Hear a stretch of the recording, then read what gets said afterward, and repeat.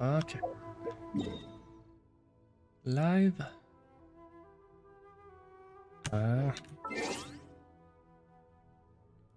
No, it's just a quest.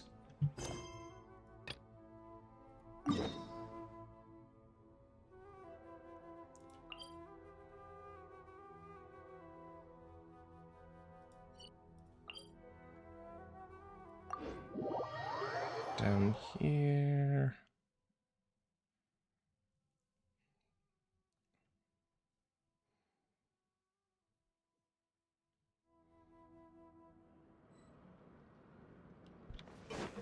Do, do, do, do.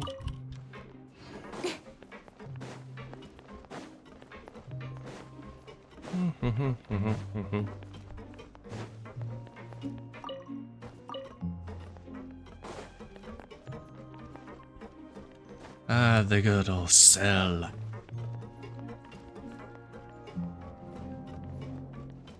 Home sweet home. Hasn't changed a whole lot. Some time has passed since the incident of the fortress. Your sentence is almost finished. Now for a little rest after breakfast. This is the life. Wait a sec. Having special permissions and... Oh, today's our big day! We're supposed to leave the Fortress of Mirapede! Come on, we've got to go complete the release procedures now!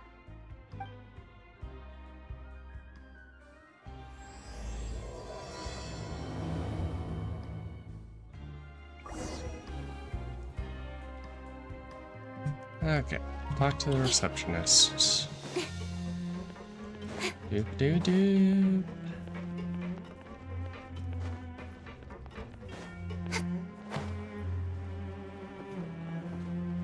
Down. Wait.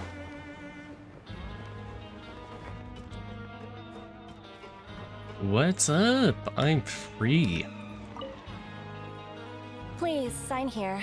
This document will be effective immediately upon signing, and you two may exit the Fortress of Mirapede via the regular channels. It's been so long since we've been to the surface. Let's hurry up and... So long, huh? Oh boy. What's happening? That's an excellent question. Are you good? I'm fine, thanks. But I wonder what that tremor was just now. Nothing good. The Duke.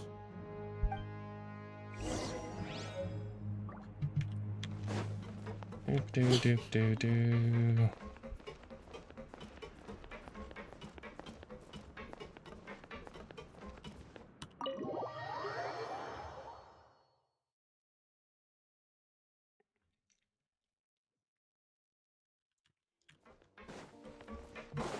Yo, Worsley, what was that?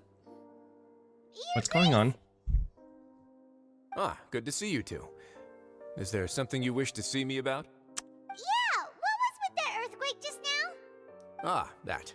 The tremor didn't originate from the seafloor. In fact, it seems it came from the surface. Oh. Over the years of serving as the warden here, I have developed a sense for distinguishing between what occurs on the surface and what occurs underwater. Besides, the seal that Monsieur Neuvillette set in place won't fail so easily. So the fortress is okay? If you recall our last incident, if there really were a problem, there would be crowds of inmates in a panic right now. Huh. Fair enough. Got a point. Okay, seems we need to get back up to the surface and ask about what happened. By the way, do you know what day it is today? I believe today is this month's pipe cleaning day. Wait, seriously?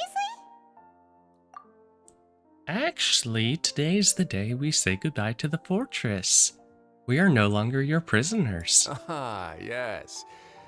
Have you completed your release papers? I think so. I hope so. Please let us have completed them. It's you two. Are you leaving now? Yes, we are. That's right. Today is our last day in prison. But now that Paimon says that, it doesn't feel like we were confined here. It's actually been pretty nice. Yeah, ignore the fact that I started this stream off all the way in Inazuma. Just ignore that. Yeah, we are totally trapped in here this entire time. A lot of people have helped us out. Oh yeah, Paimon feels fond of this place now. then be sure to come back and visit. I'll miss you. I'll try to roll for you If whenever you've you get signed the release released. papers, then you're free to go. The guards will escort you out. You're not going to see us off? I knew you'd ask. All right, sure. Let's go. Yay! Wow, you actually agreed. No worries, you must be busy. Paimon was just joking. Ah, so you do have a polite side, I see. After being down here for so long, I imagine you must feel like you're lacking companionship. Shall I come along too? It's fine. We'll be back down here. We always come back down to places. Yeah, don't worry, we'll come back to see you. Paimon really likes the cafeteria here. The chefs sure do know how to make good grub. I hope you won't be here as convicts the next time I see you. We'll do our best Probably to stay out not. of trouble. Yeah, Well, we're gonna it get in seems trouble. Our work in the Fortress of Mirapede is finished. That's the end of another chapter in our journey.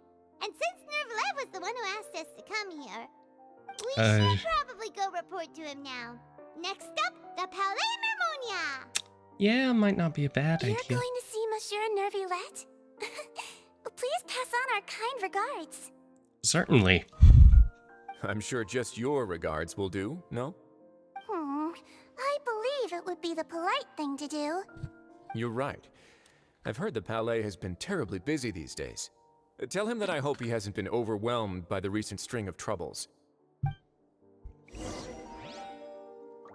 Quest location is Son of...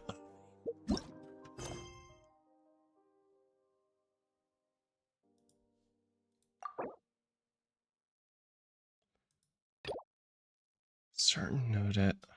Oh my god. Alright, where are we going? Oh, hey, I can heal myself. Good.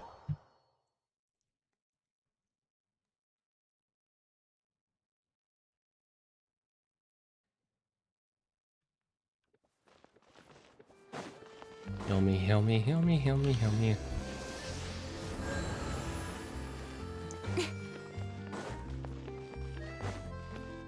Also, I love how normal quests apparently just take priority. Doop doo doop doo doop doo doo doop doo doop doop. Okay, what is it that you need? Around where they are. Okay, for confidential matter that requires your attention. Confidential matter is as it's may not have been informed or received a document. That's odd. Perhaps my information is step behind. Oh my god.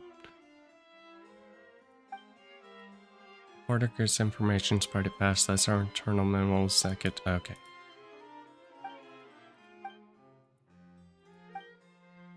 Uh-huh. What the hell? What is this?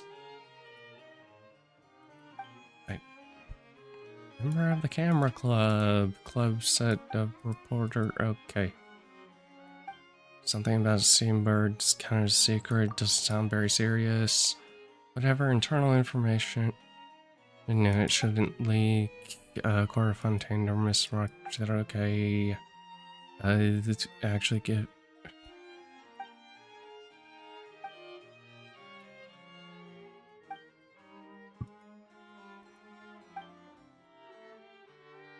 Okay.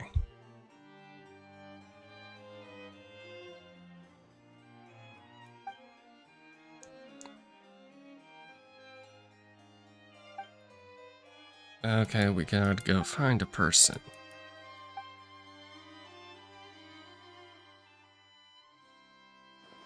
Wait, Master Gatanina. He positively fled. Did you see?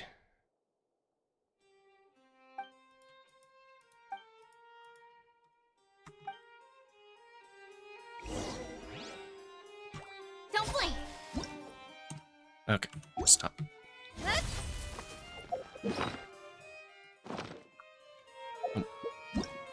Can I?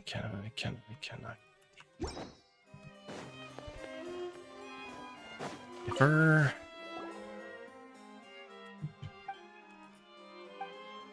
We're out of breath from walking. Okay.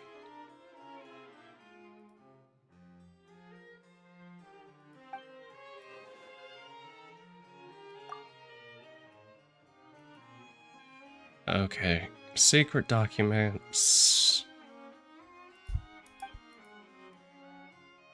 Should be the one in charge. Me.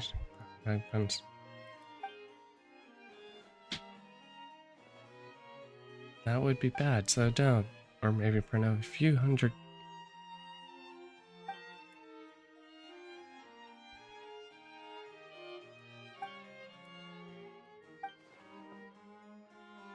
Boy, do you have any idea what code?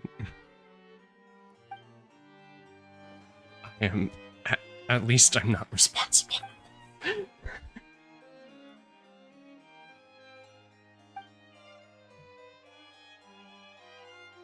What is this? He's so loud, he didn't even spit. What do we do? Look for. Oh boy, it's another person. If you're lucky enough to make it in. Confidential matter falls under your jurisdiction. Well, in that case, we have to keep affairs handled confidential. You two. Which shifting the goalpost, certainly not to us to decide whether or not they're the same thing.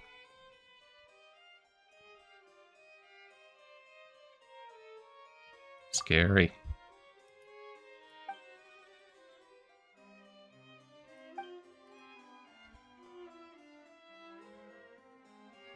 Grave importance, yep, trial about, okay. Please relax, drop in, who's in charge, something.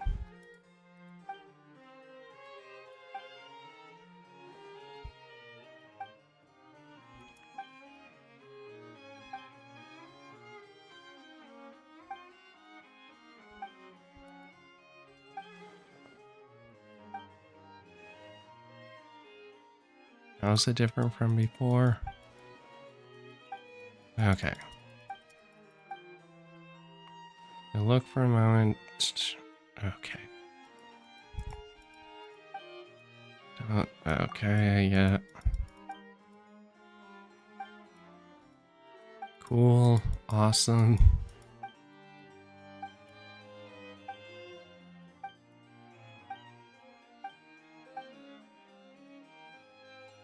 Oh my god.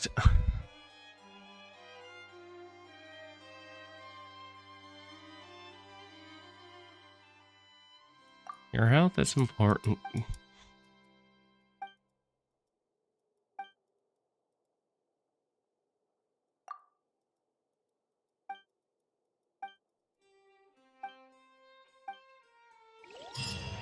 Okay. No. No. No. No. No. No. You've got to be kidding me. Seriously? Oh my god. Stupid game. This isn't even a world quest. Why does this have priority? Oh my god.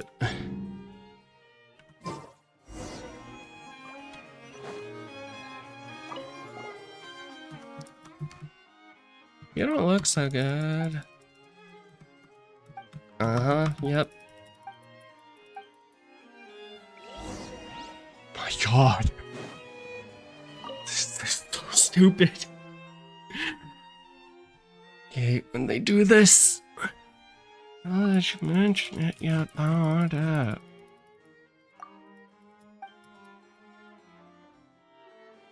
And you are... Okay, cool. Yep, awesome. Oh my... This is so stupid. Why does this class have priority?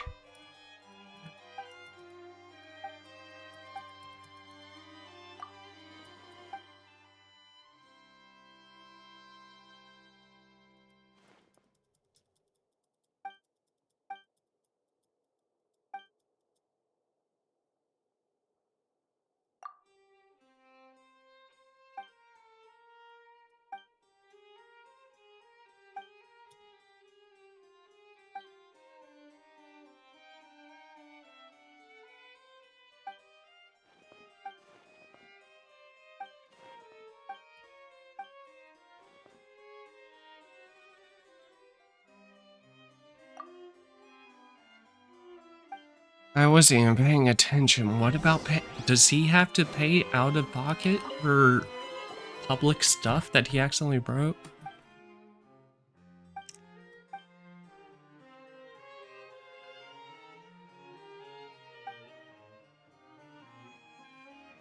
Okay, no, he just has to expense it, requiring. Oh my god.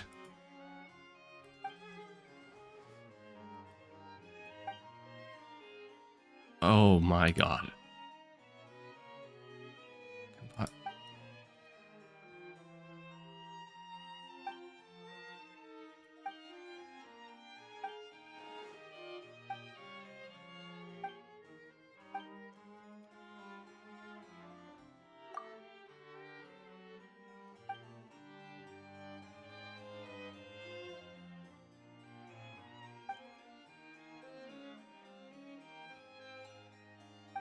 Okay.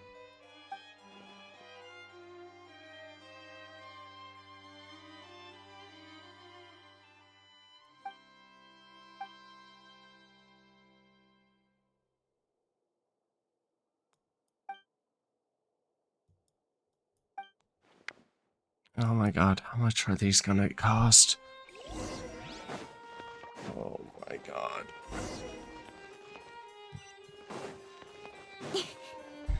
The Palais Mermonia sure is buzzing with activity today. Halt! Huh? Oh, it's you two. Apologies. Monsieur Neuvillette did say you'd be welcome at any time. Excuse me, would you mind helping me take a look at this report? I'll be right there. Sorry, I've got my hands full here. You can see yourselves in. Everyone's so busy. Seems a lot has been happening.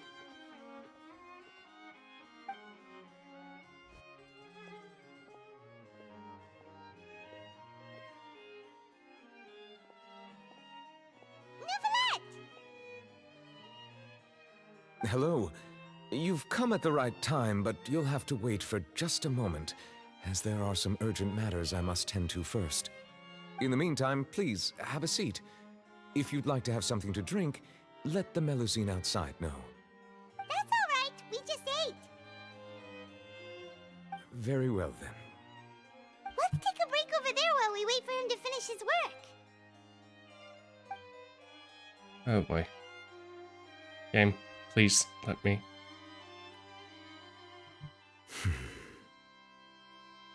All right. That should wrap things up for now. Are you done with your work?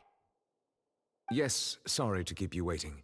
It's fine, it's fine. Today should be the day you were released from Apparently the this Fortress game of now Meripede, has drops. and it appears that you have managed to complete all the release paperwork. That's right, and we came here to see you right away. You can buy Montel Neuvillette, everything. A massive whale. Do you have any idea what that might be? Judging from your description, that cannot have occurred in any ordinary waters, but rather something like the primordial sea. Also a massive A whale. of that size and shape cannot usually be found in the Totally waters of not me. Tibet. Therefore, we can only assume that Child is presently immersed in primordial seawater. Immersed in primordial seawater? But how? And is he okay? Well, we know he won't dissolve. Most people wouldn't be capable of entering in the first place. I'm not completely sure how he could have gotten there myself. There's... Oh, are you sure? Are you sure? Okay, we want to ask you something Yes. also. What is it? What's up with the Tremors? Ah, right! Paimon felt it too! We asked the Duke and he said it wasn't from underwater, so we figured you might know something about it. It turns out that I have just received a report about this particular matter. In fact, that's exactly what I was busy with a moment ago. The source of the tremor was here on the surface near Poisson. After the shaking stopped, the water levels in the Poisson area rose at an alarming rate. Okay. The water levels rose? Oh no! What about all the people there? Fortunately, the water levels only rose for a short period of time, and have already returned to normal now. However, I still have a bad feeling about the whole phenomenon. If the change in water levels is connected with the leaking primordial seawater, then the situation in Poisson may be much worse than it appears. Oh boy. Navia should be in Poisson, right? We need to go check on her. The Spinny Deer Rosula. I would also like to go there as soon as possible, but I'm afraid I can't leave just yet. We must immediately formulate disaster prevention plans for the surrounding coastal areas to avoid potential catastrophes. I'll have to ask you two to go to Poisson first. I'll meet you there to check on the situation once I've finished things here. Roger, roger. There's no time to lose. Let's get going. Please be careful.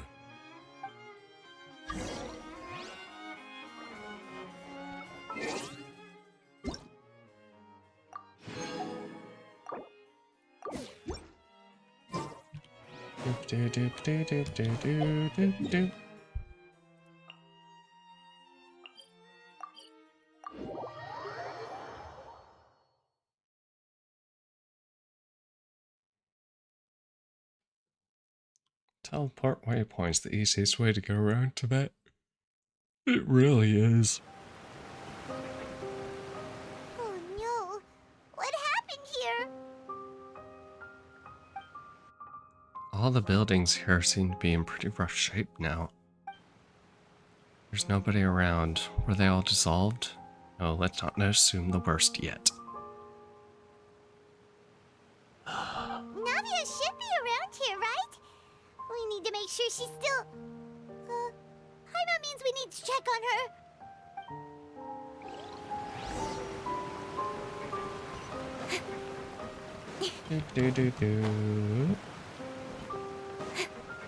Oh, there's a person up there. Good. Yo, dude, you good? We haven't seen a single soul all the way here. Oh, this is getting scary. There's a dude up on the roof. What will I ever do now? Look, there's someone on the roof over there. Just stay put. We're coming up. Watch your balance. All right, just hurry. Well, it looks like the mob is doing their job. I'm not young anymore. How will I survive on my own? My Desiree! Oh, he looks pretty sad. My leg! My leg! How could this have happened? It hurts! Just hang in there. Help is on the way. You can hold my hand if it makes you feel better. Okay, dude. Way too far. No hand holding. Oh my god. Jeez, she is injured. And you're over here trying to hold hands. Disgusting. I should tell Navia to,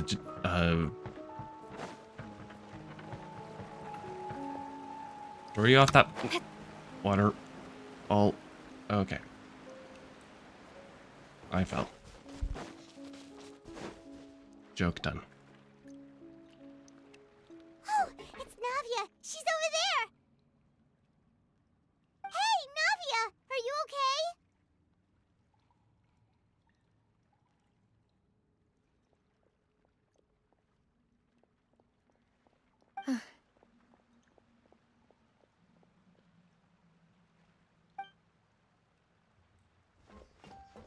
You're here. Yep. We heard there was a situation in Poisson, so we came as quickly as we could. Yes. As you can see, the water level suddenly rose. It caused quite the disturbance, in fact. You don't look so good. Demoiselle! There was a wounded resident next to a building southeast of here. We've already transported him to safety, but we've run out of medical supplies. He's wounded? How badly? He fell, so it's probably a broken leg. He's pretty shaken up. When the water level rose, he desperately climbed up to the roof. Once the water receded and he saw the ground, he became terrified and eventually... He jumped down then. Find the leader of Squad 1 and tell him to take the wounded resident to see a doctor. He should know where to go. Understood. I'll take over his search and rescue mission in the meantime. All right, you'll be in charge.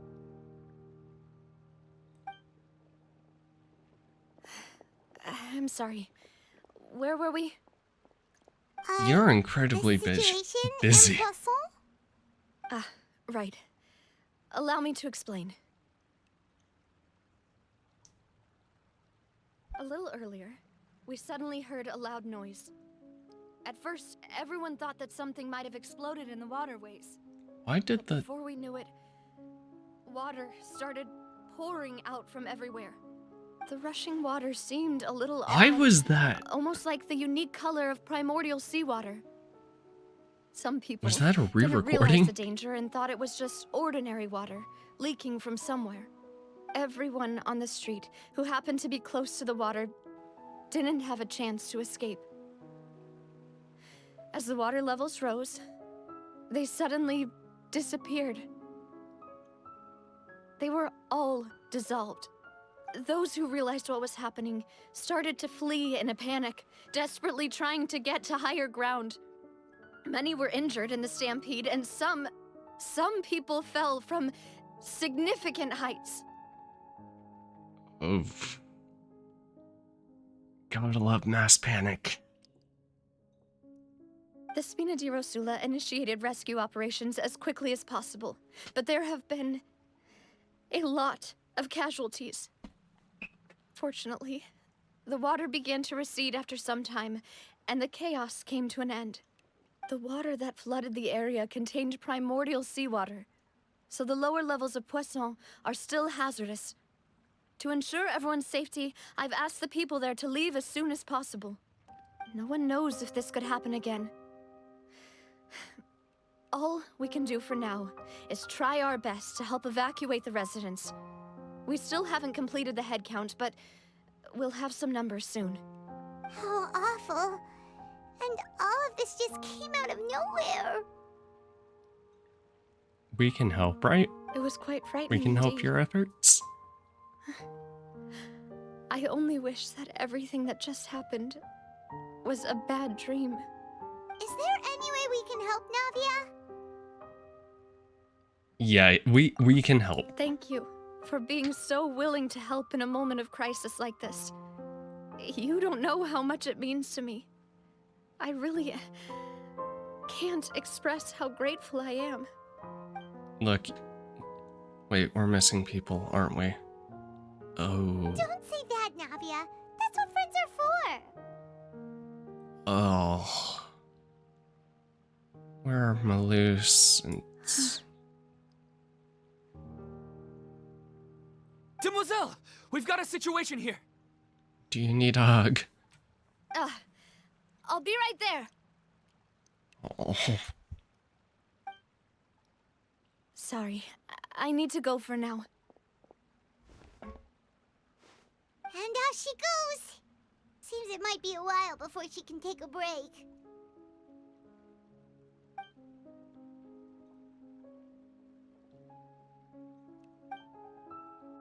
Navia walks around talking. Many people, organizations, her decisions are Okay, clear. The wounded are being tended to, and we finished a responsible. preliminary Her face head marred count. with... Oh my More God. support has just arrived, so I suppose I finally have a moment to focus on my own matters. Of course, we should remain ready for anything, and continue doing our best to rescue others. I'll be sure to have everyone at the Spina di Rosula ready to render assistance. Traveler, Paimon, would you two accompany me to my father's grave for a moment? Yeah. Right now? Yeah. Thank you. I have picked up on something.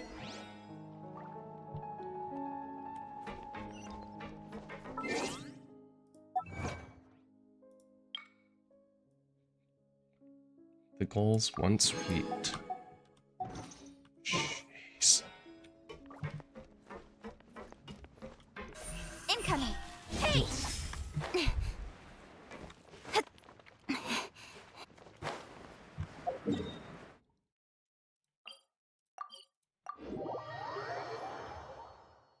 We're just gonna teleport up here. Oh, I imagine we could actually talk to...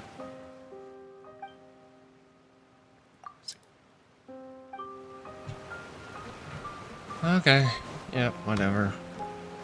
It's not like the water will affect us. In fact, it'll probably... we will probably end up benefiting from it instead of not.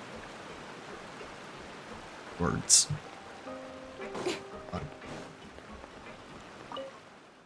Good news, transporting to have passed right. Goods we have been transporting. The goods we're transporting have to pass right through here. Careful not to get hit. When you say goods, supplies for disaster relief and construction, somewhere from the Schneznarians. There.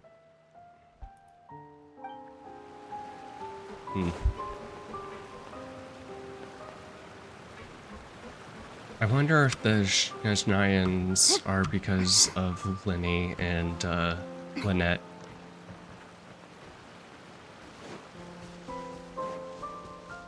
Because they did kind of get involved with her. So I imagine them wanting to try and help any little bit they can.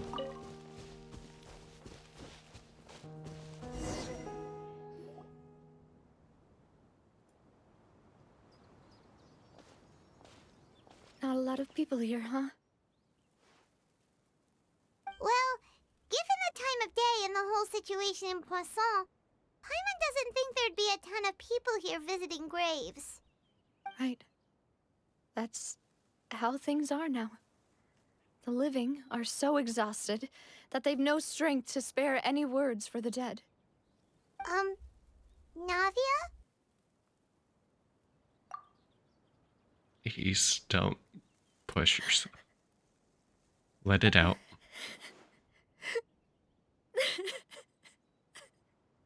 Let yourself cry. Navia, what's wrong? Sorry. I just... Malus and Silver. They won't ever come back here again. What should I do, Papa?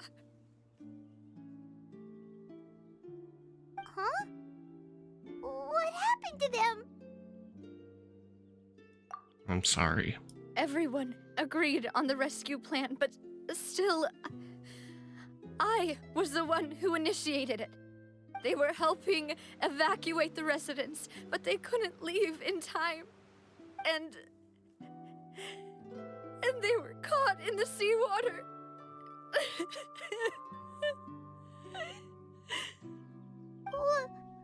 What should we do? I've known them for so long. And I know they weren't afraid. But I could at least hold a funeral for my father. And I know where he rests. But as for Malus and Silver, they're just... gone. I just can't... Oh. Everything looks so clean after it rains. Even the gravestones. I didn't expect that you'd enjoy a glass of red wine in front of Master Callus's grave. I can understand. Besides, the scenery here isn't half bad. See, it's not just me. I always want to bring something when I visit Papa. Perhaps we might even have a picnic. He wouldn't be angry, would he? How could Master ever be upset with you, demoiselle? Yet the cemetery is the home of those who have passed, is it not? Everyone ends up here sooner or later, no matter who you are. Buying yourself a plot in advance, are you? No need yet. But when I do, I hope you'll let me be buried beside Master Callus, demoiselle. Hey, stop joking around. I'm quite serious. That way, it'll save us both the trip to see each other whenever you visit your father's grave. That makes sense. In that case, Could I be buried on his other side? After all, besides you, demoiselle, the two of us could certainly be considered Master's closest companions, no? Personally, I believe we fill those shoes just fine. Why are you bringing this up all of a sudden? Seriously. All right. I'll remember your requests. But I'd really prefer not to talk about this stuff.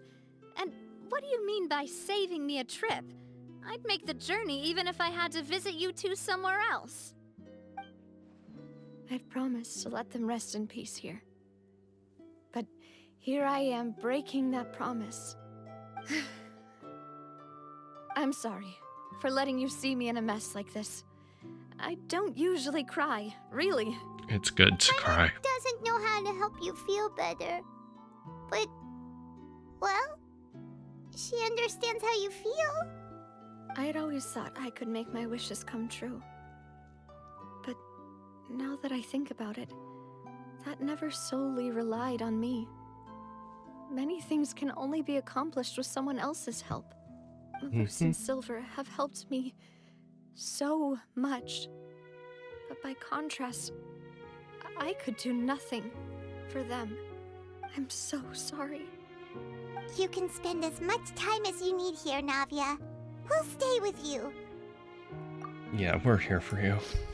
Thank you. Right now, you don't know how much that means. I do. By the way, you can have a look at this. It's a list of victims from the incident that took place here. Obena, Khan, Burnett, Giverny, Francine, Karina, Daisy Ray, Joinville, Julianne, Esson, as well as Malus and Silver. So, everyone else is safe. But still... It's okay. I know what you're thinking. And you're right. We lost Malus and Silver. But we were able to save more than we anticipated. The overall outcome indicates that the cost was worth it. No one's sacrifice is truly necessary. Right! Don't think that way, Navia. One person might be saved at the expense of another, sure, but that isn't something we should ever consider a trade. Malus and Silver were not the price for saving anyone. They're heroes. You're right. Thank you, Paimon. What you said just now was pretty amazing, actually. I'll remember your words. Oh, really? Seems you've become more eloquent in the time since we last met. Oh, hello. The knave? What are you doing here? Is everything going well on your side? Yes, my people are carrying out the mission according to your request. All the residents of Poisson have been evacuated, and we're preparing to relocate them to higher ground. As for these supplies, we have everything taken care of. There is no need to worry. Thank you very much. Wait, do you two know each other? We just met recently. Right, Miss Navia? Usually, I would call this a coincidental encounter. But that doesn't quite fit this time. Besides, it never even crossed my mind that a Fatui Harbinger would come looking for me. Thanks to the Knave, Spina di Rosula received generous support from the Fatui, which allowed us to complete the rescue and evacuation work so quickly. Mutual aid is essential to fostering positive developments. We were already in the area, in any case, so it was nothing. That said, I must say that you're a lot sharper than you let on. I'm sure you understand what I mean. I apologize for all the ways in which I tested you previously. We've never worked with a Fatui before, and it's extremely important for us to know who we're working with. My subordinates have reported that Fatui soldiers have been observing water levels and taking head counts in various locations. I hear that they've also prepared a large amount of emergency supplies. I'm quite surprised. This is nothing to brag about, nor do I intend to. It is simply the way of powerful organizations to act forcefully, whether they are doing good or ill. You've witnessed that firsthand, in any case. As I've told this traveler before, I know of the prophecy, and I intend to prevent the impending disaster. Lending your organization a hand was a natural first step in accomplishing that. As such, do not be troubled by this token of our sincerity. Perhaps one day, you'll also be able to help me in the same way. Without your help, there would have been many more casualties. I won't forget your kindness. Furthermore, I sincerely regret what happened to Malus and Silver.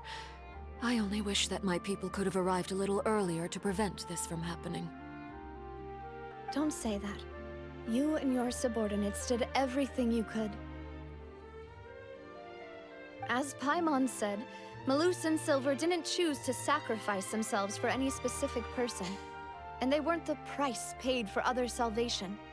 They chose to become heroes themselves. I've never liked hearing people put it that way. It's like trying to relieve pain by saying some noble-sounding words. But right now, there's nothing more suitable. They really did become heroes. You're right. I'm sorry for your loss, Miss Navia.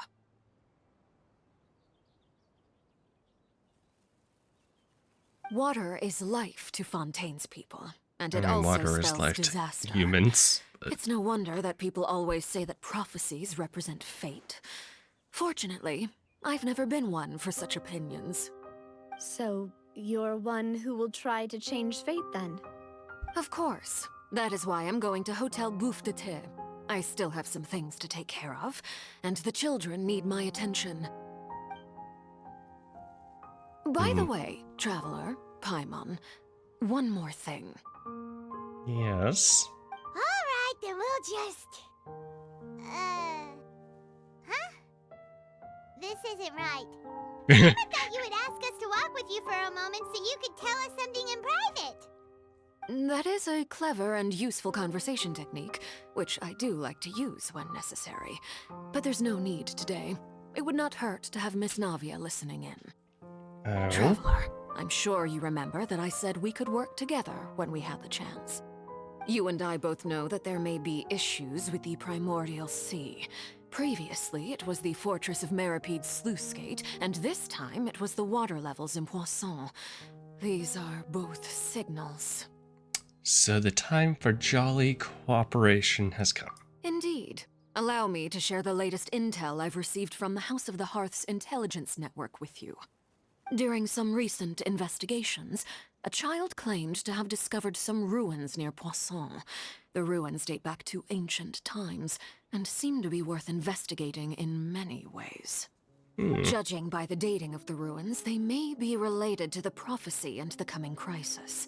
The situation is becoming more urgent, so any pertinent information will prove extremely precious. My people initially came to prepare for ruin exploration. Unexpectedly, this disaster struck, and at present, we're all busy prioritizing the rescue effort. So you want me? That's why the Fatui were already in Poisson. I wanted to take the children along, but unfortunately, Linny, Lynette, and Fremine have all been dispatched to higher ground to assist affected residents. Linny told me that outside of the house, the person they trust most is you. Which is why I want to give you this task.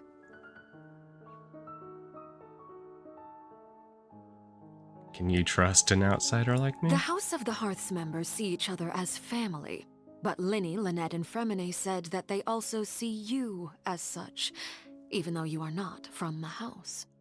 I'm sure you already understand how earnest they consider their friendship with you to be. Oh, that somehow makes Paimon feel kinda happy. The intel I just shared about the ruins could fetch a high price. But since the children consider you family, it's only natural that I freely share it with you. Got it! So all we gotta do is go to some ruins, right? We can handle that. Excuse me, but may I tag along? You wish to join, Miss Navia? But are you sure you're up to exploring some ruins? You need to rest. Well, I'm sad, yes.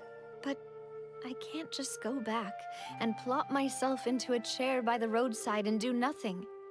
There's She no wants to point help in being any way she depressed while can. we still have a disaster on our hands. As my father's successor, I must live up to the hopes he had in me. Besides, I'm also doing this for myself. I need something, a distraction, to keep my mind off Malus and Silver. Perfectly understandable. Navia is strong, but she needs company right now. We can be that Since you company put it that if way, I have no objections. she goes to explore What the do you ruins with say, us. traveler? Yeah, we'll go together. All right. The ruins are to the south of Poisson. Here's the map. Okay, the three of us will handle it. Come on, let's pack up and get going.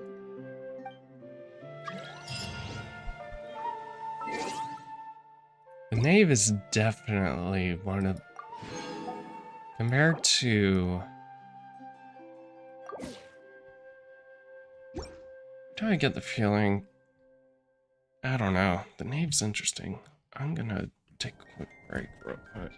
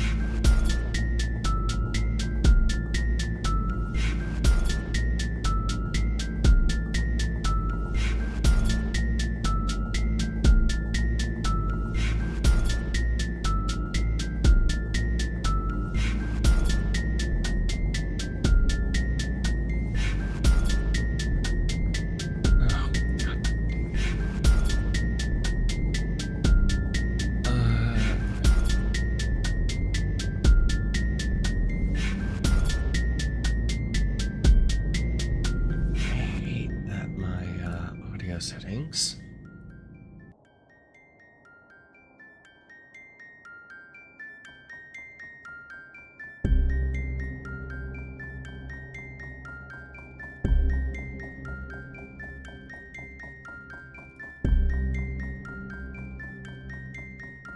Where?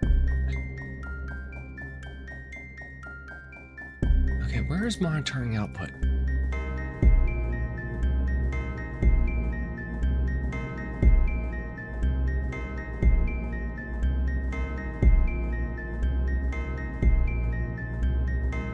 Monitoring device.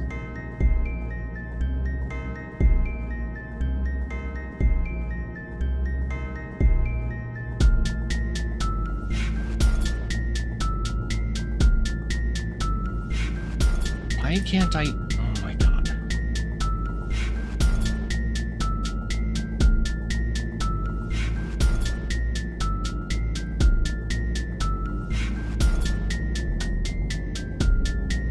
Okay, there we go.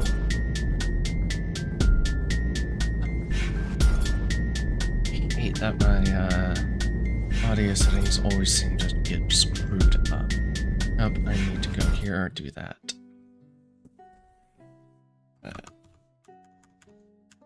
There. In adventuring, as in business, you always have to seize the opportunity while it's there. Go to the ruins.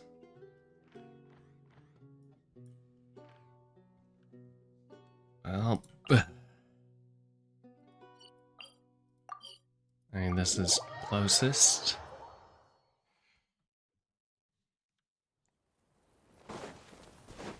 I think.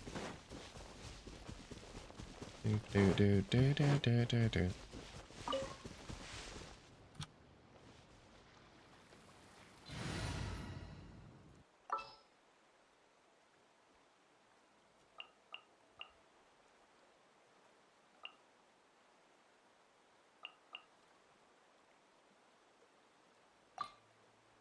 It's time to pull the trigger. Do.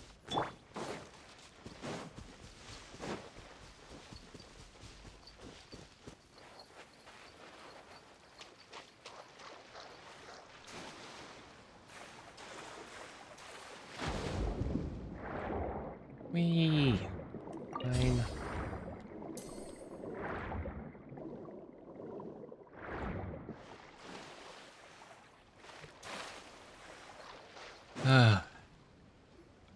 So, are these the ruins the knave was talking about? Whoa, talk about old. They seem to be pretty ancient, all right. Let's go in and have a look. Just be careful. They don't look too ancient.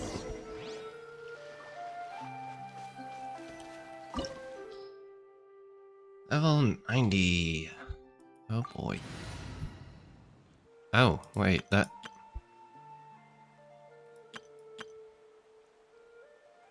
Whoops.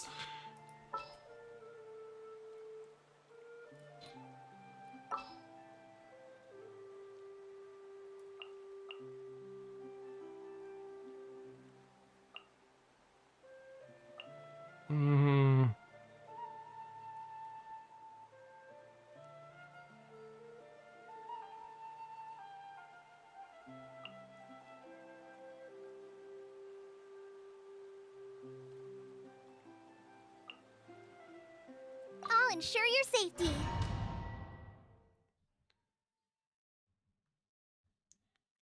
Doop.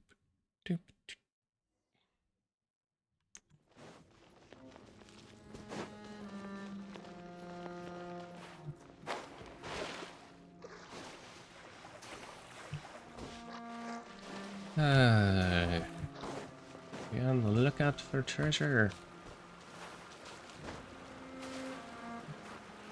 Probably not gonna be a whole lot, but you know, I can try. Okay, come on, come. Oh my god.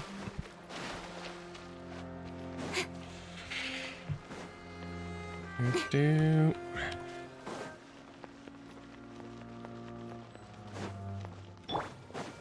Just like we rehearsed. Go! Strike a pose. Speed of light. With sword comes shadow.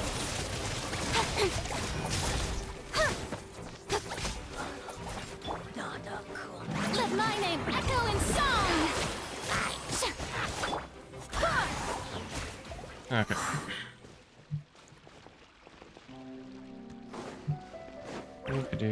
Doop.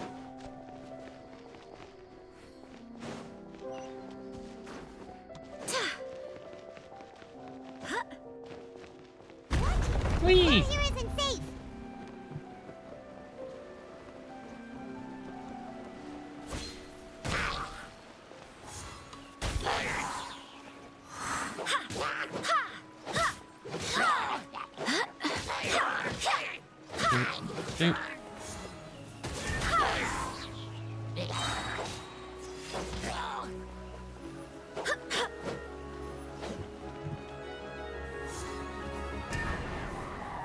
Dude.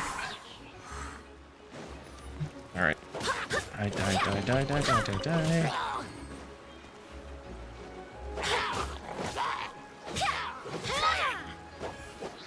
Okay. Can I... Game, you won't let me...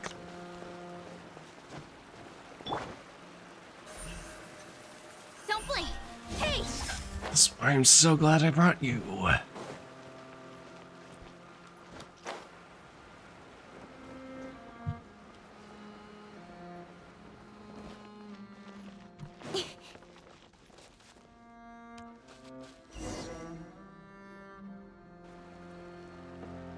This place has also been contaminated by primordial seawater.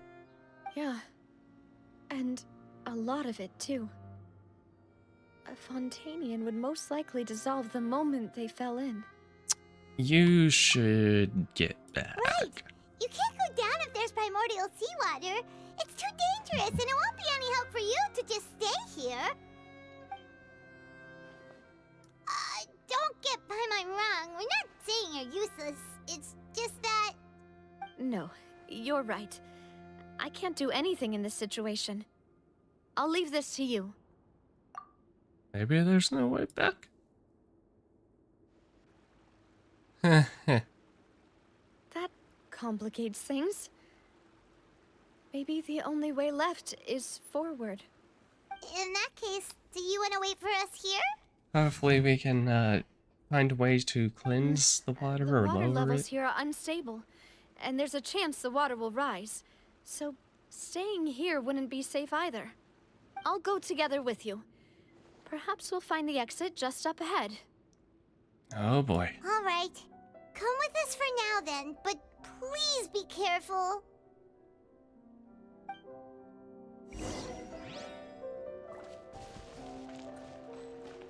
Oh no, it's a dead end! Let's try climbing over from the side.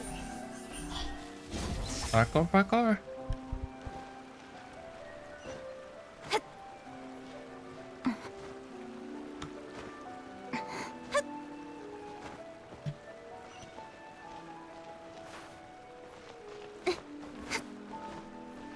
Do.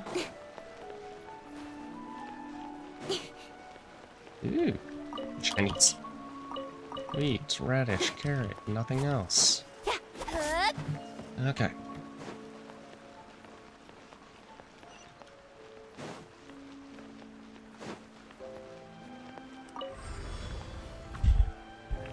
Also I originally thought we were gonna have to go swimming, but you know, guess not. What in the Oh, there's gonna be a mechanic. And I'm not gonna like it. I have probably already dealt with this mechanic before, and I can't remember. Or it's just they all look the same. Ha ha ha ha. Okay, why do I get the feeling I am going to need to run? You've gotta be shitting. Oh my god.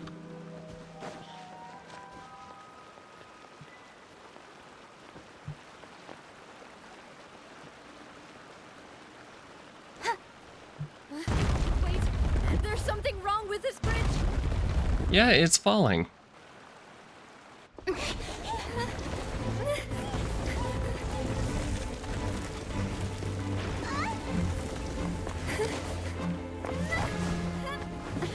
Oh.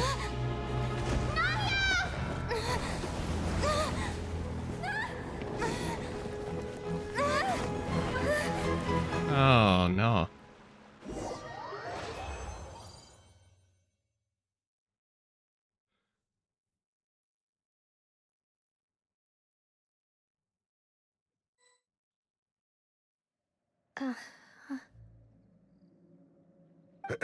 Demoiselle? Huh?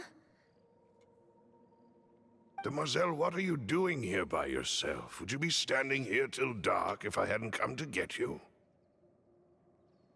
Maybe she just wants some time to herself, Maloose. Hmm? Oh, was I sleeping? Yes, it would appear so. I must be tired. That's quite possible. However, you were the one that suggested we go out for a walk. Oh, right. I nearly forgot. Why does it look like It must we're have slipped my underwater? mind when I dozed off. I haven't had a nap What's today with yet. this filter? Have I? This is a familiar feeling, yet something's a little strange. Is something the matter, Demoiselle? Oh, no. No, I'm fine. I was just trying to recall why we came out for a walk. Do you remember Mr. Giverny? He'd requested our help before with foreign merchants who had a debt dispute with him, and we'd resolved the matter not long ago. Hmm. We were headed to see how things were going with him at the moment. Ah, right. Yes. I remember now. Oh, Miss Navia. Ah, Mr. Malus, and Mr. Silver, too. It's good to see all of you. How have you been? I've been great. Thanks to your help, those bothersome merchants finally realized that I wasn't the one they were looking for. Why, I wasn't even the guarantor for that person. They were knocking at my door day and night. Even my neighbor, Obina, was getting fed up with them. Sometimes force is required to calm someone down and get them to listen to what you have to say. That's right. Oh, by the way, Burnett, what was it that you wanted to give to Miss Navia again? All the dead people. Oh, yes. One moment, I have it right here. The dead people. Miss Navia, these are some flower seeds that I prepared. Please take them. They're a very good variety, and they'll become very big and beautiful once they bloom. I don't know what we would have done without your help, so this is a little token of our appreciation. I hope you won't refuse. Ah, did you cultivate them yourself? Thank you so much. I'll certainly take them. Malus, we do still have some empty flower pots at home, right? Why, we can have as many pots as you'd like, demoiselle. Perfect. In that case, we'll swap out some of the decorative plants for some of Mrs. Burnett's flowers. Very well. You, Wait. Something seems to be off here. There you go. Excuse me, madam. If I'm not mistaken, your name is Burnett, correct? That's right. Is something wrong? No, it's nothing. This is the first time we've ever met, but your name seemed familiar to me. I must have heard it when I was discussing things with your husband previously. I've heard this name before. Sometime recently, I'm sure of it. Come on, Navia. Why are there so few people around here? You can remember. Where did everyone go? We must mind the time, demoiselle. We still have important things to attend to today. Huh? We do? Like what? Well, now, did you forget? Miss Navia, here you are. I've been looking for you. Please, come to the Opera House. Your trial is about to begin. My trial? Wait, why would I need to go to the Opera House? Yes, she's right, demoiselle. It's just about time now, so we should get going. Oh? All right then. Huh.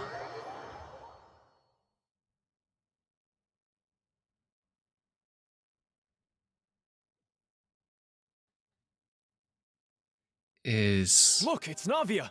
She's here! And her two attendants are with her. Goodness, everyone's finally here. There sure are a lot of people here to see the trial. And they all seem to be oddly excited about something. I even know some of these people.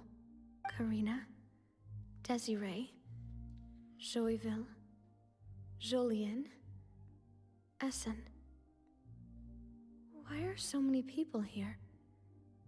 And why do I have no recollection of this case? And as for the judge... huh? Where's Monsieur Neuvillette? Please sit in the defendant's seat. Don't worry, Silver and I shall accompany you. All right. But are you sure you can stand behind me? Typically, it wouldn't be allowed, but today is an exception. Huh. Are we gonna see the true Archon? Hey, what kind of place do they think this is? Come on, do they have any idea what they're doing? Seriously. Enough with the whispering! Could someone please tell me where Monsieur Neuvillette is? And why I'm standing trial? My dear Miss Navia, have you not yet realized what you've done? In that case, allow me to explain. As all here know, you are Master Callus's successor, the head of the Spina di Rosula, someone held in high regard by every soul in Poisson. After you took over the Spina, you treated all of us just like the late Master Callus had. If anyone in need reached out to you for help, you responded. Not only you, but your butler, your subordinates, nearly everyone in the Spina di Rosula fought for the well-being of those in Poisson. So what's the issue? Wait a moment. Aren't you just proving that I'm a good person? What's the Yes, issue here? Correct. Absolutely right. And that is why you stand accused. You have helped so many people get through so many difficulties. You are one with us. We are inseparable. We are one big family. All of us who are from Poisson, inextricably linked. And with you being so important, we couldn't possibly do without you. Therefore, this fair and honorable court shall declare you guilty, and you shall stay here. You will be together with us forever. What are you saying? Everything you have said is correct. I have indeed done a lot for my hometown, and I would be willing to be with you all, but what is the purpose of having me stand here like this? Because... What is there to discuss? Ah, well, Real if sea that's water what is you think, interesting. then I have no further comments. How wonderful, Miss Navia!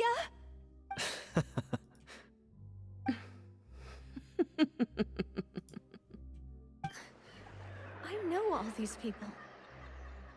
Why are they laughing? I seem to remember now. Yes, I get it. This trial is... Wait just a moment. This isn't right! Ooh. Are we gonna get them back too? What was that, Mr. Malus? Our conclusion is very clear and unanimous. Let the court judge her now. She's guilty! Stay here, Navia! You're one of us! Demoiselle, don't admit guilt. This trial means to keep you here forever.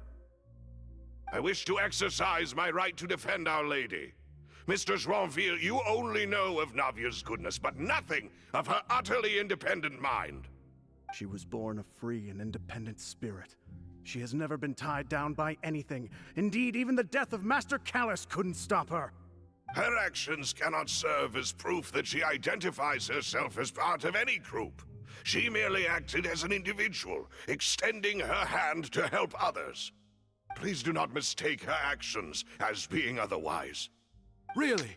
As an individual, you say? Don't forget, we are all Fontanians here. This is the nation of justice, the nation of Hydro. Even if Miss Navia only voluntarily rendered her assistance, that doesn't change the fact that her beautiful soul must return to everyone. Water accepts all, blends with all. It will surely accept her kindness. Everything is measured here in the nation of Hydro, and in the end, everyone shall meld together. Thus, when a unanimous opinion emerges. That opinion represents justice. Now I speak for everyone. Our opinion is consistent. Navia should stay. We and Navia are one. Primordial Seawater is trying to take back all of Fontaine. You are merely jealous that Demoiselle still has a chance to exist as an individual. Have you Trying to make forgotten how Fontaine much you one. all once longed to become individuals, to become independent? Do you mean to defy our justice? If your justice is flawed, then why should we acknowledge it? As you said, we can also have our own justice. What is Silver justice? and I shall defend Demoiselle. If people agree on Is justice. how we will enforce justice. Ugh, my head. It hurts. Demoiselle. Silver, it hurts. My head is spinning. All I can see is stars swirling in front of me. I remember now. Everything that seemed odd from the very beginning.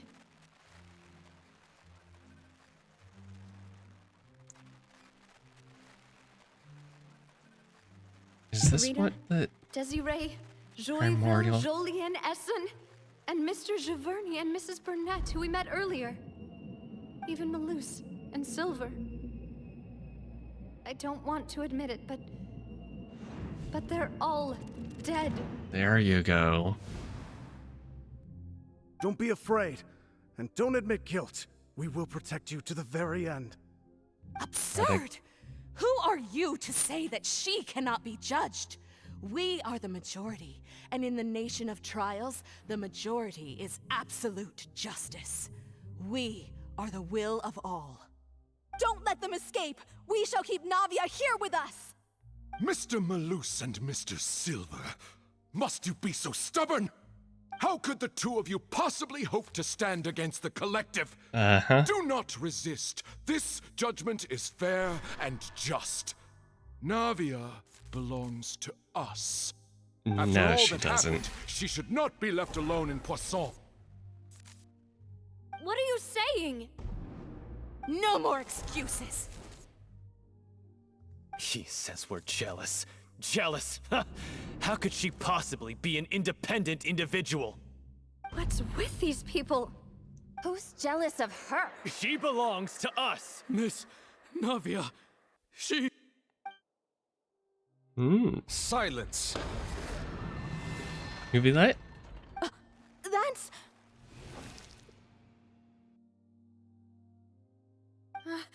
Monsieur Neuvillette! Did he save us in time? Such commotion is prohibited in the court. The accusations you just presented are nonsense and cannot constitute a proper trial. The court will adjourn for the rest of the day. In this, I shall hear no objections from any unauthorized party. Our thanks, Monsieur Neuvillette. Please leave with me, Miss Navia, while there is still time. But... Go on now, Demoiselle. This is your only chance to leave this place. What, can't bear to leave us behind or something? Loose. My apologies.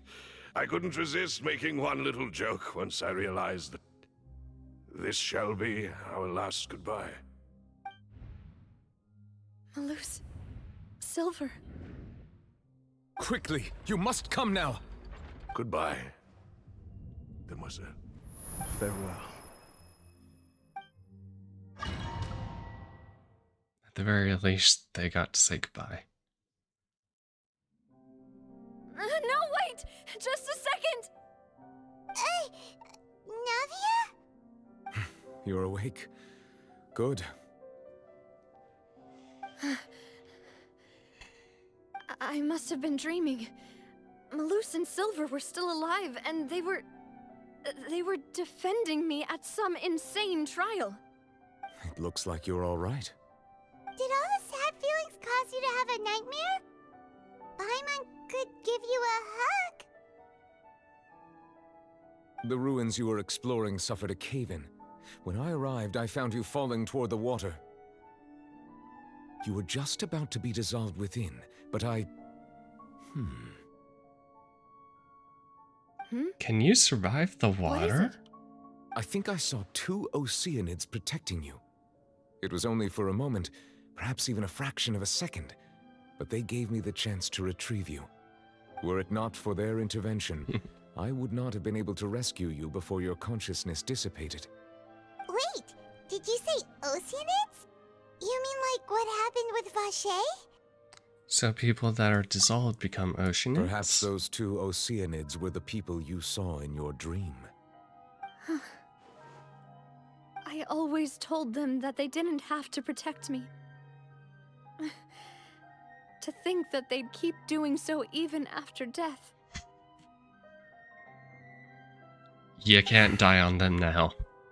Please come with me. You know full well that they are not going to be happy if you let yourself. Are you okay? Oh, I am quite all right. Perhaps there's something we could chat about? Why do you look so stiff all of a sudden?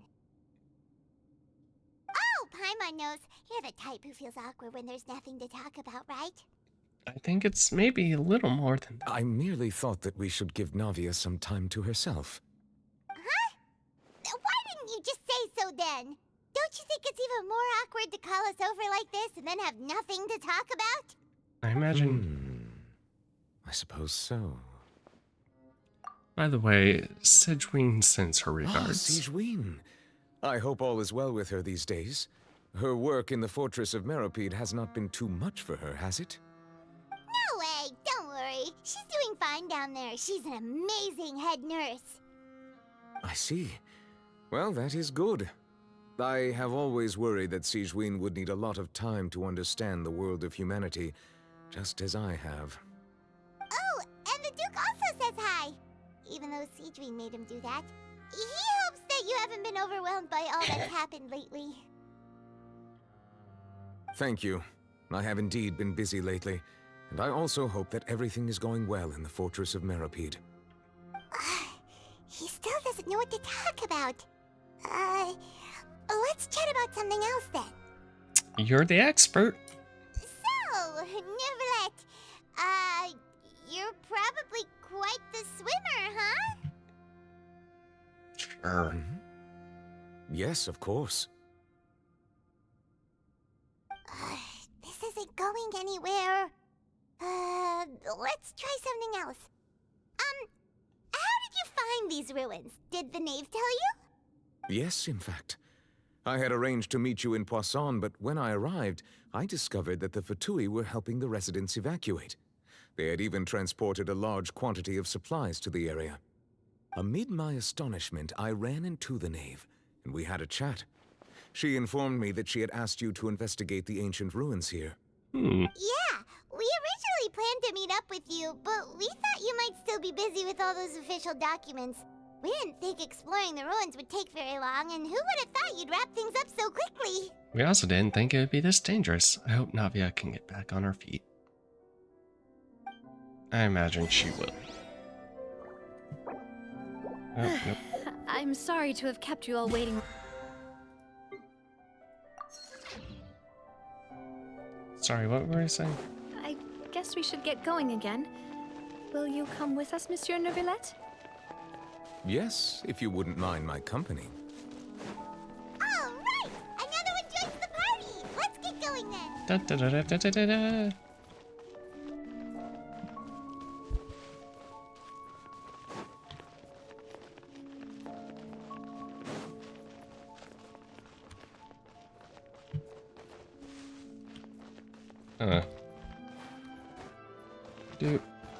Doop.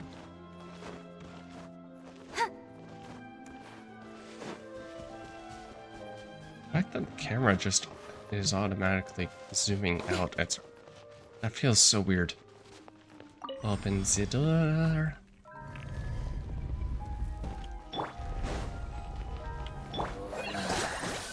Shower me with thread! Barbados, guide us.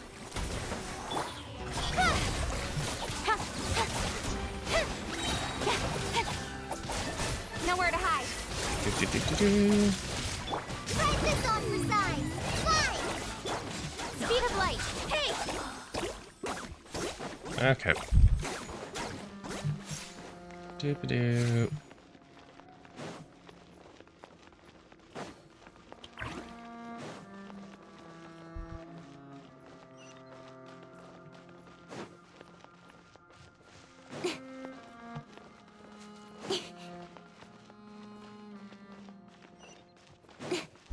Oh, Another dang it. unstable path. Watch your step.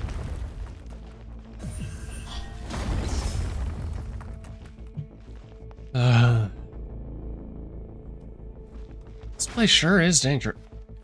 No.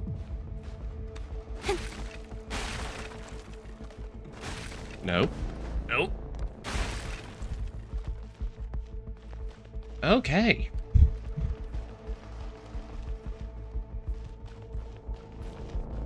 Is that part of the music?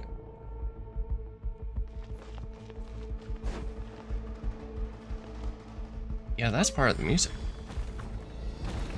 I kind of like that. Watch out! There are rock falls over here!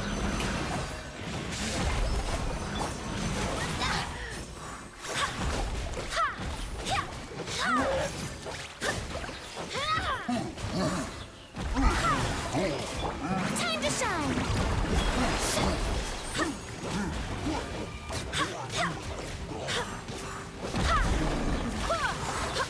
Come on, there we go. Swear by my sword. Incoming. With sword comes shadow. Oh, okay then. Heal you up, please.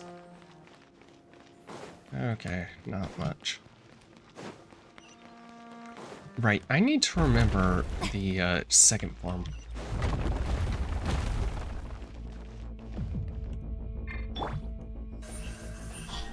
Hey!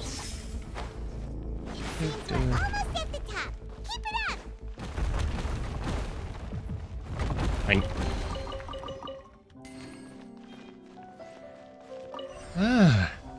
What else we hiding? Yeah.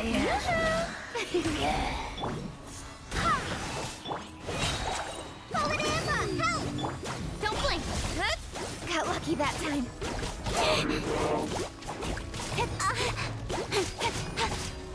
Incoming.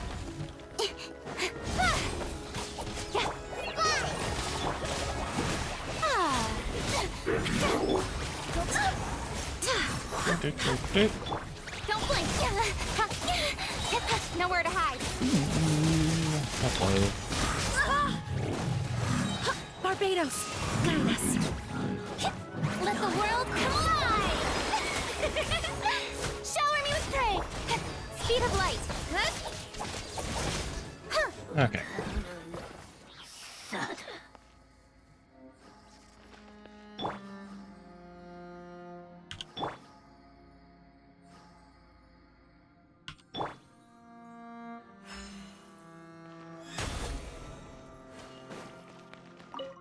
Dude.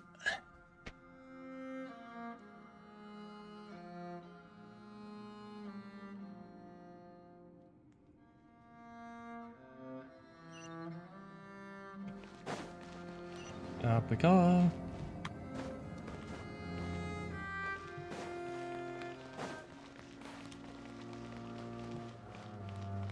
Nothing. Okay.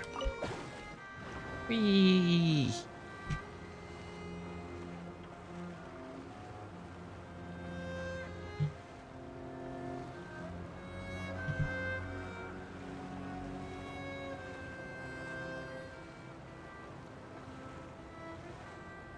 Gotta love when everything warps.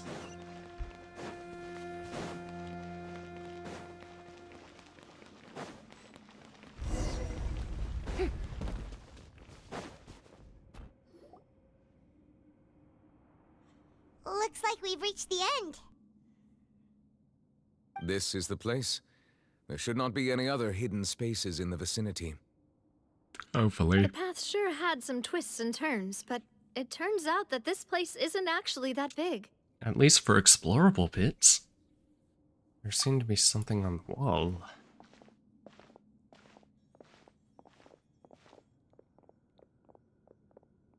Stone slates. It seems like they were put here as an offering. Could Should we take them down and have a look? Perhaps we should just leave them be for now. What, you don't want to mess with more ancient ruins that could fall apart at any second? There are 4 locations in total, but only 3 stone slates. The slate that should be in the first empty spot is missing. The surrounding walls also show signs of damage. There's something written below. Let Paimon see. Reason dictates that this nation be destroyed.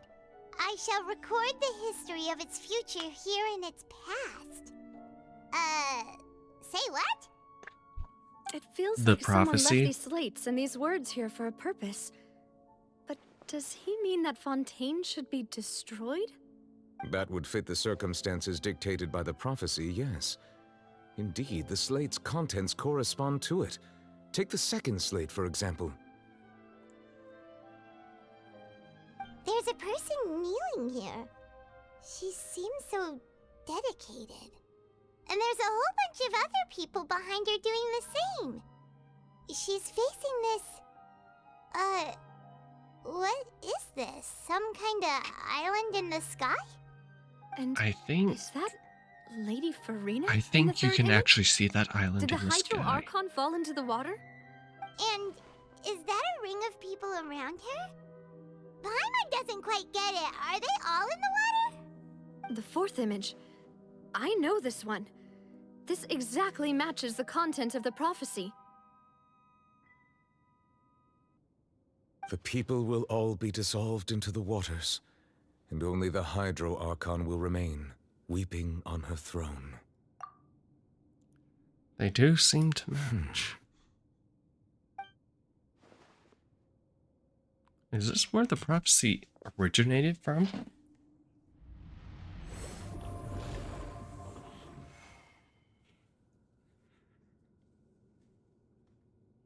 More information should be hidden in these slates, but I fear I cannot easily uncover it, most likely due to us missing the first slate. I am very sorry. Don't blame yourself, Monsieur Neuvillette.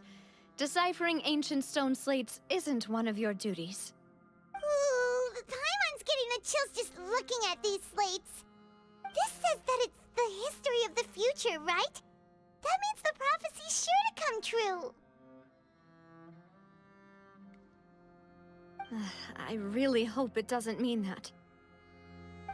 Still, Paimon feels like these images are kind of weird when you look at them together.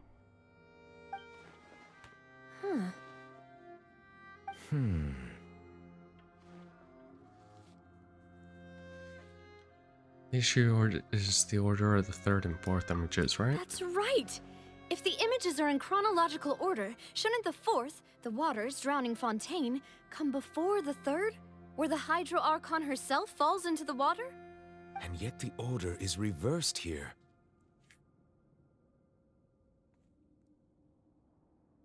What sin are the people in the image is confessing If we to? go by timing, Lady Farina only emerges in the 3rd image.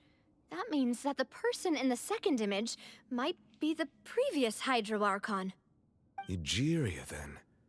I had never met her, but her appearance here does match the records.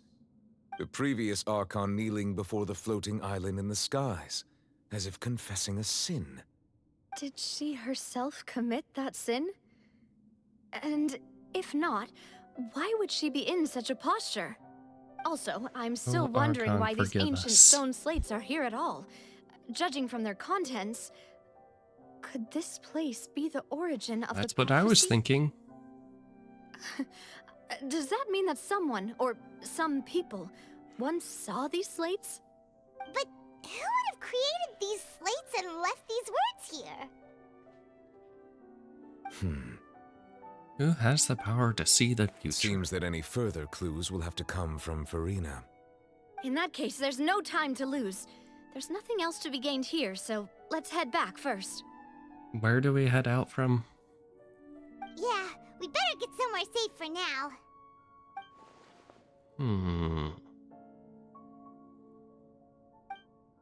Honestly, who created these slates doesn't matter now. The real question is where these things truly play out. Prophecy foretells or not.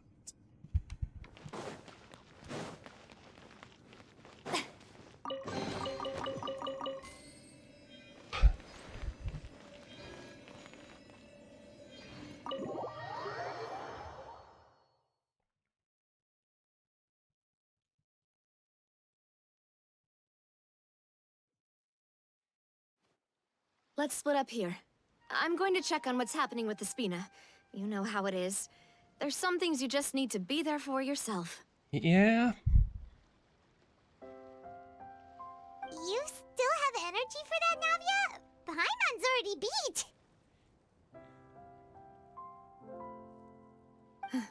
Just head back to the Fluvsandre and have a rest then. Thanks for keeping me company all this time. I'll depart as well. Thanks for your hard work today. Rest well, everyone. You do the same. Traveler, I will go talk to Farina tomorrow morning to ask about the stone slates. I'm sure that you're concerned about this matter as well. If you have time, drop by my office. I will share the results of our discussion with you. Very well then. Are you really gonna talk to her about this directly? Will that be a problem? Paimon's getting a little scared now that it's come to this. She has long been harboring secrets and will not give them up easily, which makes it all the more my duty to ensure that she understands the present situation. Yeah. Alright, we'll leave it in your hands then. You're probably the best person to talk to her anyway. I will be carefully considering my words tonight. Traveler, Paimon, our safe house at the Fluvsandre is always open to you as ever, so please don't think you're an imposition. All right, I'll be on my way then.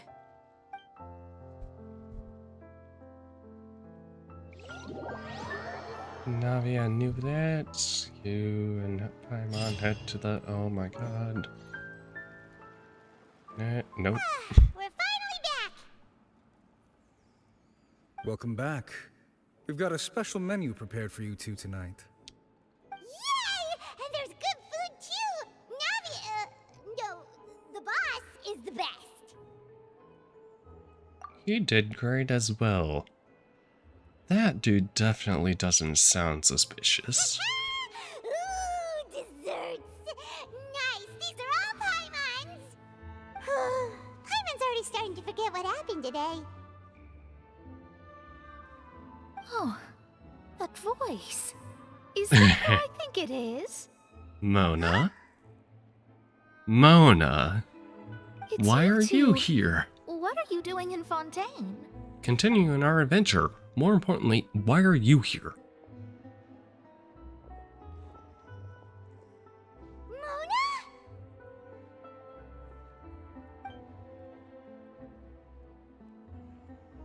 Did the stars not tell you that we'd meet here? Seriously, nobody just uses a scry glass whenever they've got time to just see who they'll meet on the road. Still, we didn't expect to see you here. Wait, you're not a Fontanian, are you, Mona? Well, I have some business to attend to here, so I booked a hotel in the city. I was just out for a stroll when I bumped into you. Quite unexpectedly, if I might add. Why did you think I was from Fontaine, though? Is that because Magistus doesn't sound much like a Mondstatter surname? Yeah, let's go with that. Well, I used to have my own surname, which was, well, some other thing. Either way, the old hag told me when she took me as her disciple that the first step to being a great astrologist's pupil was to change that name. There was nothing for it, really.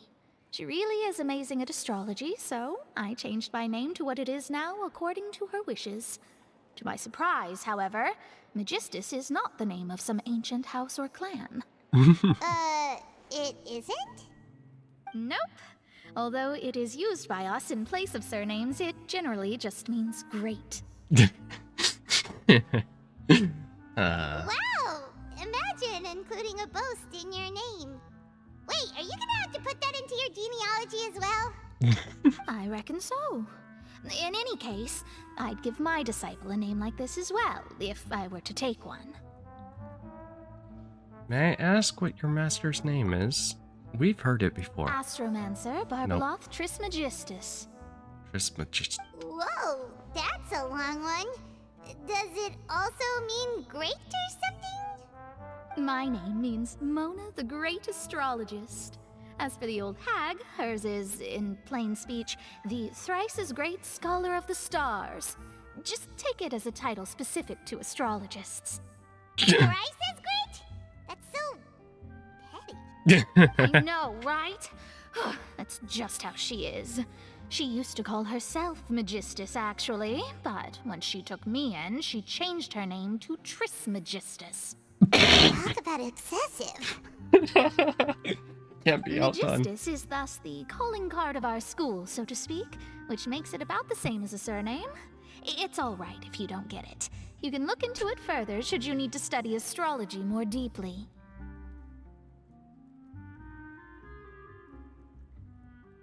Triple appetite, Paimon. This way turns it up. Yes. Okay. Terrible! But anyway, you're not Fontanian, are you, Mona? You're from Mondstadt, right? Well, I was born in Mondstadt, yes. My parents migrated to Dorman Port, and I traveled with the old hag for a while, after which I settled down in Mondstadt City. Oh, that's a good thing then. At least we know you won't be dissolved by Fontaine's waters.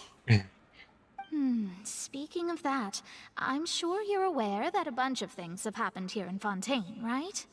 I know you're not a local, but I'd avoid getting too close to any water that looks strange all the same. Oh, we There's can swim. something ominous about it. Well, the water, I mean.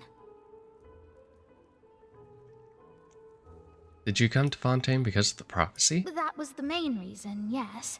Just a while back, the Steambird invited me to take part in a panel and speak about the circulation of the prophecy as an astrologist. The invitation was sent quite early on. I don't think anyone expected Fontaine to be in this much trouble. What do you make of that prophecy, Mona? Just tell us what you think as an astrologist. Your word would go a long way to make things more certain and less scary. What I can tell you is that I'm an astrologist, and that this prophecy concerns the fate of Fontaine, even that of Altivat. Ascertaining this is akin to reading the fortune of the whole world. I'm afraid that this is not something that just anyone can do. If I could do it, you would no longer call me an astrologist, but a visionary. But on the flip side, the prophecy is so huge and powerful that it must surely come from a powerful visionary. Its contents involve the fate of the world. Disregarding it would be a mistake. A visionary? Sounds really powerful and all, but does such a person really exist? Maybe? Of course. The old hag could do it. And Oh. I'd bet there are others amongst those Hexenzirkel colleagues of hers who could do something similar.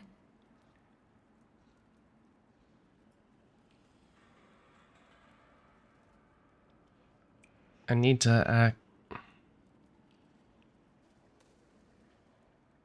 to ascertain the accuracy of the prophecy. Are you sure? Oh no. All right, I'll help you. It isn't often that I see you with such a serious look on your face. I'll tell you once I hear back from her. Much appreciated. Thanks, Mona. You're amazing as always. Oh, well, this is something only I can do after all. So yes, your praises are quite welcome. That's the greatest of astrologists for you. Of all the people we know, you know the stars the best. Indeed, indeed. That's the spirit. Oh, sorry. I came to see what all the commotion was about. If there's anything you need, do not hesitate to inform the Spina di Rosula. Oh, whoops. Guess we were getting a little too carried away there. Well, I'll go tend to my own business now. If I receive any news, I'll be sure to come find you two again. Bye, And there Mona. she goes, quick as rushing water. And here we are with the Spina guy giving us suspicious looks. Well, we were making a ruckus. Right, but we were able to recruit Mona's help, didn't we?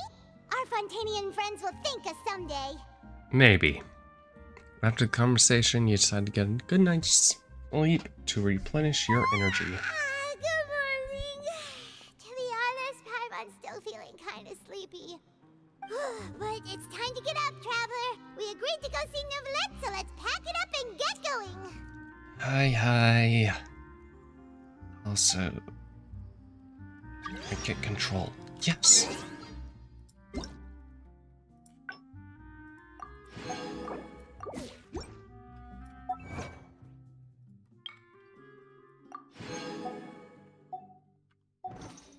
Okay.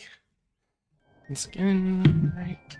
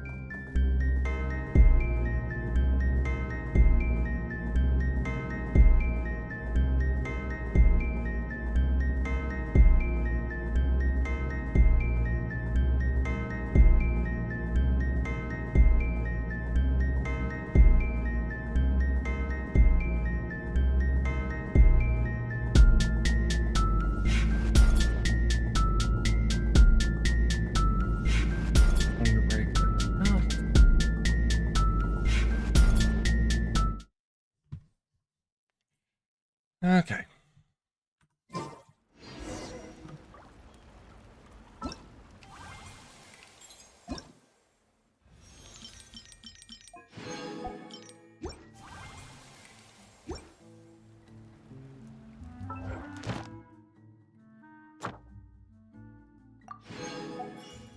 Sweet.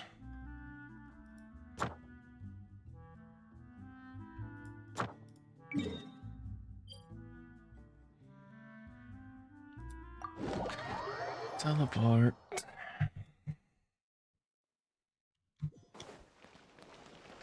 Ad Astra Abyssos. I you for claim. Ad Astra. Dispatch.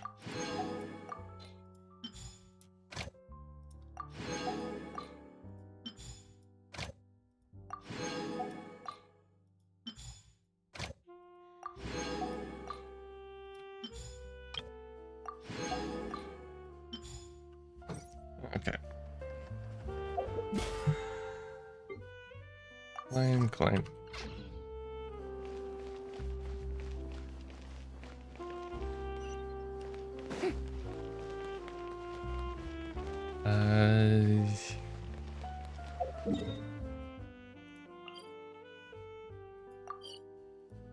No. Son of a... Boy.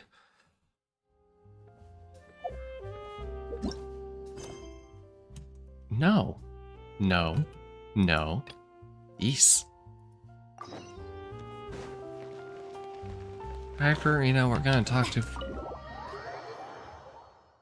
Hey, Nouvelette. I know you're gonna talk to Farina, so I just brought her here. Is that okay?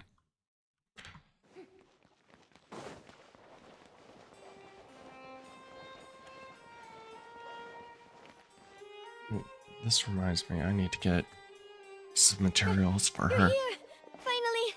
Oh no. Is something wrong? Monsieur Neurvalette and Lady Farina, they seem to have gotten into a dispute. Please go see for yourself. Oh boy.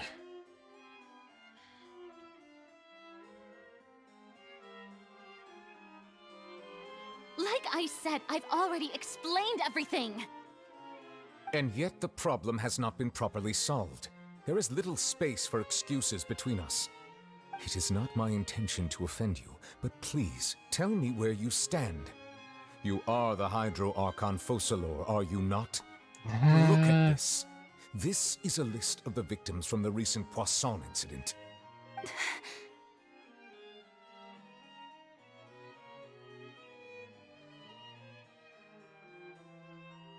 You mean...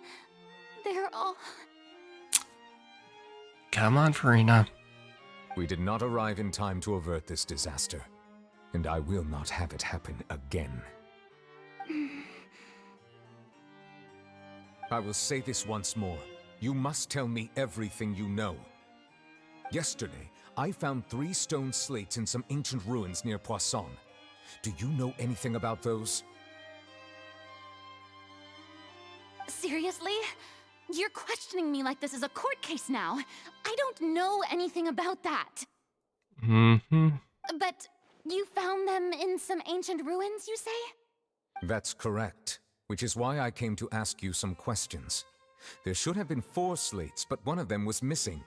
The other 3 feature different images that seem to correlate to the prophecy. The prophecy? The second of these slates depicts the previous Hydro Archon Egeria kneeling before a floating island in the sky, as if confessing something. Do you know nothing of this either? I don't. I've never seen such slates. I'll ask you again. Do you really have no information regarding the previous Archon? My deciphering of the slates indicates that the Hydro Archon Egeria once had to confess to, or apologize for, a certain sin. If anyone would know about it, it should be you. All gods don't have the same secrets, you know. She was herself and I'm me. Is it really so strange that I know nothing? Yeah. I understand your concerns, but I'm sorry. I just don't have anything to tell you. Forgive me for saying this now, Lady Farina, but I have long known of your various secret investigations into certain matters. Ooh. What, such as like there are where several she's... indications that you have been investigating the prophecy on the sly. This is not strange in itself, considering that you are the Hydro Archon. But it is strange that you should also claim to not know any of Egeria's secrets, as well as do nothing following your inquiries. You have never been as superficial as you have presented yourself to be, nor are you a fool. And yet, your behavior is very inconsistent.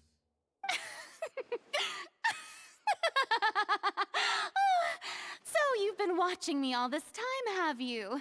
I didn't think you were that type. You... Well, since you know about my secret investigations, then you should know I'm actually working to take care of it. There's no point questioning or suspecting me. You're the Eudix, but you're still my subordinate. You should be following my lead. Just trust in me, your Archon, and do as I say. Never mind whether you can truly convince yourself to or not. It'll all turn out fine. That's all I have to say. We do not discuss this matter again. Hmm. Oh, the opera's about to start. Toodles!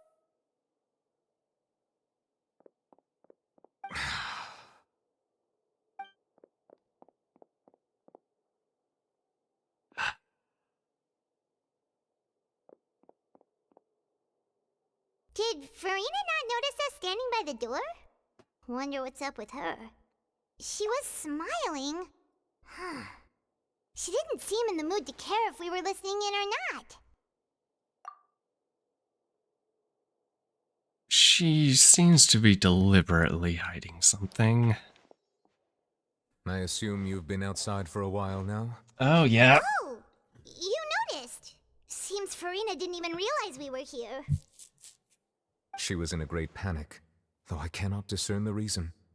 Our discussion reached impasses time and again, a state of affairs that we cannot allow to continue. Still, I do not understand. Dialogue is the basis for understanding, so why did she keep refusing to engage?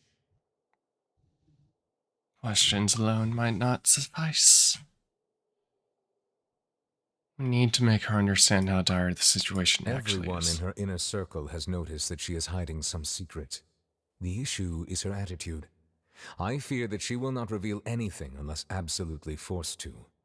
We may have to create a situation in which she will have no choice but to speak. I do know the knave. Oh? Like what? Normally, people will only reveal the truth when standing trial. Perhaps we must have the Hydro Archon experience just such a scenario. But Farina's seen so many trials, and she's really good at dodging questions. How do we make sure that she won't just slip away at the first chance she gets? We will need to consider this thoroughly, join forces with various parties, and then do what we can. If at all possible, I would prefer to recuse myself from this affair, but we must prevent the prophecy from coming to pass. This may be cruel to her, but all Fontaine is in crisis. The information a god possesses is too precious, and so we must take a chance on this. We will help me. But who will lend us their aid to do such a thing? I know quite a few people. A few days later, on a boat somewhere in quiet Poisson.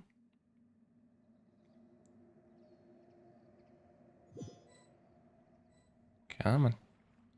Well, that's everyone, huh? Speaking of which, it was pretty smart of you to think of hiding here. Poisson was just involved in a disaster, so it's presently devoid of people. That naturally makes it the best choice. And here you are drinking tea like it's the most natural thing in the world, huh? That's what families should do. Sit and enjoy a leisurely time together. It's nice to enjoy tea here, you know? Care for a cup? Lend me your ears, everyone. Or perhaps one of you might like to start us off. How about you, friend? Me? No, I don't think I can. Then, how about you, good sir? God, we I just fear have... that I will cause the mood on this boat to become as somber as it is in court. Well then, I guess we're lucky we've got a local like me to organize things. Wonderful, the spotlight at last. I guess I'll be facilitating things from here. That was a little long-winded, don't you think? Oh, you might be right. Anyway, to cut to the chase, God. our friend here, the Traveler, has brought us together to discuss something. Yeah! As for what that is, well, let's start by saying that we'll be pooling our efforts together to create a series of traps. Oh, how intriguing. Very. Well, it's just an expression, really. One that I just learned from Chlorand, and used on the spot. So, let's invite her to explain in detail. A round of applause, please. Yay! Huh? Didn't you say that you would be facilitating this? Oh, come now. Your work doesn't involve much public speaking, right? This is a good chance to practice. You might even pick up some fancy oratory tricks to impress your boss with in the future. I see. And what does my boss say? He is glad that you consider him your boss. Do go on.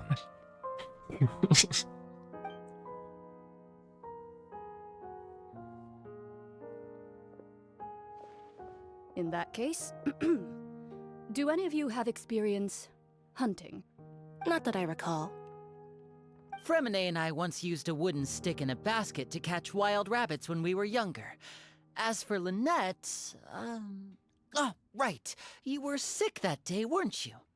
I've also gone diving to catch some fish before.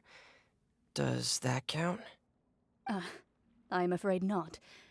You may or may not have heard, but Fontaine once played host to a group known as the Marechaussee Hunters. Though that was their name, they did not hunt animals, but rather various monsters left behind by the ancient dynasty of King Remus. Today, Fontaine's monster population has already thinned greatly, so the hunters have blended back into society, taking up arms in other lines of work. They even left a unique methodology of hunting in their wake. A trap comprises of the following components: bait, a trigger, and a containment device. Sometimes a lethal implement will also be necessary to deal with the prey. So, if we were to build a trap together, right now, what would you choose to build it with? For me, I would prefer something basket-shaped. Pigeons and rabbits will see the bait and naturally enter the snare. Our line of work requires a deft hand, and we're some of the best in the industry, so you can count on our techniques. You used some of those techniques while moving the people of Poisson, didn't you? My subordinates mentioned that you even performed some magic for the bawling children. Oh, yes, how sweet. And I even managed to gather some intelligence in the meantime. I'm quite the multitasker if I do say so myself. I'm afraid I can't claim that as my strong suit. I prefer more stable methods, like placing bait in the water and waiting for the fish to come within reach. That's the kind of method I would count on. Sit and wait. Calm and steady. Exactly the kind of person who would catch loads of fish. And I can be their assistant. With discretion, I'm sure. I'd probably use some sort of mechanical animal. Papa once bought me some small clockwork squirrels, mice, and such. When placed in the forest, they can attract others of their kind. I remember that you liked those too, didn't you? Oh. I did. And that would be a good way to go about it. If they're realistic enough, animals of the same kind will follow them all the way to the trap. What about you, Monsieur Neuvillette? I fear I do not have any related experience. That makes sense. You usually solve problems directly, without the use of any such tricks. But I do have one more question for you, Monsieur. If we were to create a trap now, how would you design it? I would like for it to be effective, but bring no harm to the prey. A more gentle trap would be ideal. Kind, as always. However, our intention doesn't necessarily change the containment device and the type of implement we need. If we wanted to kill the prey in one strike, we would need a powerful implement. However, that also goes for prey that must be captured and safely contained. Wait, why's that? Only a hunter who's a true expert at subduing their prey can snare it without harming it. The line that divides life and death is often exceedingly thin. Yeah.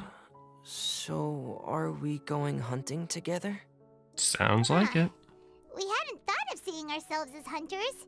It kinda works, but maybe it's still not the best metaphor.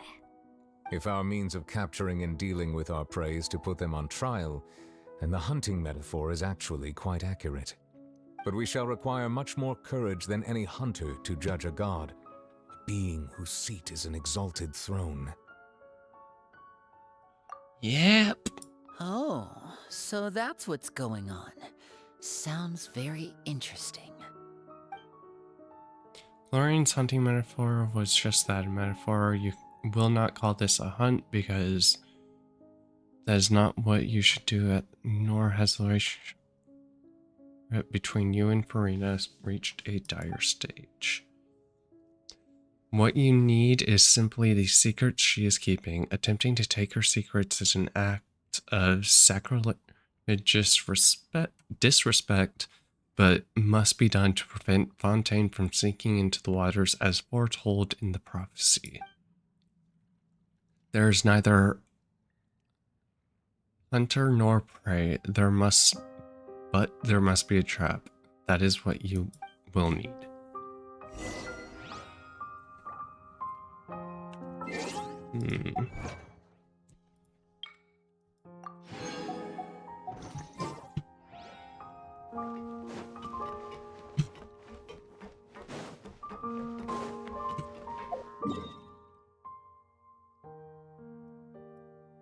Yep.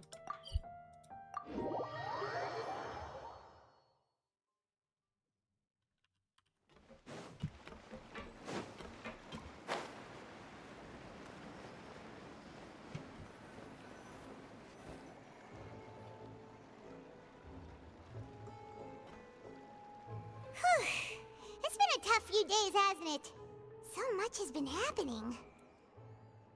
Those meetings sure make me hungry. Paimon didn't think the meetings would go on for so long, but everyone seemed pretty fired up, huh? Paimon thought they'd be at least a little frightened. Well, Fremine was, now that Paimon thinks about it, but everyone else just looked a little surprised. I mean, Fremine is the very timid one. Do you feel more confident after the meetings, Paimon? Well... That's a no, then. It's hard to say. Paimon doesn't have any experience with this sort of thing. But with you around, Paimon sure will do great. What, After setting all, a trap for you're the most someone? valuable person in the world, aren't you? Huh? Is something wrong? Did you just pour some tea? Paimon didn't notice you doing that at all. No. Then what's that? Paimon's never seen that cup before. Don't be frightened. I'm just joining you two for tea. I merely refrained from saying anything till now. Oh? Who's that voice?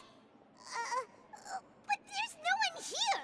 That voice. Aw, have you forgotten me already? Wait, you are familiar. You're the voice we heard from the sky in Sumeru. The voice from the sky, I fear that description is wrong. Though, not completely wrong. You're feeling lost now, just as you were feeling previously. I sensed that confusion and thus came to you. Guiding people is an irresistible hobby of mine, after all. Who are you and what do you want with us? Consider me a passerby, just accepting a commission from my friend's disciple on a whim. Oh.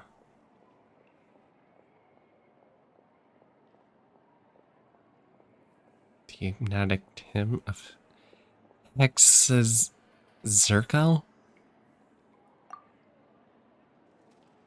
The prophecy.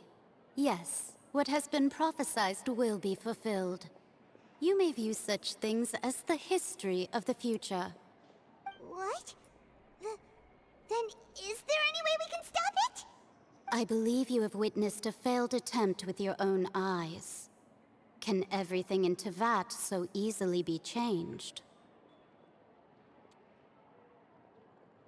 There it is again. Fate. Ah, so you've caught on. Just as prophecies are usually only the future as seen from the perspectives of the gods, could things be happening in hidden corners where the gods' gaze does not fall? Are the things that you shall see different from the fate that the gods perceive?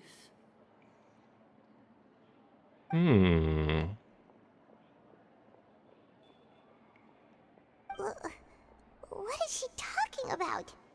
It all sounds really impressive and important and stuff, but it also sounds kind of scary. So the tea in the teacup is gone. I believe that you understand, right? Some things are insignificant, but others you must reach out to change. Prophecies are only one. Fate shall serve as your only guide, no Are matter only what will seen happen in Tevat's by the future. one person, and can be interpreted All in many you different need to ways. do is to play your part.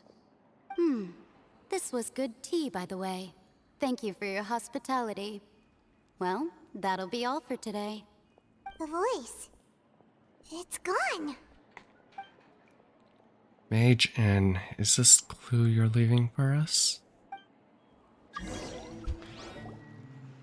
Unexpected news leads to complicated feelings. You lie down when you wake up.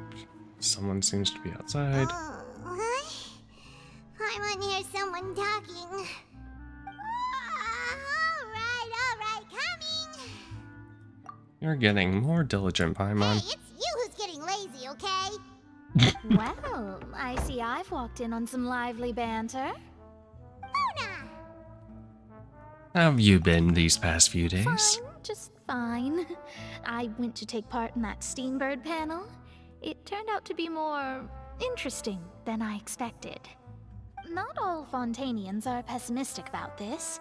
One journalist mentioned that sitting around and waiting for the end to come would be wrong, and that they should make their own rescue preparations. I agreed, so we had a brief chat with her.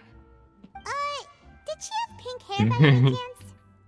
Why, yes! It was Charlotte. You remember her, right? That daredevil journalist? Oh, yes. I'm in full support of her view. Prophecies are very important, but how can people allow their lives to be commandeered by just a few words? That's right! Paimon's glad to hear something sensible for once. Ah, yes. About what we had discussed before. I did try, but I'm afraid I couldn't reach the old hag. I'll try again tonight, but I wouldn't get your hopes up. We did actually talk to someone. Huh? You tell Mona about your mysterious guest. Goodness gracious. Are you serious? I believe she came to pass a message to us. She said that even the god's gaze has blind spots.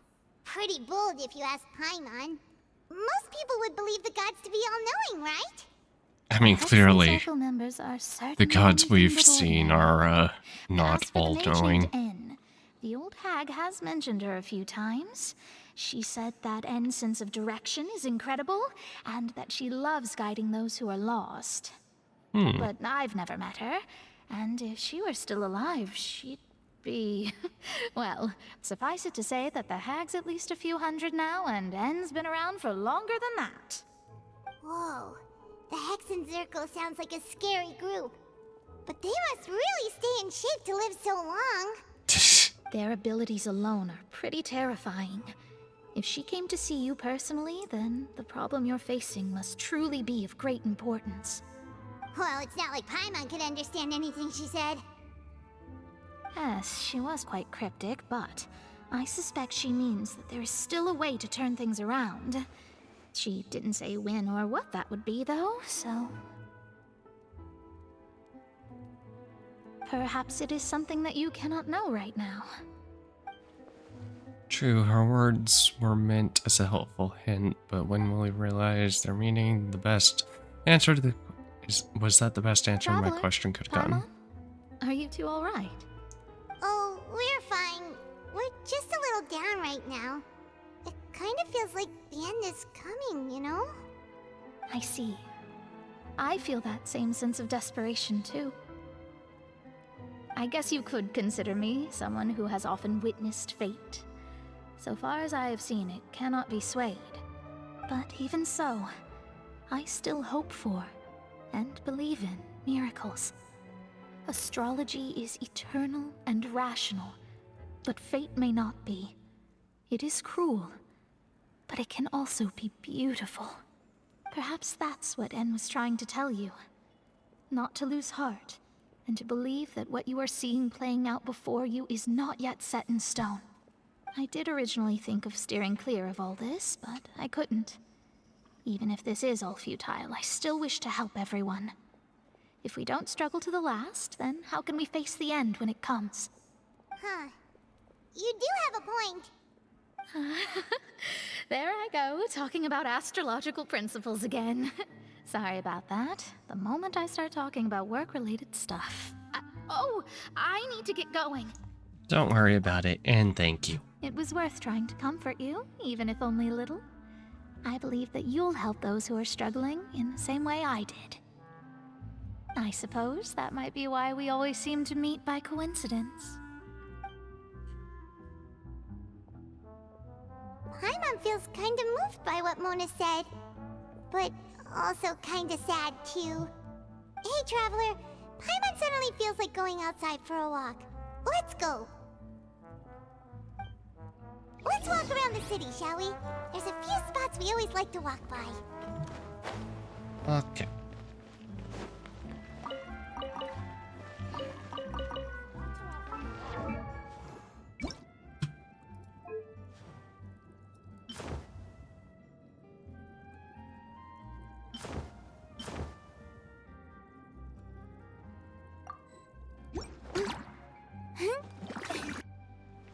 Doop.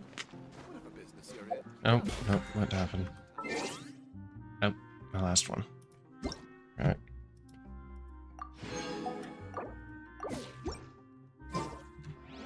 Doop. Doop. Oh boy. Wait, I also just realized her outfit's black based, not white. Okay, so something definitely happens.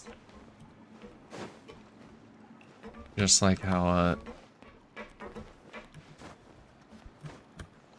mine. Mine.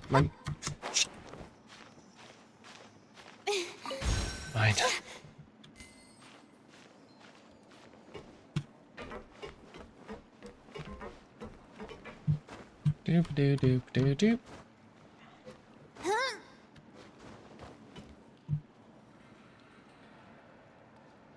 There's a chest up there.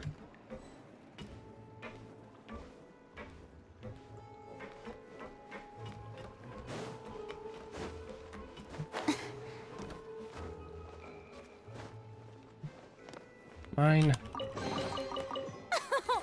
Splendid! More interesting trinkets for me.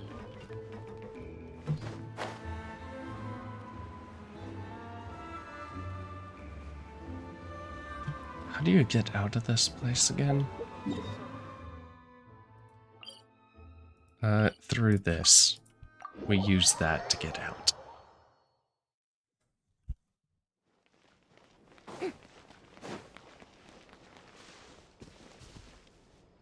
What the? Huh. Okay, kid. That is how you get...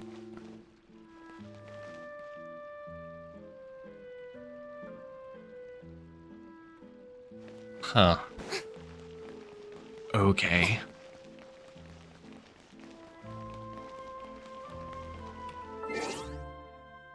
God, I can't...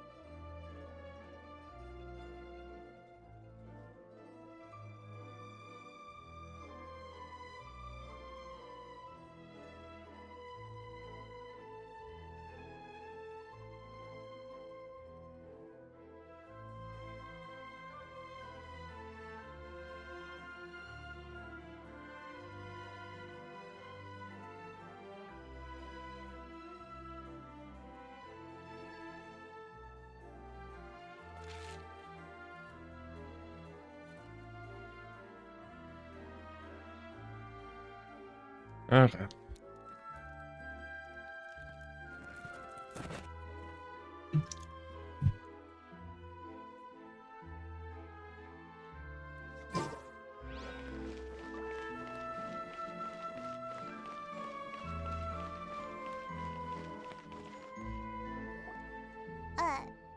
Huh?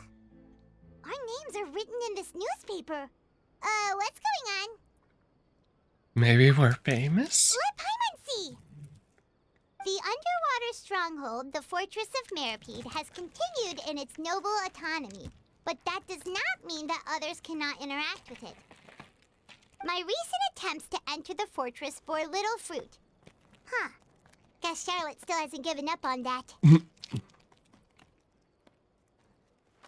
Thus, did an Outlander friend become the focus of this report?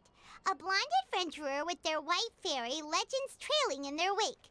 It is said that this mysterious traveler once visited the underwater fortress. So while the fortress's interior remains a mystery behind closed doors, do not fear, for the tales of the traveler contain surprises in spades. Journalist Charlotte's biggest scoop yet, the Traveler's Trail, World Walker. Huh. Charlotte took so many awesome photos of us and we never even noticed her. That's not creepy She at hasn't been all. able to get a hold of anything at the fortress, so since we're easier to find, she's using us as the subject matter instead? Seems like it. Ugh, seriously? Well, fine. Those headlines and photos do look cool, so Paimon will forgive her this time.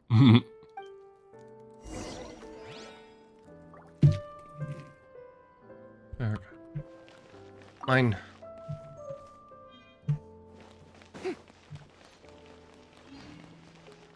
Doop doo doo doop doo doo doop doo doop doop doop.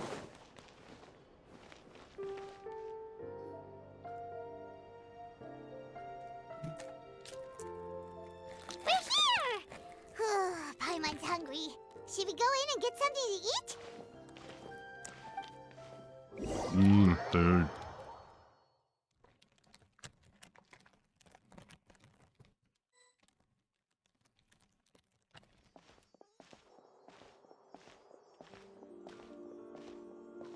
This seems really empty.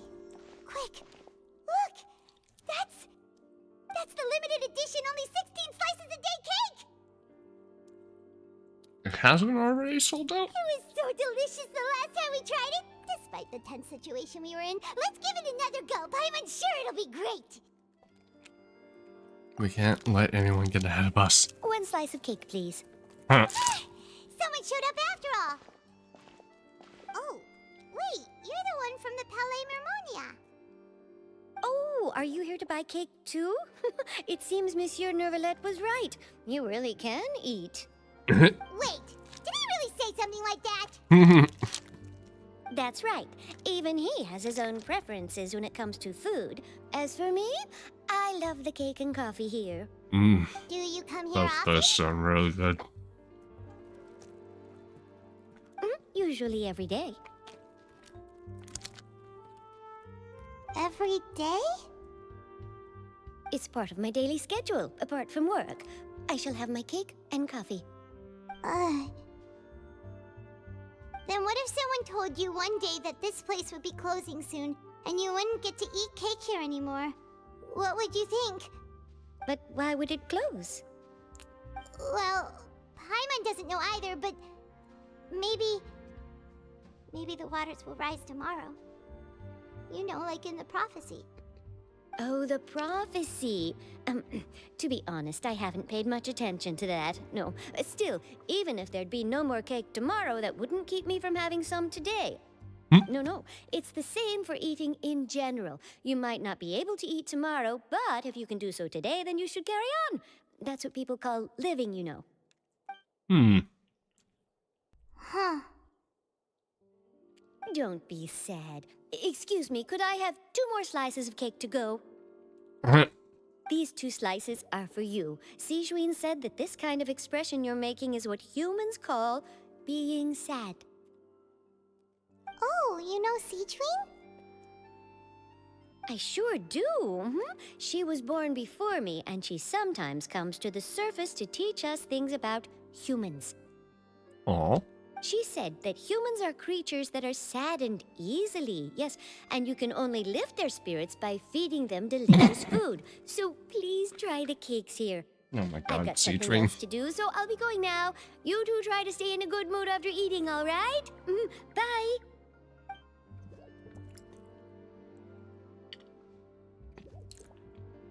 And there she goes. All right, let's dig in. I'm unsure this cake will be delicious. Mmm.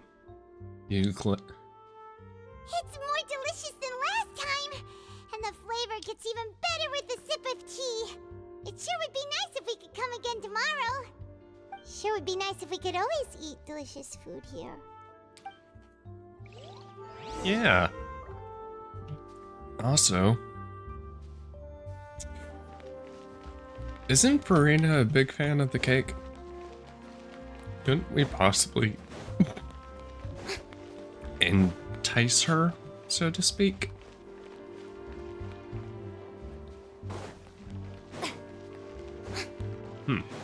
Art is the key ingredient in fine dining. Hey.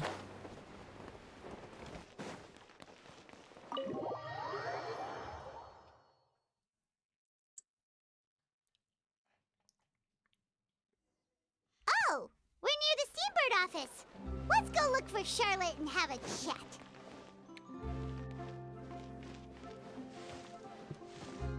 Oh, Charlotte.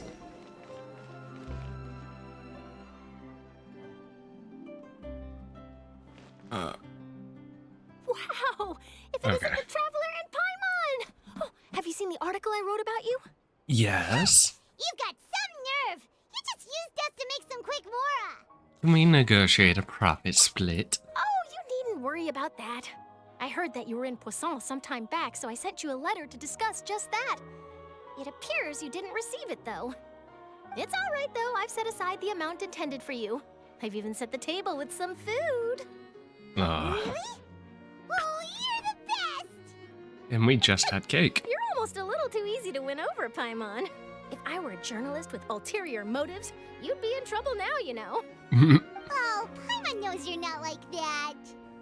Still, what brings you here all of a sudden? Were you looking for me? Yeah. When Mona mentioned you, we thought of coming to see you at work. I see. It seems you've already bumped into Mona here in Fontaine. So she mentioned me? What did she say? She said that you're a real daredevil of a journalist. Nice. In which case, can this daredevil journalist dare to request an exclusive interview with the legendary Traveler and Paimon? Huh? So your article in the paper today doesn't count? Oh, of course it doesn't. That was more like live photography. What I'd like to do is dive deeper and ask you to talk about the things you've seen and experienced. You seriously want to interview me? Yeah. Are we even qualified enough? Why not? If I say you're worth an interview, then you're worth it. But not right now, of course. I'll need a few days to prepare. Oh, in that case, we'll just chat when you have the time then? Oh, so that's a yes? Ooh, splendid! I'll tell the editor-in-chief immediately. I'll have to apply for lighting, a venue, some props, and... Whew, so much to get done now. Talk to you later. Well.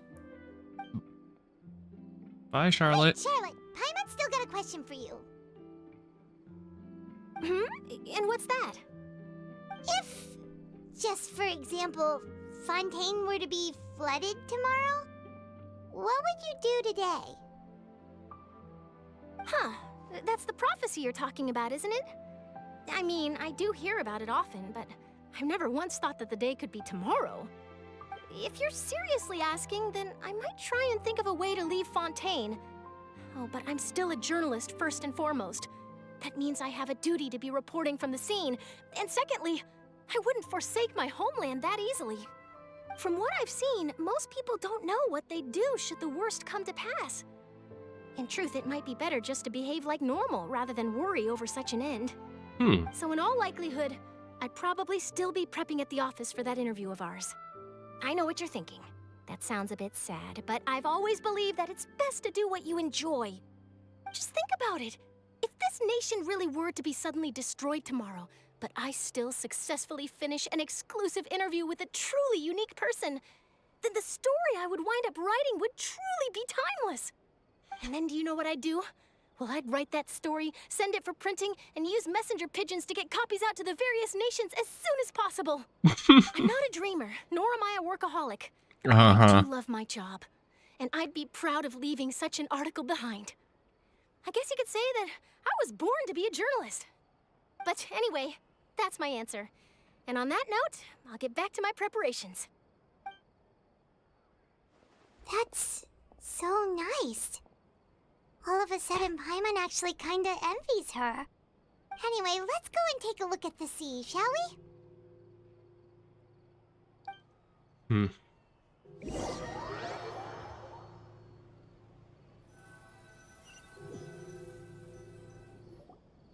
The sea breeze and scenery can be a pretty soothing combo, huh?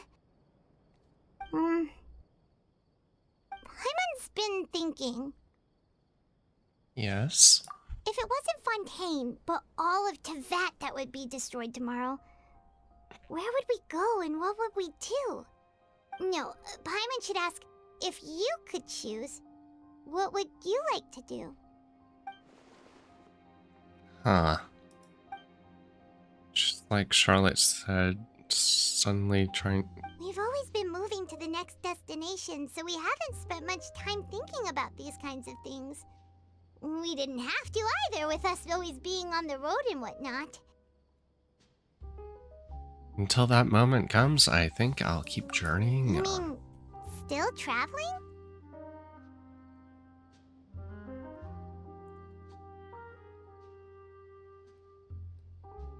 Yep, cherishing every single moment that I have to look upon this world. Wait, isn't that what we've always been doing? The banter goes back and forth between you two as time slips by, night falls. You soon return to your accommodations at the end of this busy day. Next few days are just as calm.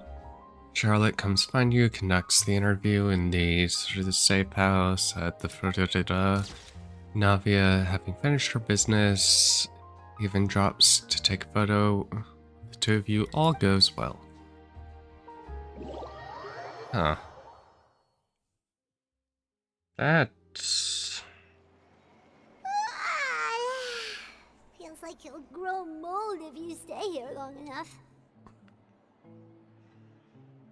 But it's still better than the Fortress of Mirapede, that's for sure.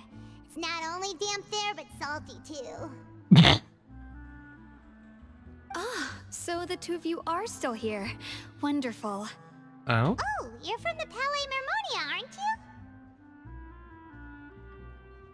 you? Yes, I'm Isadora. Monsieur Nervilad sent me to look for you two before. I heard that afterward you went to the Fortress of Meropide. So... Are we wanted criminals to you? Not at all. I'm well aware that you're friends of his. Actually, I'm here to pass along a message from him. Okay, let's hear it. Inside the Opera House. The Maréchaussée Phantom has declared the incident a small-scale riot. A riot? Oh, well, boy. That said, I don't personally think it was that serious. Lady Farina was watching a performance at the Opera House, and while she was resting during an intermission, some other audience members suddenly started harassing her. Loudly accusing her of doing nothing about the prophecy crisis. And before she could respond, others started to join in. The crowd continued to grow, and protests against the Hydro Archon started to break out. So people have started to put the blame on Farina. Guess they finally found an outlet for the pressure they've been under due to the prophecy. I agree. People will naturally rely on gods, as is customary. But the moment people feel threatened, gods are also the first to be blamed. So what happened after that? Is Farina okay?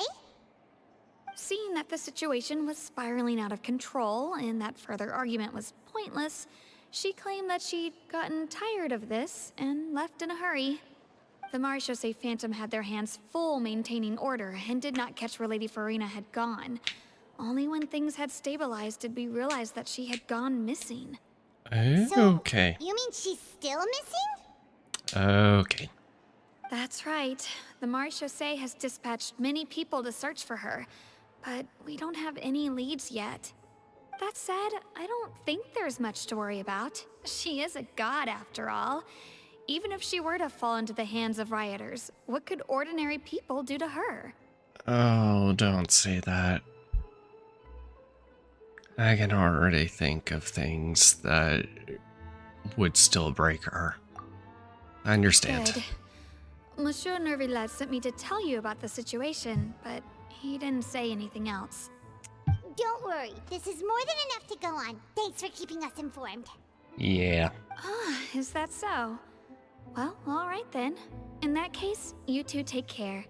I'll be heading back to the Palais now. Well.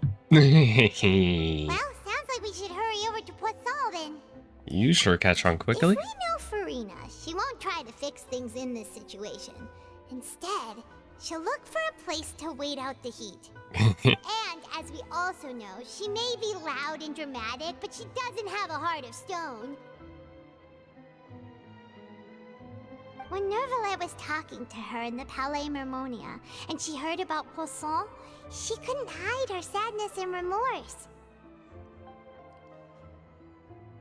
It would be hard for her to ignore being accused by the public today. Yeah, Carter thinks Farina's probably taken the opportunity to slip away to Poisson and try to relieve the sense of guilt that she's feeling. Well, what do you think? Paimon knows the answer, of course, but Paimon can do the analysis to back it up too. Cool, huh? Looks like all those detective novels have had an effect on you. In that case, there's not a moment to lose. Poisson, here we come!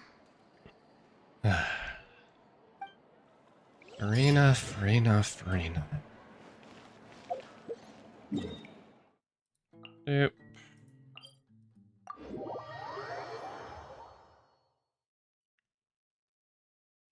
This place looks deserted. Guess all the survivors must have evacuated already. All that's left here are signs of death at station. Yep, real deserted. Could Farina really be here? Let's try to find her as soon as possible.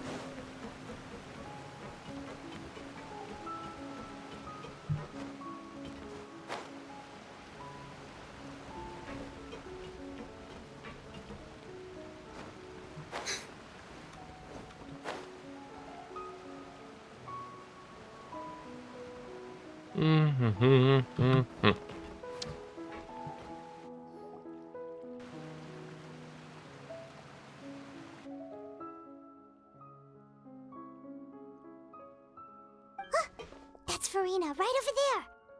She really is here all on her own. Stay quiet.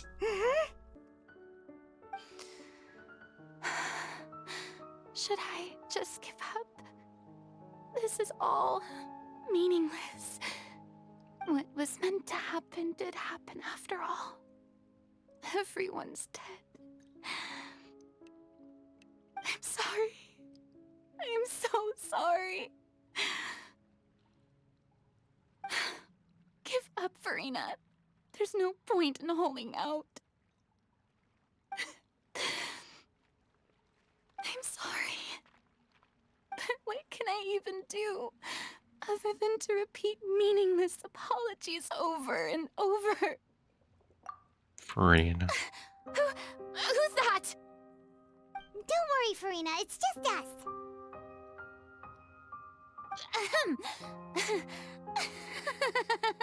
So it is you, blonde traveler from another land. Why, I almost thought you were someone from that mob of my ignorant subjects.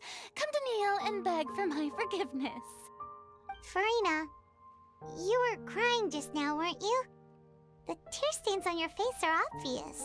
Also, we totally heard you. What do you mean, tear stains?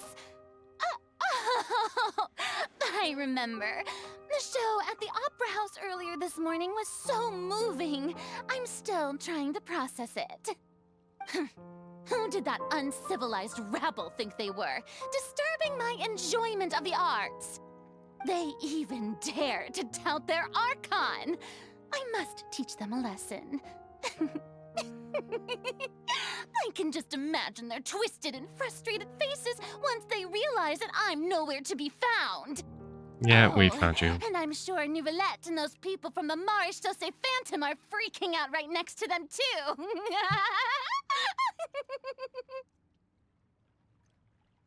You're actually beyond devastated right now, aren't you? Of course not. Hey, there she is! The Hydro Archon's over there! Oh boy. Quick, after her! Oh god. Farina, those people seem to be after you. They are? They're just some rabid fans who want to cut the line because they haven't been able to meet me in person, aren't they? No. That's against the rules. I can't let them get their way. Mm-hmm. Farina just ran off. Quick, we have to catch up with her. Oh. He's keyed.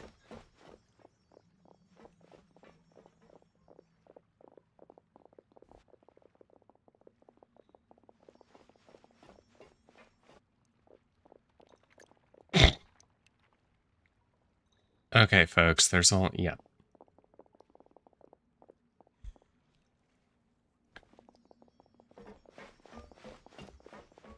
This should be the place, right? Hey, Farina! There's a good hiding spot over here. Quick, come to Paimon before the rest of them catch up to you. What is this place? Hurry, they're almost here. Fine. I suppose haste is warranted. Lead the way. Don't worry, you're safe with us. We kind of have a duty to protect the Archons. Sort of.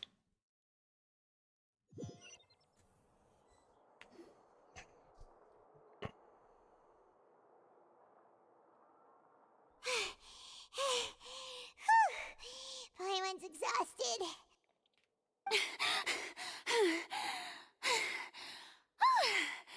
I'm so tired. I totally thought they had caught me. No, I merely gave in to the sheer enthusiasm they displayed. You might want to lower your voice. You're right. Yep, that's a good girl.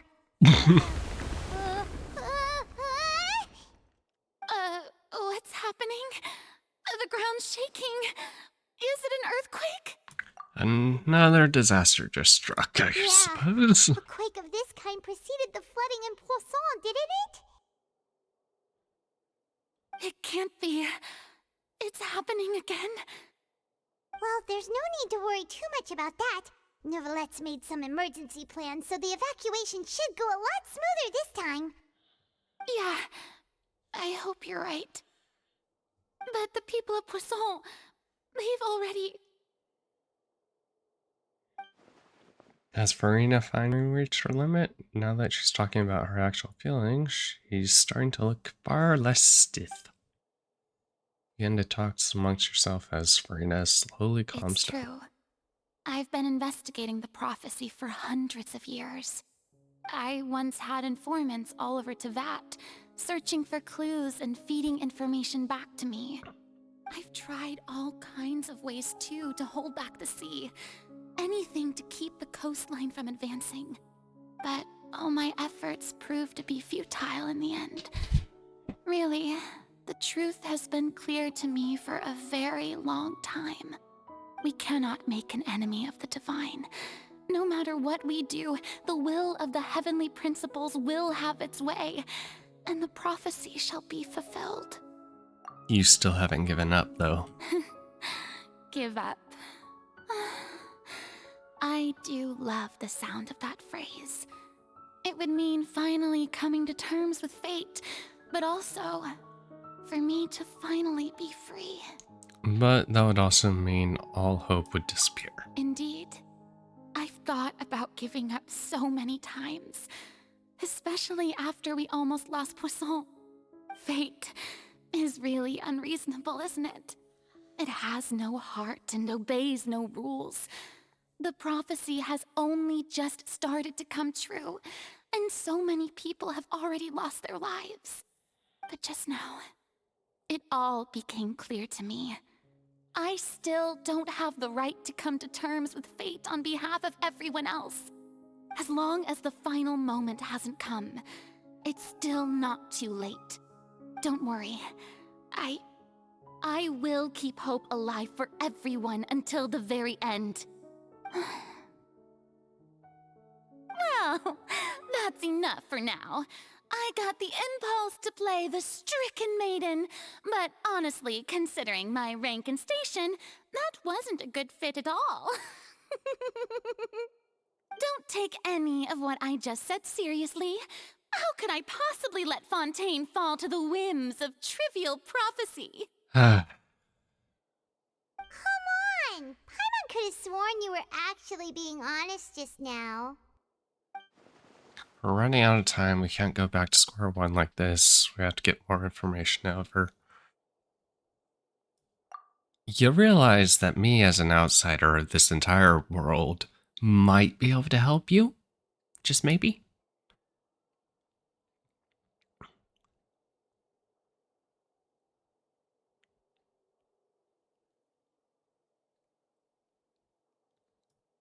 Share my burden.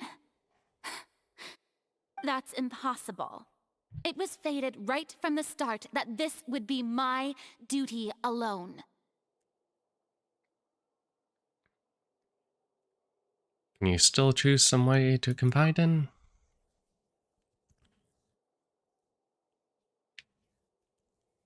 Just share it with me. I'm what you'd call a witness. A witness? Yes. I've heard that you came to Tevat from beyond the stars, yes. In other words, you never belonged here. Yep. And if Tevat is, in its entirety, a show on a stage, then you're just a spectator, aren't you? If that's the case...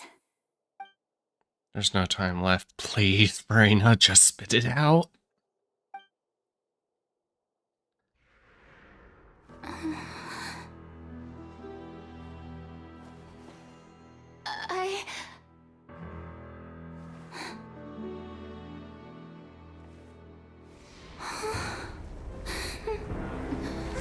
Oh boy.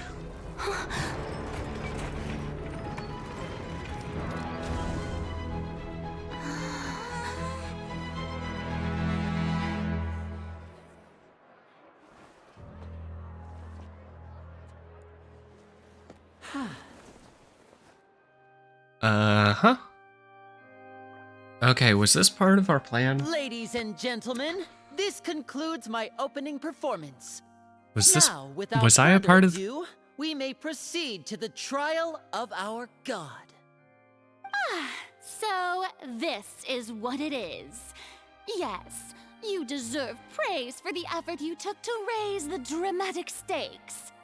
Do not forget, however, that I am Focalor, the god of justice, the embodiment of justice itself. Does it not strike you as even the least bit absurd to bring the very concept of justice to trial? May I interpret these words as your refusal to stand trial? In that case, you will have the opportunity to defend your honor through a duel. You would draw your blade against a god? Yes, she would.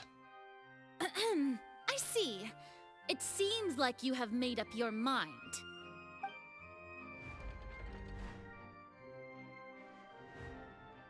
You... Nope. Paimon can't believe it. She just surrendered. What the heck is going on? Did I just see an Archon surrender to a human? Wow, how utterly humiliating. Lady Farina, what is the meaning of this? seem that there has been a misunderstanding. To be clear, the raising of both hands is not always an indication of surrender. Looking for excuses again, huh? I raised my hands just now to indicate my acceptance of the trial. No duel shall be necessary. I will admit that I've been running away for a long time. I'm sorry, everyone. I was unable to protect the people of Poisson. It is my duty to stand trial for my crimes. Yeah? You are not the only ones to be disappointed in me. I, too, am exceedingly disappointed in myself.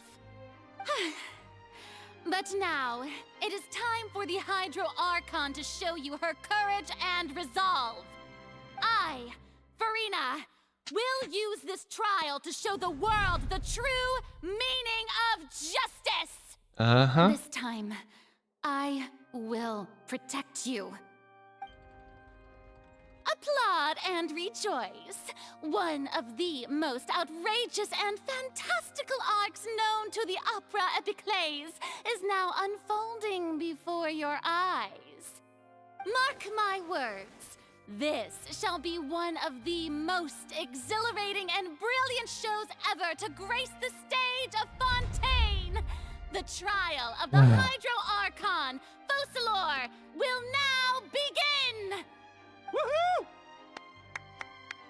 God. Now we're making history. Oh my god.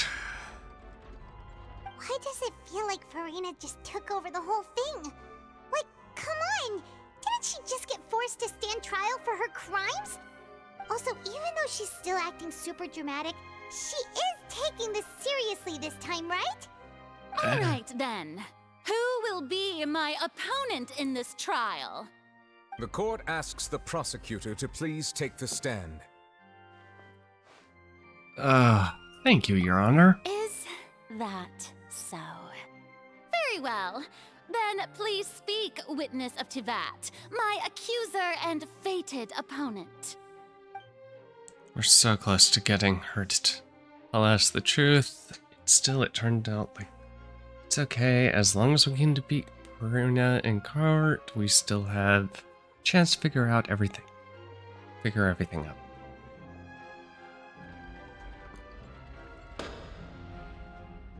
Also, please allow me to ask, as a final question before the trial begins. Just how much work did you do to force me onto this stage? Well, we did do a lot of prep after the meeting that day.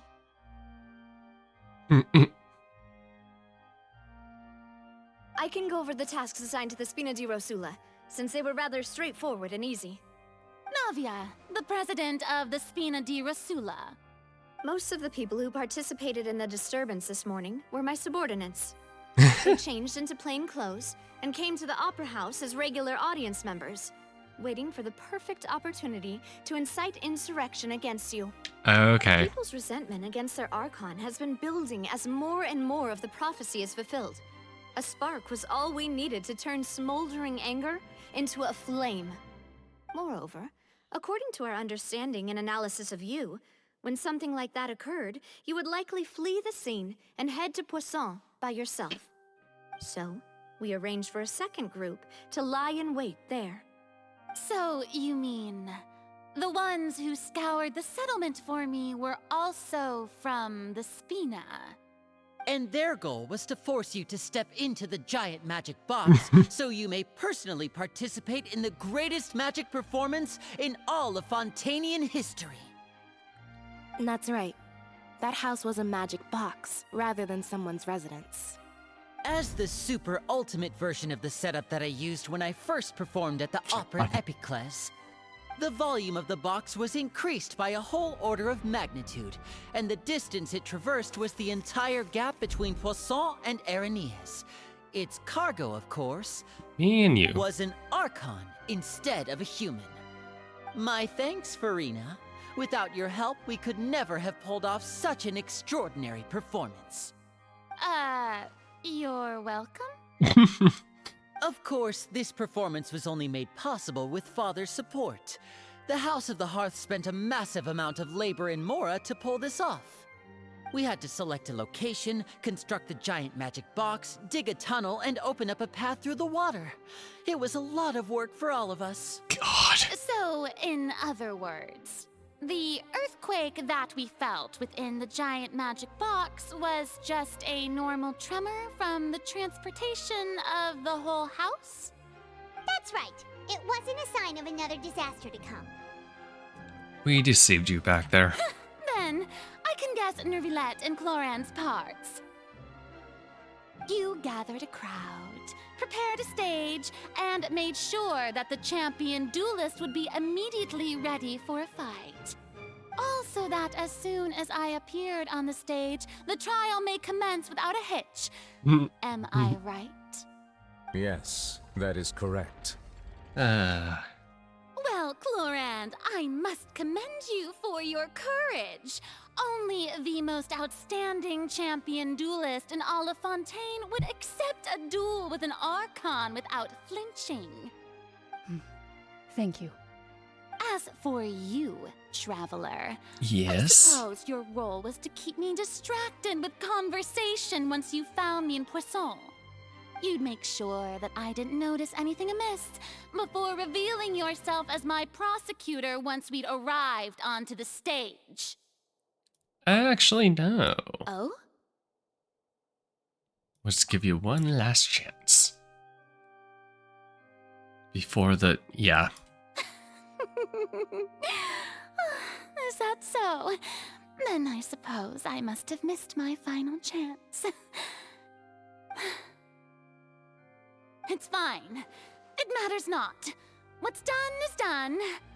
The stage is already set, so there's no reason to disappoint the audience. Let's see this trial through to the very end. Yeah, the only thing we can do now is judge the Hydro Archon. Still, I can't help but be a little bothered by the conversation earlier. What did Farina want to say to me right before we arrived on the stage? Honestly, gotta love that stupid timing. Madam Prosecutor, please allow me to pass this along. This is a document that Miss Charlotte applied for and received permission to share with you during the trial. According to her, it should speed up the proceedings. Huh? Charlotte wanted to give us something? Oh, so she's here too! Hey, Charlotte! Oh, Leb Hymansi. Isn't this the exclusive interview that she did with us before? So she's already finished it, huh? Wait, then that means this document is a perfect timeline of everything that's happened ever since we stepped foot in Fontaine! So in other words, we can refer to this anthology of evidence every time we want to use something from our journey as evidence for an argument! I never would have thought of using it that way. Let's quickly confirm the information in it. Just think of it as a refresher, alright? Yeah. You defeated the Hydro Archon in the very first duel you took part in at the Opera House. That's one for the history books, all right.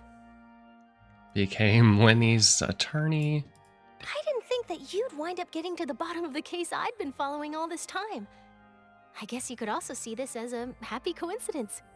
The serial disappearance. This is the first time Monsieur Nervilette had a difference of opinion with the oratories. Even the Hydro Archon can't figure it out. A Fatui Harbinger. She's an extraordinary person. Her instinct must mean something. During the diplomatic meeting with the knaves, she revealed that she already probed Brina.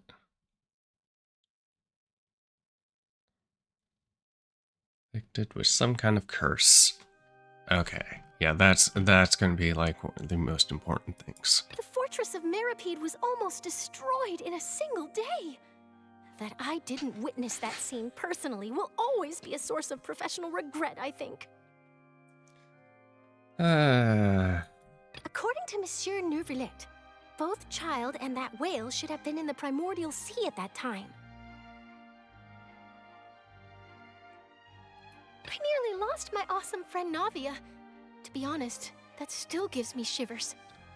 While continuing to explore, she almost fell. Tea The time. words of someone as extraordinary as a witch can probably only be truly understood when something surreal happens to you. And she communicated with it. The words of someone as extraordinary as a witch can probably... The prosecution and the defense are both in position. The trial shall now begin. Oh, come on, nervy lads. There's no need to repeat all the unimportant legalese. Just fast forward to the part where the prosecution lays out my offenses. As the defendant and the lead actress of this performance, I still haven't even been informed of my supposed guilt in all of this. Of course, it is only natural for humans to struggle to understand the actions of a god. However, you will need more than that to convict me of a crime. That's true, but my charge here is unrelated to your conduct as an Archon. Instead, I would like to charge you as a fraud who's never been the Archon in the first place. Wait, what was that? Lady Farina's a fraud? Hey, I came here thinking that we were going to try the Hydro Archon for forsaking her duty, but did I hear that right? She's not our Archon at all? Charge accepted. So now you get to prove to it. Lady Farina, do you plead guilty to the charge? Let's see your defense on this. Lady Farina. I plead not guilty. How can I be guilty? There is no way that I, Focalor, otherwise known as Farina de Fontaine, a member of the Seven and the Regina of all waters, kindreds, peoples, and laws of Fontaine, could be anything other than your true Archon. Yeah, even though Lady Farina can be rather eccentric, isn't it going too far to doubt her very identity? Yeah, I've never questioned her identity either. Sure, Lady Farina can be super irresponsible, but what grounds does that prosecutor have to make such a huge claim? I have met many Archon. Cause to believe that common sense will prevail in this case. Many of the members of the audience have known me as the Hydro Archon ever since they were born. There would be no fooling their memory. See? Even the Oratrice has decided to show me its favor. Are you sure you want to commit to a charge that will never be upheld? If you wish to drop the case, I can promise you as the God of Justice that you will not have to face trial for making a false accusation. We will treat everything that's happened as a dramatic spectacle and move on with our lives. What do you say to that? An argument with near impossible odds, huh? We have to not only refute Farina's claims, but also overturn the long-held beliefs of the people. Because that's their long-held Well, beliefs. I tried to give you the chance to surrender. If you must persist, then let me ask. If you believe I'm not the Archon, then what manner of being do you think I am? And if I was not the Archon, then how did I manage to live for over 500 years? I've got to think about this. What do we know to be special about Farina? Exactly. Knave.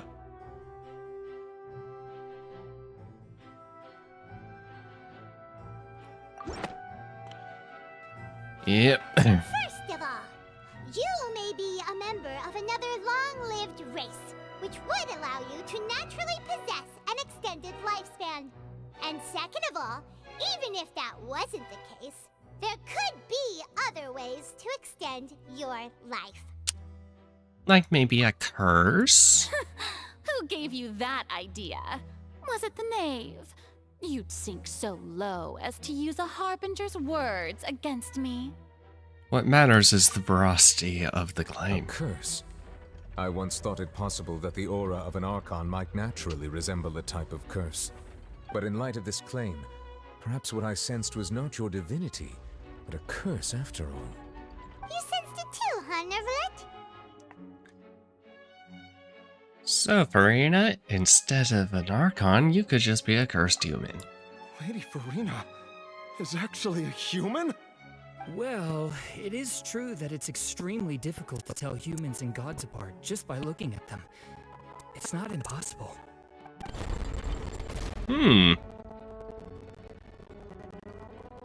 Well, don't start celebrating too early now. Even if I have been very cursed like you said, how does that prove that I'm merely a human? Besides, everyone knows that the main difference between a human and a god is the possession of authority. Gods can do what humans cannot. That's why they're worshipped as gods. For centuries, manifestations of my authority have served the nation of Fontaine. One need only to turn their eyes towards the Oratrice Mécanique d'Analyse Cardinal in this very opera house, or consider the indemnitium that is used in every aspect of life. Wait, that one trial proved the opposite. Farina actually has no control over the Oratrice.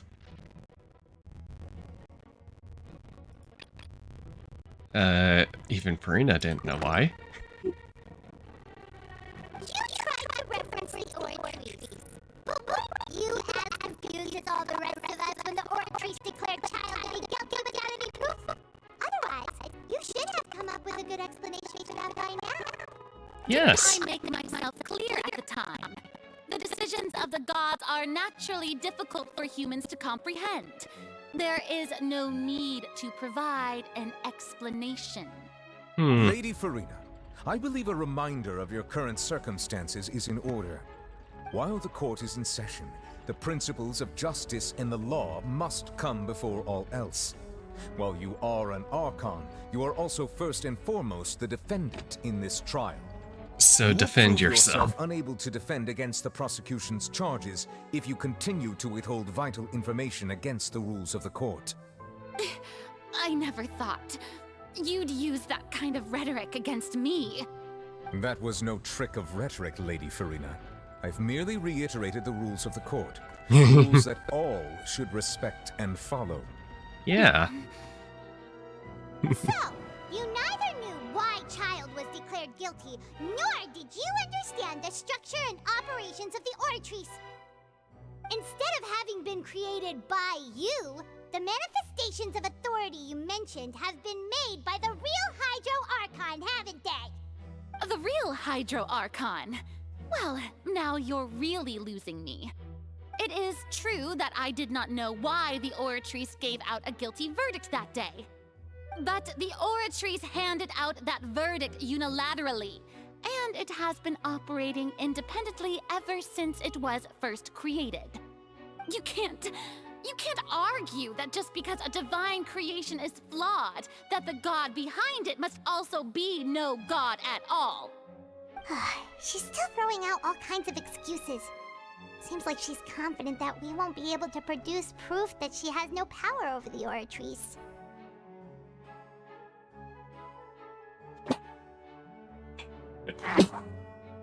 Like, sure, we can put the Oratrice aside for now, but then, Miss Farina, could you give us a brief demonstration of your power as an Archon?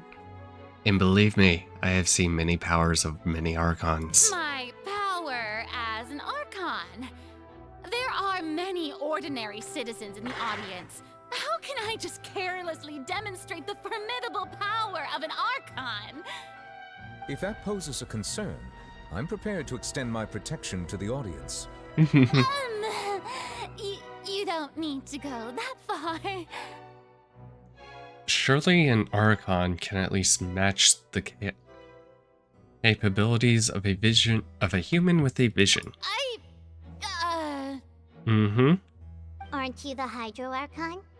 Or is it that you can't even wield the power of Hydro, much less the authority of a god? Indemnitium! Yes! It's all because of Indemnitium!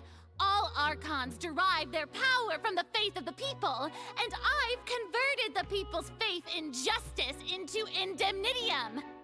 Thus did I give up all of my divine power to provide everyone with energy for their daily lives. Have you ever seen a more magnanimous god? Ah, okay. Isn't that a huge stretch? Yeah, no matter how generous an Archon can be, how could they give up all their power? Can a god with no power even still be called a god? It seems like nobody's buying Farina's excuse. Hey, come now, everyone. Please don't stare at me as if I was a liar. I'm still the same Farina you knew, right? The one that you loved. Shouldn't you want to believe in me? Please?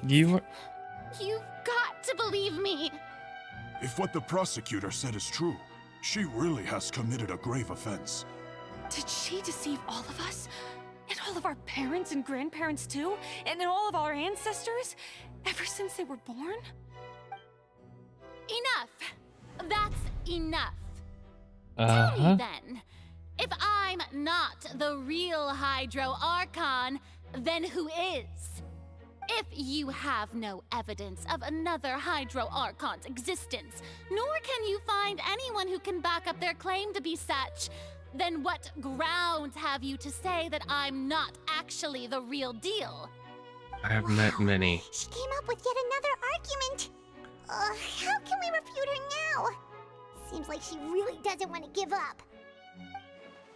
If we can't prove that she isn't the Archon, we've proved she's just human.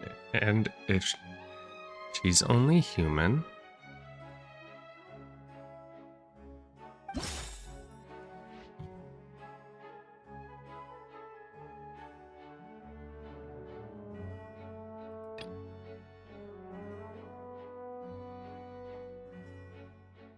Oh, no.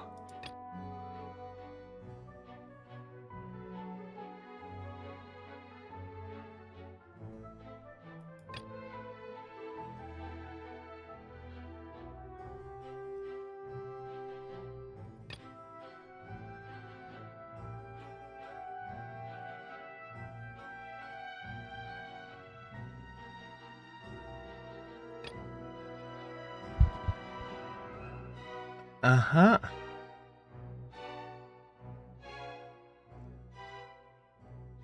This is,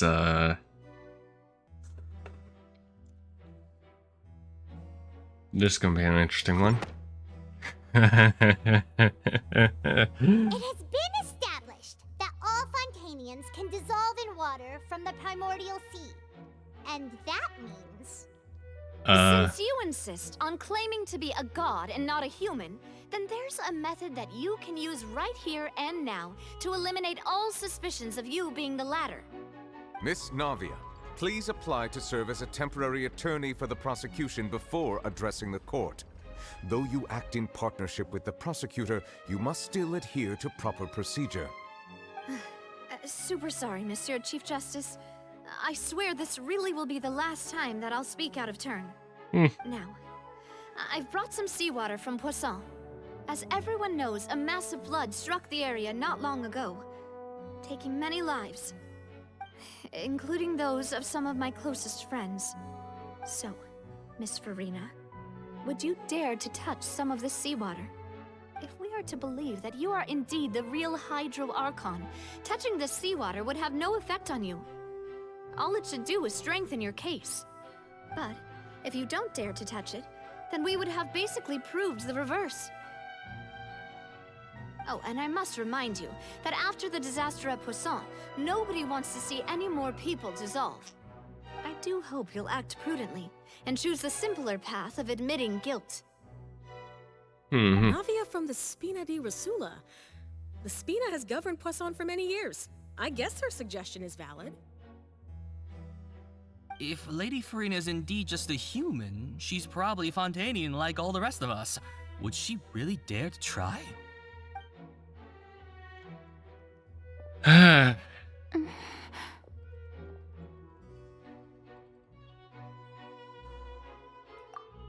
Farina? Lady Farina, this test has been unilaterally proposed by the prosecution. As it falls outside the realm of standard court proceedings, you possess the right to decline participation. Well, of course he had to tell her that. But refusing to participate is basically the same as a confession of guilt. She's just staring at the water without saying a single word. It really does seem like she's quite terrified of it.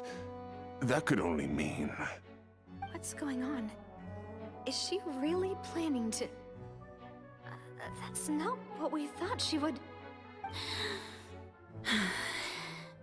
Due to the inherent risk of the test, Lady Farina, you may... Okay. Hey!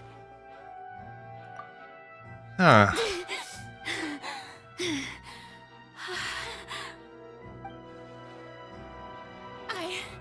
I'm fine! Look at me, everyone! My hand is still here! I haven't been dissolved! Will you believe me now? I really am your Archon! I'm nothing like a normal human who would fall apart as soon as they touch this water! Really? Was this not the most obvious thing in the world? Miss Siegewien? If you're present, Miss Siegewien, please come forward and attend to the defendant. Siegewien? Don't be nervous. It'll just take a few seconds. Let me see. That should be enough. Please announce the results of your evaluation to the court, Miss Siegewien. As everyone doubtlessly saw, Miss Farina was displaying symptoms of hyperventilation and flushed skin. These indicate that she was experiencing the adverse effects of exposure to primordial seawater. The extent to which she was affected is the same as other humans when exposed to primordial seawater of a similar concentration. Thank you, Miss Siegewien. Lady Farina, you may return to the defendant's stand. Oh wait, what did she just say? I didn't get dissolved! Shouldn't that be enough to prove my innocence? You can't get... Well, considering your tendency to run from your problems, we did originally prepare a direct sample of the seawater around Poisson.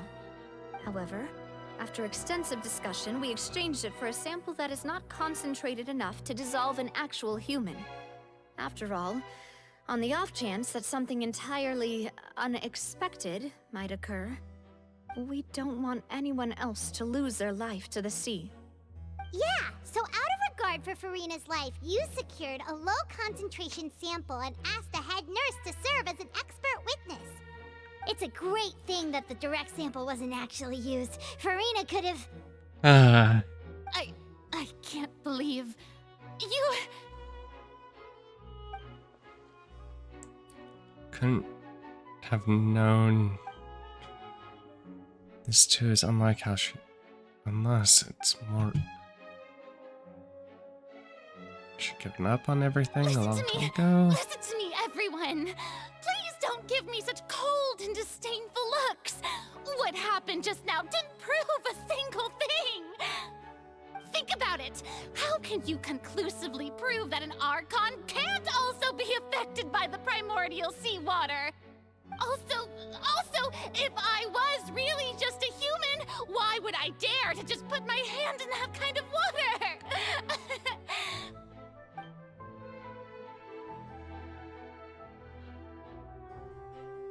Please, anyone, just listen to me!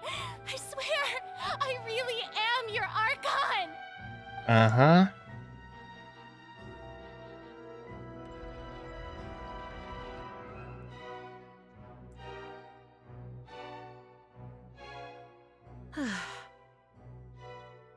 I don't think anything she says at this point will sway anyone. The odds are just too stacked against her now. With all the things that have been said, Paimon doesn't think there's any way left for Farina to win. I believe the time for arguments and presentation of evidence has come to an end. If there are no objections, we will move on to the final judgment.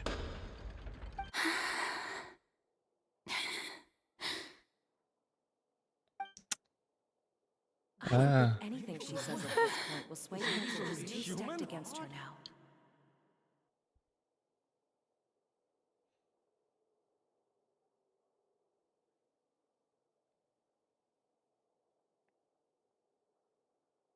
In my capacity as Chief Justice, I shall now render judgment on Farina's misrepresentation of herself as the Archon of Fontaine. As a human who knowingly deceived her fellow citizens, Farina is guilty.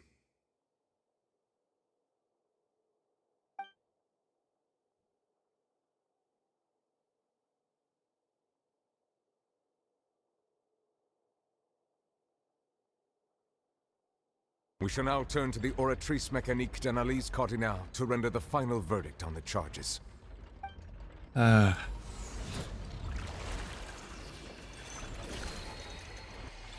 And not guilty. The Archon probably still has According to stuff the judgment extract. of the Oratrice Mécanique d'Analyse Cardinale, Farina is... Not. What's wrong? What's the Oratrice's verdict? It just declared her to be innocent. No. The Oratrice also displays a guilty verdict. Isn't that correct then? However, the exact wording of the verdict is thus. The Hydro Archon, guilty, to be punished via the death sentence. The death sentence? That's actually one of the available sentences? I've always thought that it was just a myth. The one and only time the death sentence has been handed out at the court, and it's been given to the very person we've worshipped as the god of justice? What an unexpected twist. Huh. Been sentenced to death by the Oratrice? We just wanted to use the trial to show her the seriousness of things so she'd tell us the truth. How did things escalate this quickly? This outcome is indeed quite strange. According to Fontaine's current definitions of justice, as well as its recommendations for criminal sentences, is this sentence really appropriate for the crimes that have been committed? Yeah! Even Fauché wasn't sentenced to death by the Oratrice. You know, the real evil mastermind behind the serial disappearances case. Instead of Farina, the Oratrice rendered judgment on the Hydro Archon. Indeed. Not only is Farina's sentence overly excessive, the very point of our trial today was also to prove that Farina has never been the Hydro Archon in the first place. But now, the Oratrice seems to have deliberately invoked the title of the Hydro Archon. What does this mean? The Hydro Archon got cursed a long time ago. Excuse me, if I may interrupt. Is the trial still going? Fremine! You finally made it. I assume this means you've completed your mission? Mm-hmm. Any mission Father assigns to me will always be top priority. With some help from the other Fatui, Faraday brings up. Oh! That the first prophecy slate? Seems we found it. So the knave privately arranged for Fremine to try and find the missing slate. I looked everywhere and finally found it at the bottom of the sea. It took me a long time to get around some dangerous stretches of water. But has the trial already concluded? Then doesn't that mean I've come too late? Oh no. Father will be disappointed in me. It's not too late, still. Thank you for your hard work, Mr. Fremine. Please allow me to review the record left on the slate. Traveler, I believe that you have already seen the other existing slates, and would like you to come here and confirm their contents. Hi. Huh? So what do you see? What is it? This looks like...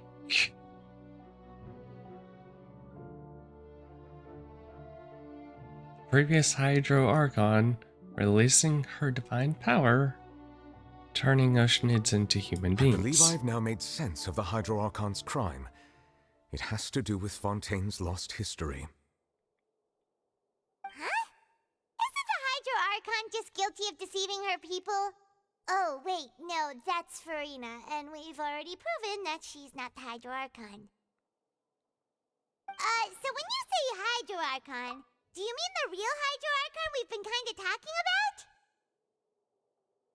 So the reason why Farina doesn't have Archon things is because the previous Hydro Archon gave up all of her power to the Oceanids to make them human, and now it's trying to get all of that back. And that's why the seawater, that's why for Navia's trial, quote unquote, we ended up seeing her doing the become one with us, become one with the old Hydra Archon is pretty much trying to take back everything, and that's why the Primordial Sea is rising, and Farina is cursed to bear witness to this. And this is her sin. This is the former Archon's sin, and she has to live with it. Okay. Let's see if I'm right. In truth, everything that you've encountered in Fontaine up until this point can be traced back to the contents of these stone slates. However, I'm uncertain as to how much sense they currently make to you. An association between the contents of the slates and the events in real life. Let's try to recall the contents of the other 3 stone slates. Paimon will do her best to help you remember.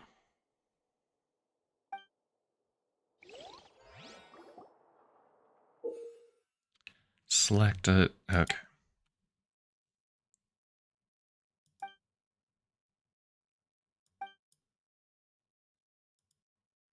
The truth of the prophecy shall be revealed. Well, I more or less did this. Stone slate describes what you just said. It seems to show the previous Hydro Archon using her divine power, and then the Oceanids turn into humans. Does that mean that Fontanians are transformed Oceanids? Oh, Paimon wasn't expecting that. But if Oceanids can turn into humans, then perhaps this process can be reversed as well. Also, we know for a fact Oceans can turn into humans because we've seen it a lot. The second stone slate shows Celestia floating in the sky, and the Hydro Archon and her people worshipping it together. But the heavens still brought judgment down upon them. The sin of creating a different life? This must be the point when the Hydro Archon and the Fontanians were branded with their original sin. Does this mean that the original sin and the Hydro Archon sin are the same thing? The third slate shows the Hydro Archon sinking into the sea surrounded by many people. That reminds Paimon, didn't we also watch that happen to someone else? Well, the fourth slate is the prophecy the Fontanians have been talking about. People dissolving into the sea, the Hydro Archon crying on her throne, and so on. We didn't believe that such a crazy disaster could happen at first, did we? But after that incident, it was just a question of when and not if.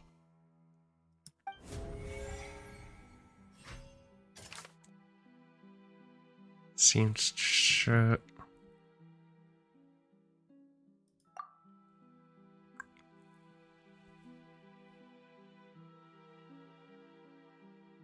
Trying to find a way to bring back.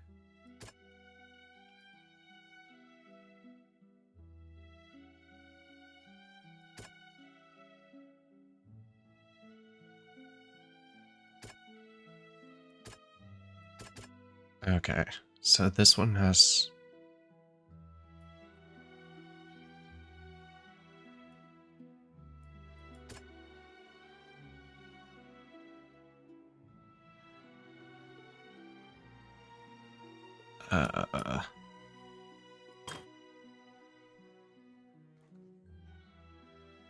Shows Celestia floating in the sky in the Hydra.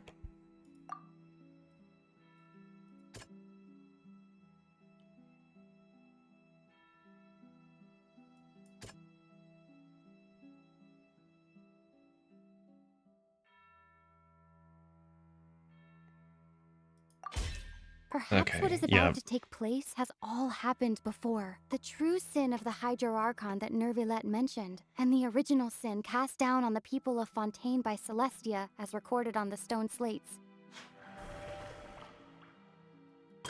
Okay.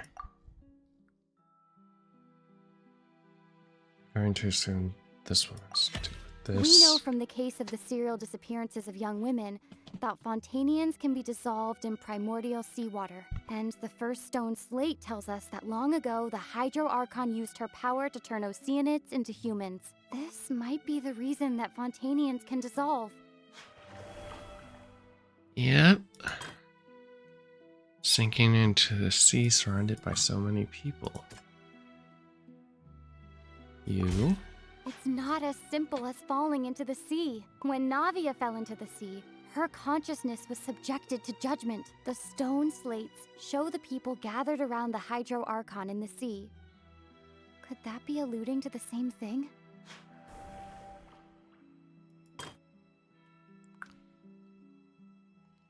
Identical described to the prophecy, eventually dissolved it. That doesn't sound quite... Oh, damn it. The prophecy from the stone slates found its way into society, but not many people believed it at first. The fortress of Meropide was nearly flooded with primordial seawater, which we know can cause Fontainians to dissolve. It seems increasingly likely that the prophecy may come true. If we hadn't dealt with it in time, things could have gone very badly. They'll dissolve into the primordial sea but won't cease to exist. Their essence will flow in the seawater, converge, and take the form of an Oceanid. Yep. The Hydro Archon was sentenced to death in court, shocking everyone present. Perhaps this means that her sin was actually Fontaine's original sin. Mm-hmm.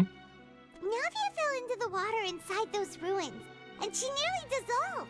She was surrounded by the people of Poisson in a court within her consciousness, and was forced to take part in a trial meant to make her stay.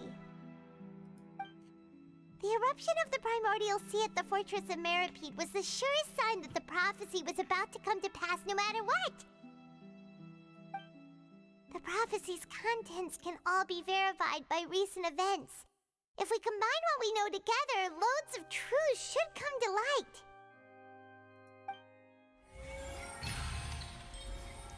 Verification complete.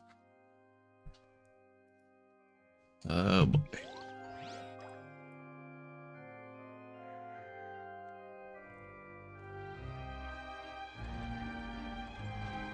Huh? Oh, Paimon gets it now! So that's how you can make sense of it! But then it feels like we're going to have to share some truly shocking revelations. Let's hear them. Well, the first slate reveals that Fontainians are not real humans. Incredible. Linny, did you hear that? We're not real humans. All Fontainians were originally created by the late previous Hydro Archon, with Oceanids as their basis. The evidence for that can be found in how only Fontainians could dissolve in primordial seawater, and how all the girls Vacher dissolved were also turned into Oceanids. Oh, and according to Navia, when she was about to get dissolved, she also saw everyone gathered around for a trial, all of them in the shape of Oceanids. Indeed. The second slate reveals that the crime of the Hydro Archon was her creation of Fontainians from Ocean. Yeah, and it follows from the content of the first slate that she probably angered Celestia by creating humans without prior permission. That could also explain why the Oratrice judged the Hydro Archon to be guilty. It's to account for that ancient sin. The Hydro Archon's true sin was creating us? And yet, after many hundreds of years, The Hydro Archon's creations have turned around to try to judge the Archon within the Opera Epiclese. The twists of history are often the most unexpected of all. As for the third slate, I'm still convinced that Yeah! Isn't the image here just like when Navia fell into the sea? actually, I feel like this one is supposed to indicate that Farina, or the Hydro Archon, will not get to be with her people. And that's where it leads to she tries to join her people, but it then fails. So wouldn't it be trying to show the image of the Hydro Archon also falling into the sea once the prophecy has been fulfilled in the fourth slate? The fourth slate depicts fulfillment of the prophecy, which is already one. In the end, the people will all be dissolved into the waters, and only the Hydro Archon will remain weeping on her throne. Only then will the sins of the people of Fontaine be washed away. Did Paimon get all that right? You've made some keen deductions. I must say, given how much you still don't know, it is impressive that you've already managed to connect so many pieces of the truth. However, while you were able to decode all the information on the slates, they've also been etched with an additional layer of hidden information using a different power source. When we were at the ruins, I tried to decipher the hidden information recorded in the slates. But since we only had 3 slates at the time, I was unable to come to a full conclusion. Now that the slate collection is complete, I shall make another attempt to decipher the narrative recorded within. If everything goes well, we should finally be informed of the unadulterated truth. Yay. Oh god, the truth's gonna hurt. It's really gonna hurt. Well? Did you get it? I believe I should share this truth not only with you, but with all the people of Fontaine as well. I will try to briefly summarize it for you.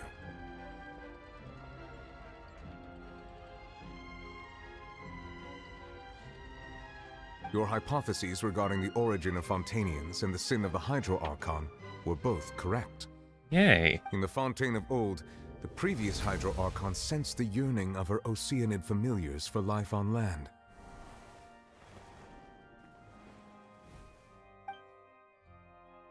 The Oceanids were enamored with the beauty and romanticism of human beings, and wishing to have those experiences for themselves, expressed to the Hydro Archon their desire to become of a similar kind.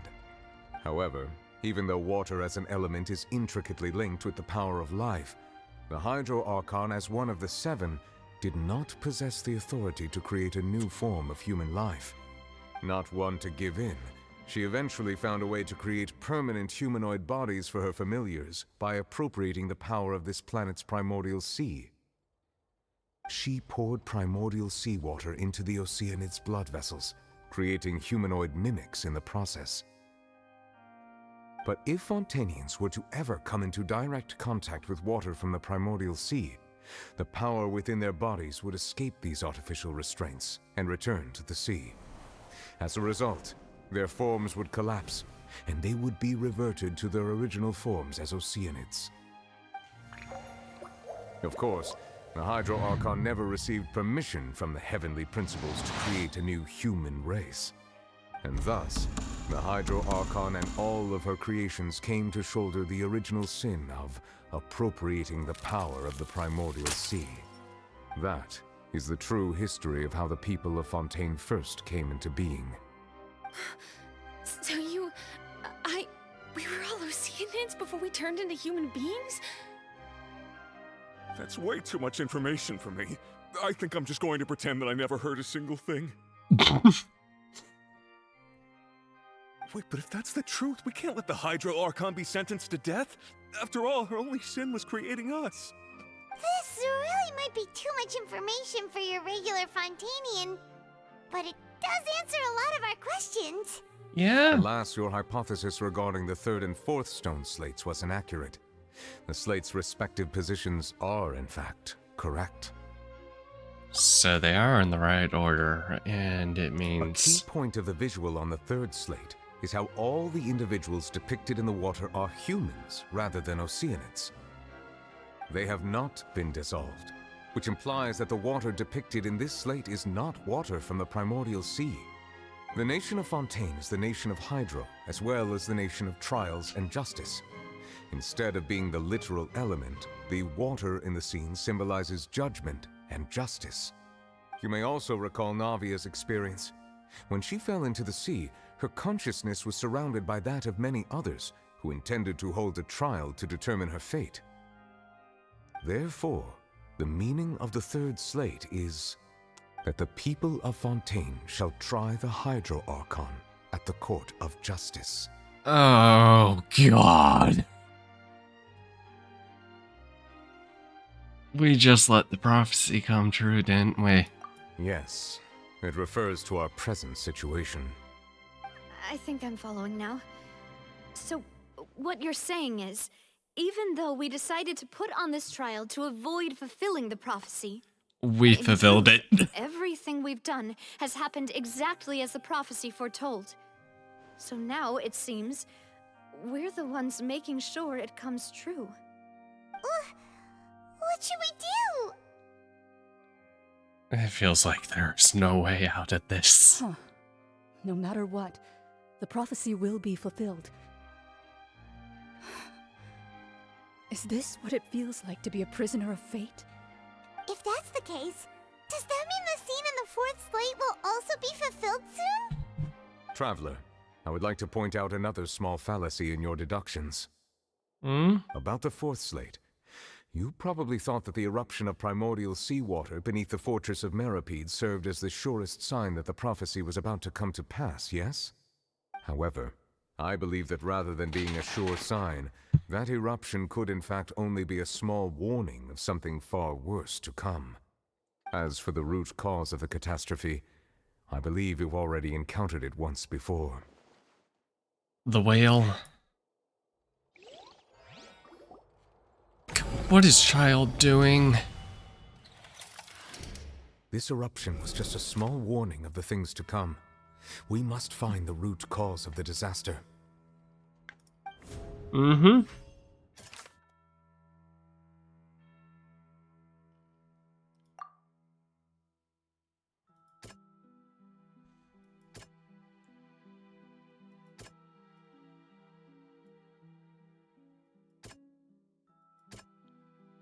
Whale. It was both dream and reality. Oh, God. It's the whales. The whales, guys. Whales. Primordial sea, right? The truth, the original sin, the trial, and the root cause of the disaster.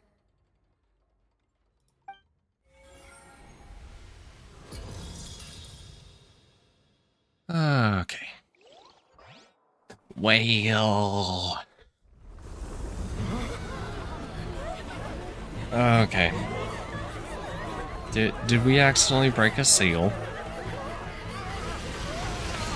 Oh, it looks like we broke a seal.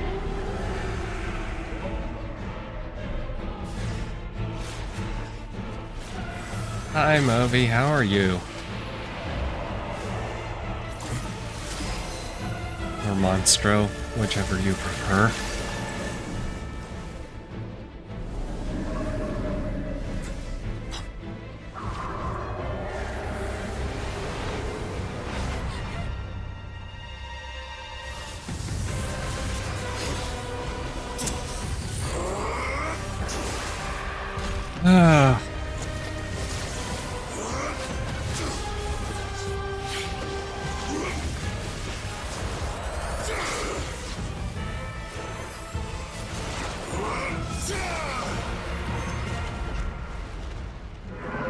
Child. Oh, God.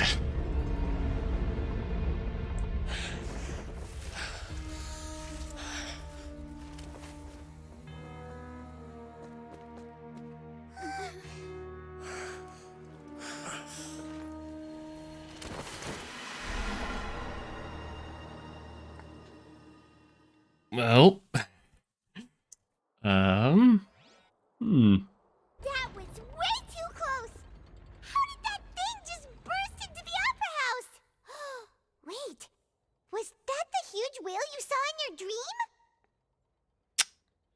I'd wager that is the only one that child saw when he was young.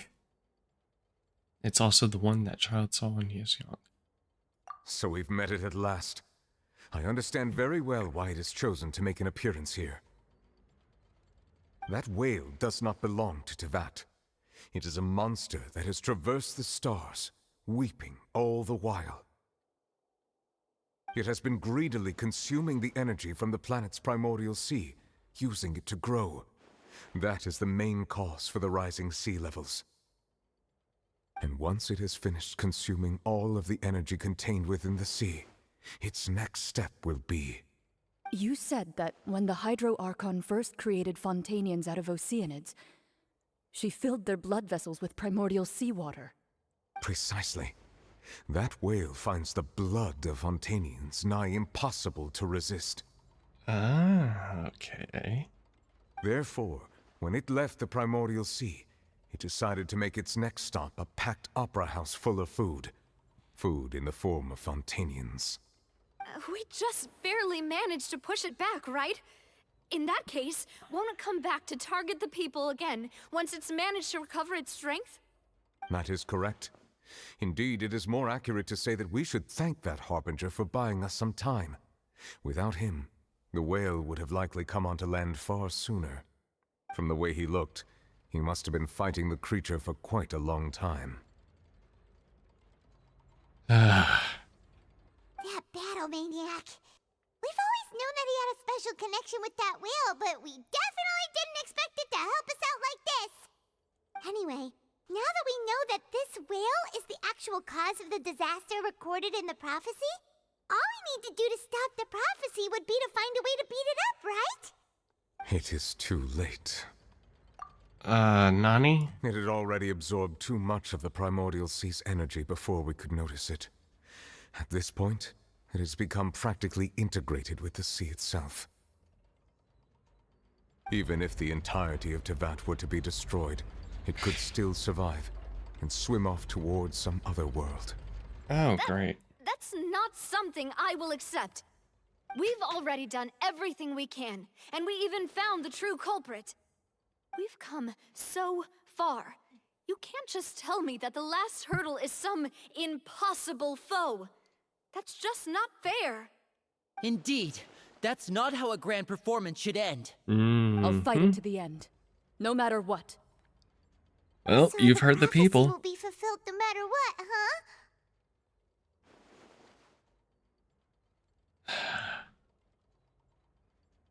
huh? The prophecy.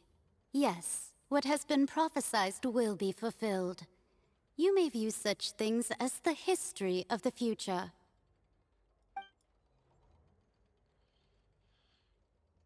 After everything, it still turned out like this. We couldn't fight against fate. Wait.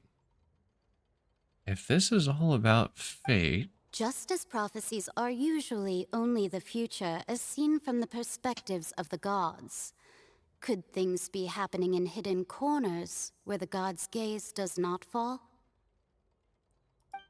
Ultimately, fate shall serve as your only guide, no matter what will happen in Tevat's future. All you need to do is to play your part. Even if there will still be a way to save everybody. Yay! We can't let our fun...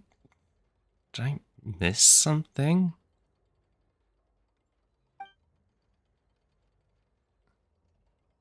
Oh my god. Yeah. What is Farina's secret? What is... Farina, please explain literally everything right now.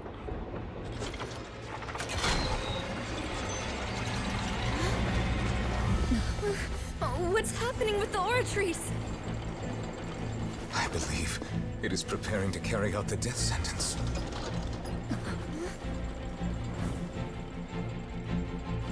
Farina!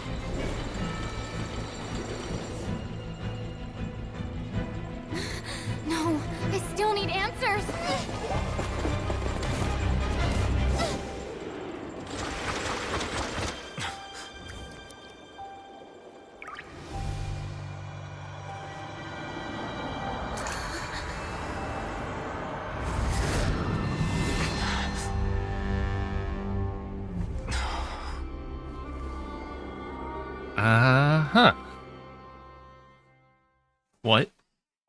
What is this? What is that? Who was that? Why was there a giant sword of justice?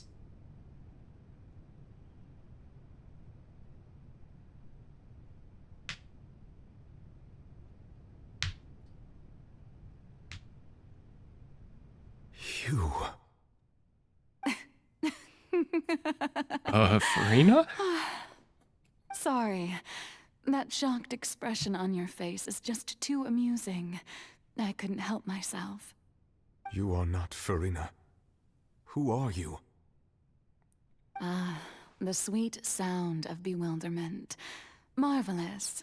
A sure sign that my attempt to deceive everyone was a resounding success. But to answer your question, I am Focalor. You know, the god. Focalor. Why did you deceive us? Oh, that wasn't my goal, of course. Goodness, no. But I had to fool everyone else too, if I was to stand any chance of deceiving the heavenly principles. Deceiving the heavenly principles? It's all because of that pernicious prophecy. Dreadful, wasn't it? Everyone doomed to dissolve. Fontaine condemned to be flooded. One was not amused. In fact, one was positively bemused when that problem was thrust upon me by my dearest predecessor. That's the former Hydro Archon Egeria for the uninitiated. It hardly gets more disastrous than I a needed a refresher. preordained national catastrophe. Now does it? She knew full well that the prophecy would surely come to pass. And as one of the seven, she also knew full well that one defies the heavenly principles at one's peril. So yes, as you have no doubt surmised, it was a rather impossible situation that I found myself in. I spent a terribly long time mulling it over, alone on the ocean floor. And I was almost growing barnacles by the time I finally realized there was only one possible solution to this confounding conundrum. Which is? I had to outwit the heavenly principles, allow the prophecy to be fulfilled, ostensibly at least, while saving everyone at the same time. I'm a genius, I know. I can only assume that's why Egeria chose me as her successor. Although, looking back now, it was hardly the inheritance one dreams of. Between the task of saving the nation, the quotidian duties of the Hydro Archon, and not to mention the original sin of creating a new race of humans, I dare say she left me quite a colossal mess to clean up. Yeah, it does seem like that. One can only play the hand one is dealt. I did not choose this, any more than I chose to be one of her Oceanid familiars. So you were also once one of the Oceanids, transformed into a human by Egeria's hand? Yes, I was. I always dreamed of becoming human. And I still do, even now. In my eyes, to be human is to be part of the greatest opera ever known. After becoming a god, I separated my divinity from my body and spirit, leaving behind only a self that was as naive and bewildered as my past self on her first day as a human being. The me you see before you now is that divinity. And the human counterpart I left behind, I named Farina. Okay. She could feel joy, sorrow, and everything in between. She could be as vain and conceited, or as meek and vulnerable as she wished. Her strengths were of a kind only a human could possess, as were her shortcomings. But in my eyes, Farina's humanity was what made her perfect. She was perfectly human in every way. The person I always wanted to be. Anyway, so then I cursed her. All part of the plan, of course. God. The plan to deceive the So heavenly anyway, I principles. cursed her. Do you still remember the final scene of the prophecy? The Hydra Archon alone, weeping on her throne. In order that the prophecy might appear fulfilled, I invited Farina to be an actress, to play the part of the Hydro Archon in the prophecy. Under the curse I placed on her, so long as I, Focalor's divinity, continued to exist, she could not die. But nor was she free to live her life in the pursuit of happiness. Instead, she was forced to take the stage in the opera house, to embrace the role of leading lady, to forever play the part of the god from the prophecy, all to create a deceitful appearance of that prophecy coming to pass. I suppose now you probably understand why your court is called the Opera Epiclese. But Farina is only human, isn't she? Even though she has had a long life, her mind is no stronger than that of any other ordinary human being. I cannot begin to fathom what she has had to endure. It must have been torture for her. It has indeed. And although she is, in a sense, me in human form, I most definitely owe her an apology for it.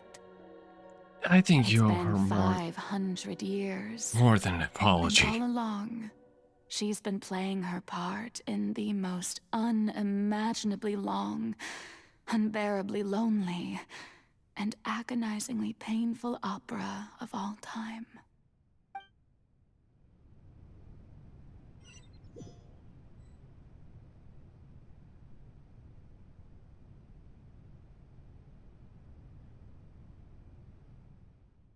I came into contact with Farina's tears. If I remember correctly, tear was sufficiently strong hydroids that I collected, just like I did with the ocean. This be Farina's inner world?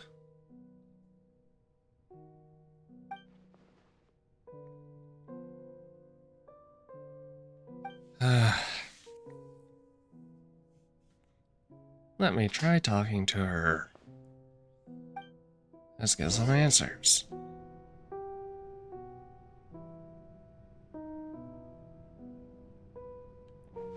Hey, Farina, you're gonna talk to yourself. Hope you're okay with that.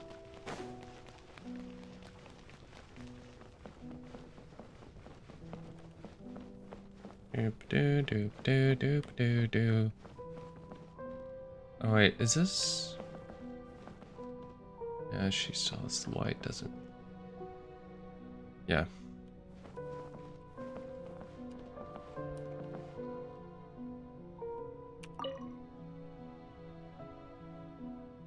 Oh, who permitted you to come onto the stage?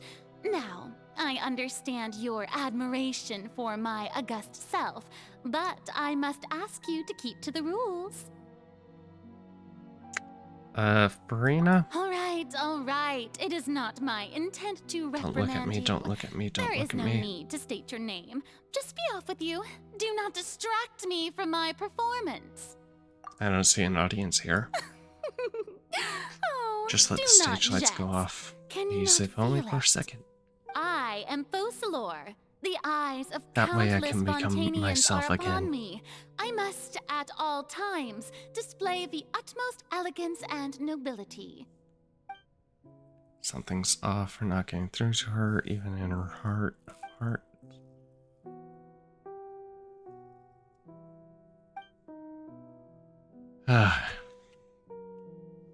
I have to find a way.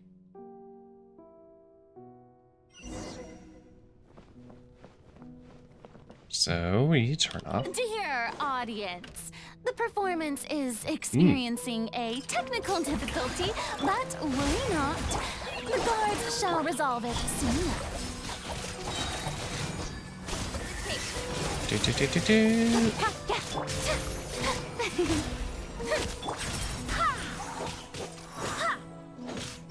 Try this on for some speed of light.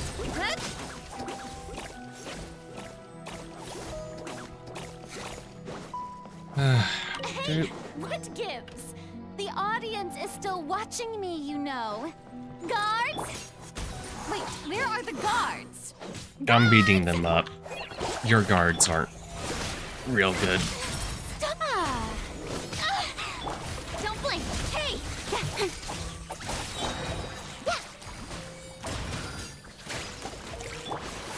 Nowhere to hide. Wait. I swear by my sword. Let my name echo in song. Oy.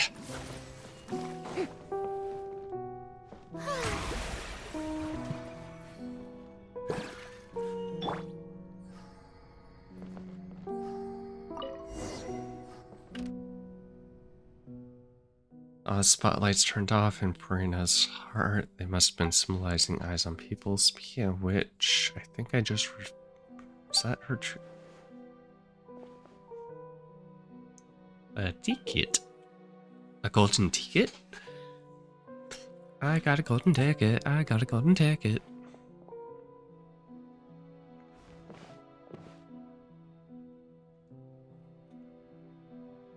Show me how you truly feel, Farina. Scene 1, before a mere Farina.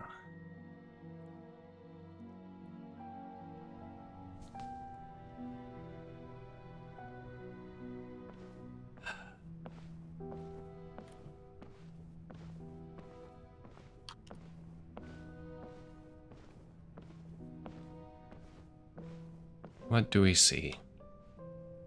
Farina. Farina. Huh? Who's that? Who's calling me? Where are you? Be not nervous. Be not afraid. I am before you. Wait a moment. You're mirror me? How can this be?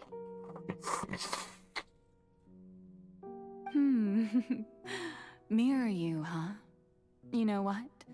That's not bad. Let's go with that. Mirror me? What do you wish to say? The prophecy. Have you heard of it? What prophecy? Wait. I know. I think.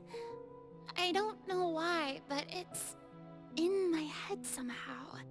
The people will all be dissolved into the waters, and only the Hydro Archon will remain, weeping on her throne.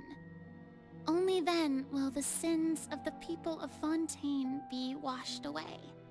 Oh, very good. You know it well. What's going on? I can't seem to remember anything clearly. The only thing I know for sure is this prophecy. Will it really come to pass? Yes, it will. And that is why I've come to you. Disaster will come to Fontaine sooner or later. Things will develop just as the prophecy declared. There is no escaping it. But doesn't that mean everyone will die? I'm a Fontainian just like them. Will I dissolve too? Oh, don't worry. Magical meetings exist in this world precisely to give people a chance to turn things around. It is the reason why you met me today. I will tell you how to save everyone, but you may have to suffer somewhat. Oh, so there's still hope after all. Goodness, you frightened me. You spoke so much and with so much certainty.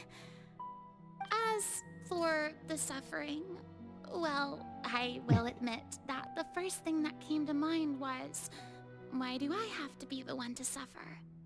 But if the prophecy will come true, I'll also die anyway, right? So if I've already met you as my magical meeting in this world, if there were scales, with all the people of Fontaine on one side and my pain on the other. Is it not obvious where the scales should tilt? You truly are the perfect human, my ideal. I suppose this would also be the justice that belongs to you. Huh? Don't worry, it's nothing. Listen well. Fontaine has just lost its Hydro Archon. I need you to play a role, that of the new Archon. Play as a god? That's right. You must begin a never-ending masquerade. You must never let anyone suspect your identity. If you can keep it up, then I shall have my way of defying this prophecy. But should your identity be revealed, then all hope will be lost. But how will I do this? A human assuming the role of a god without being exposed. Don't worry. What you must do is not to turn yourself into a real god. You simply need to play the role of a god as humans imagine them to be. Being a human yourself, I'm sure you already know what such an entity would be like. Remember, your true challenge will not be pursuing divinity, but contending against humanity. I'm still not sure I understand, but I'll try. I'll try to do this. So, There is no try. how long am I going to have to play this role? To accomplish this mission, you will have to stay on the stage for many, many years. You will endure and not grow old until your task ends. But I promise you, all will eventually end in a magnificent and dramatic trial, and everyone will be saved. A trial, huh? How exciting. I'll be looking forward to it. Scene 2, Ascension Speech Farina. They are throwing a lot of story at you. And because of that, there's...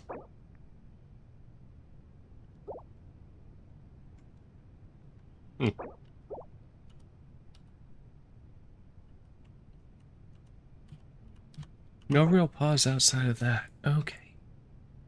Give me a moment.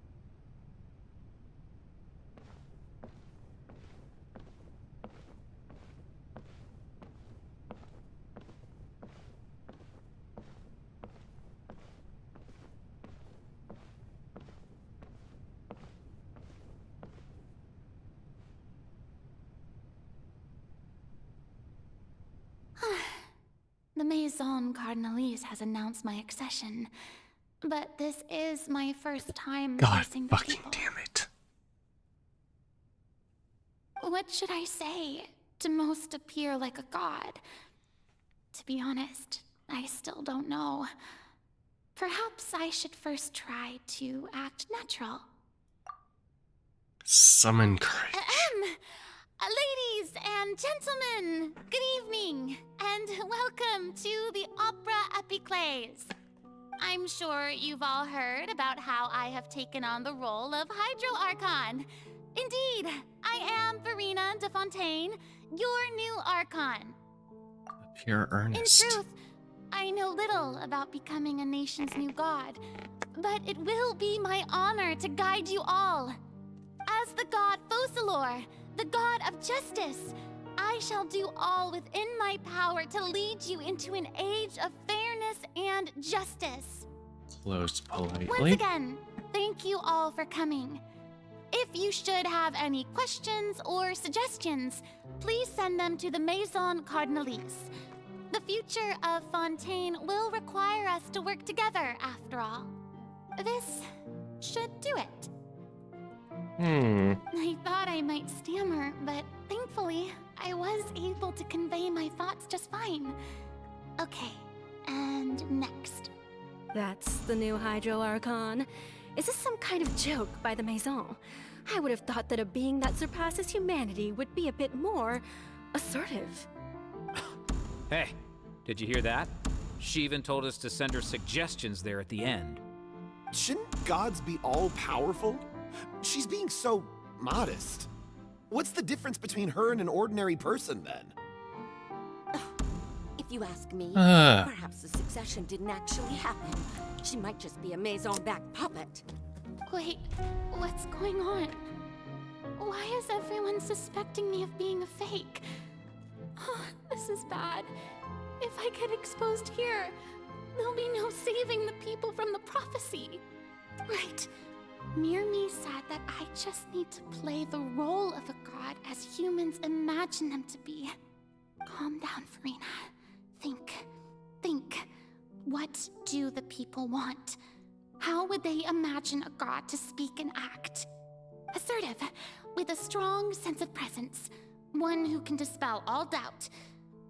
That is the character I'm fated to play.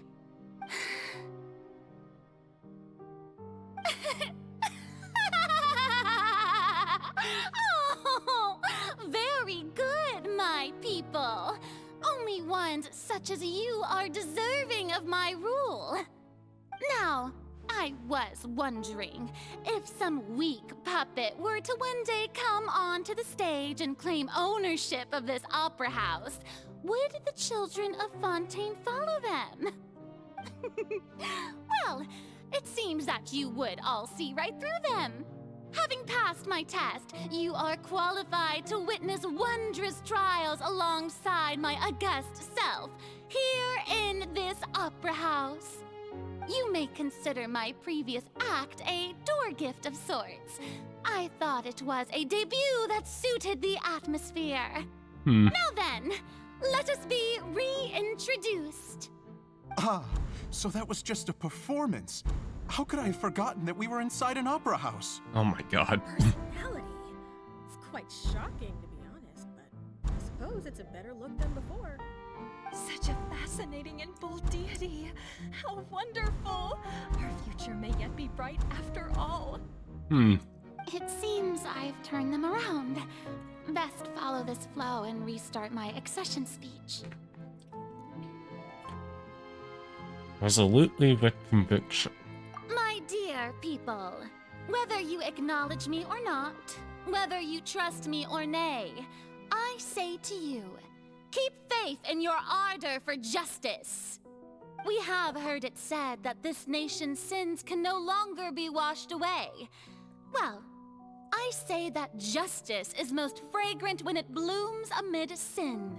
Turn up the drama. The scales of justice should not weigh heavy in the hands of its God. On one side, it must carry fairness and justice. And on the other, praise and applause. May law be the prayer on our lips. May judgment be our worship.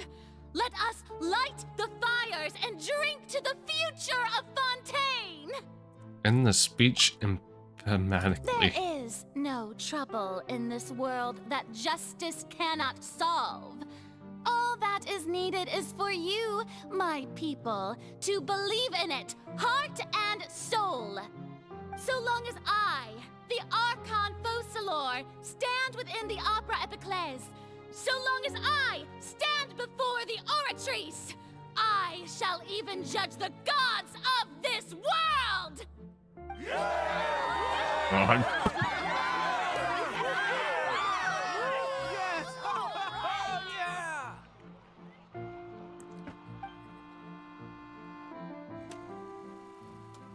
Scene 3, Opera House, Farina.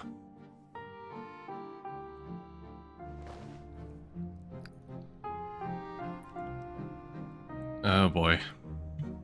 The real tedium.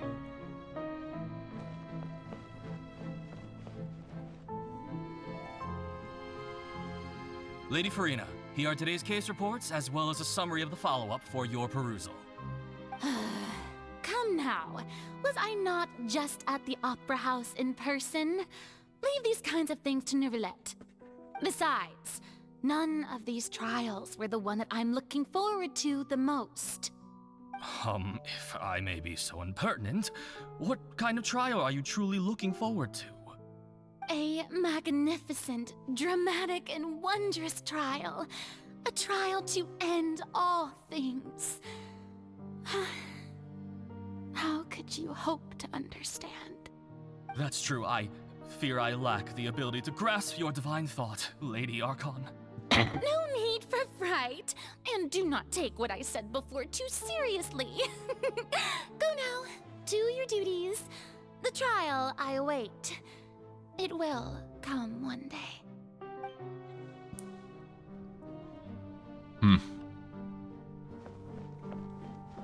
Doop. Lady Farina, I don't know what to say. Thank you for agreeing to see me. No need to thank me. Or rather, thank your own sense of perseverance instead. Long have you stood in line to meet me, have you not? Oh, I'm afraid that's just an inevitable consequence of my divine charm. All right, Deoteria, is it? How is your son's illness? You remembered me, and you knew of my family too. Of course, I am a god. He is doing much better now. In fact, he is far more of an ardent believer than I. He was the one who forced me to seek an audience with you, and to bring your words back to him. Oh, good. Very good. If this should happen again in the future, please do not hesitate to come and tell me. Going down to citizens' homes every so often, while not usual practice, should serve as a fine change of pace. You're such a gentle and wise god. Thank you once again, on behalf of my son.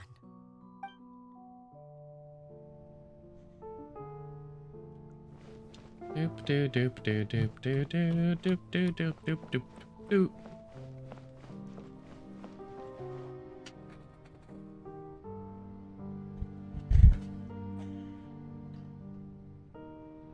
Lady Farina, here are the latest hydrological reports. As for the specific parameters you asked to take note of, I'm afraid things still don't look good. I see. It's as I thought then. As your god, I did already expect this, but I wanted to see how far your human wisdom would allow you to analyze it. All manner of signs indicate that the prophecy will still come to pass. Forget it. That's not something you need to worry about right now. Well, as I understand it, the Fontaine Research Institute is also trying to find a way to counter the rising water levels. Really? Have they found anything? I'm afraid that they haven't found any effective solution thus far.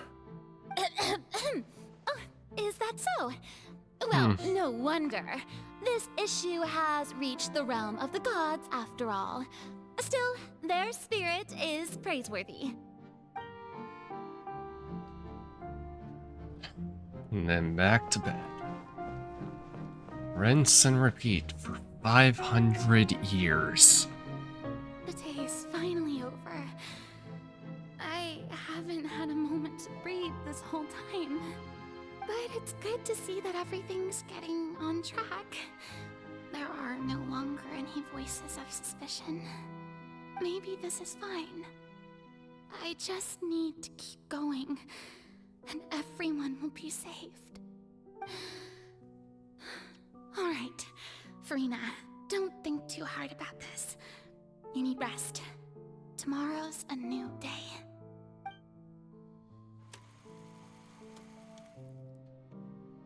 Scene 4, Opera House, Farina. Lady Farina, here are the new trial reports for the latest cases, as well as a summary of the follow-up. There'll be no need for that. I've seen them already. There's no need to go back over scenes I've witnessed in person before.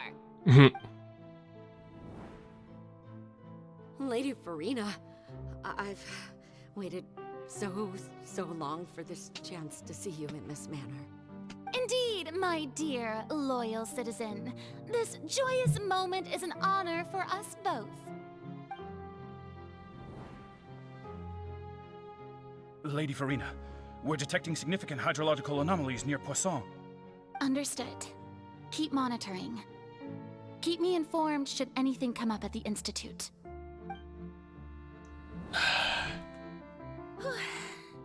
I don't think I let anything slip today. I must show the people that there is nothing to worry about. I just don't know when these days will end. I feel utterly exhausted. Best to rest early today, too.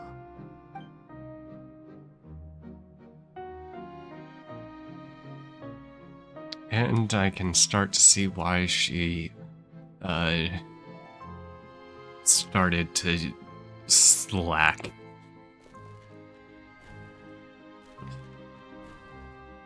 Because, my god, this would...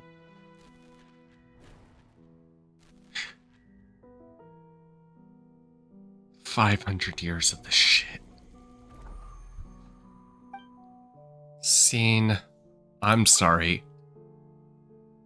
Lady Farina, 108,000. it's like a dream being able to speak with you up close like this. I've heard that the first member of our family who was honored to receive an audience with you was Madame Deoteria, almost 20 generations ago. And what a fine family yours is indeed. It brings me great joy to meet such a faithful believer, a descendant of a line most ardent. You sound like you're gonna cry. Surely you exaggerate, Lady Farina. You sound like you're gonna cry after hearing My lady? 20 generations. What is it, good citizen? Are you crying? Uh-huh. Really now? Oh. I didn't even notice. This must be the overflow of hydro from my person. Well, can't quite help being the god whose dominion is the waters, can I? No wonder. No wonder. A manifestation of your power, then. Oh, Archon, I am honored to have witnessed it. Honored indeed.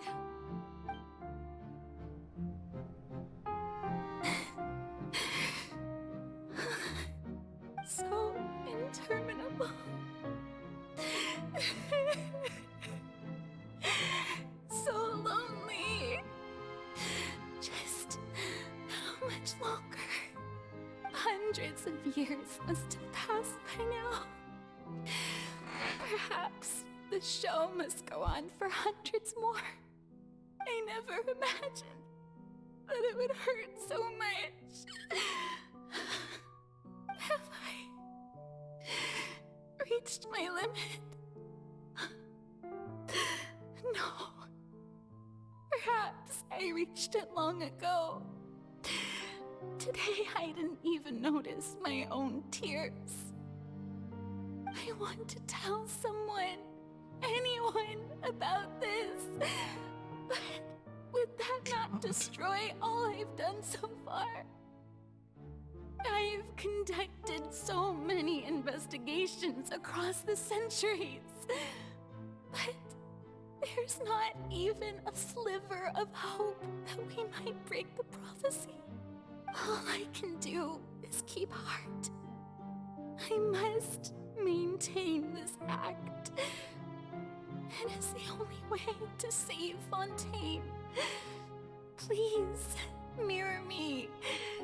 You have to succeed. Oh.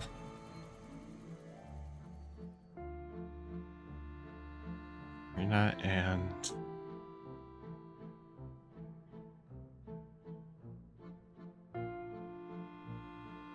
Farina, you don't have to shoulder this burden alone.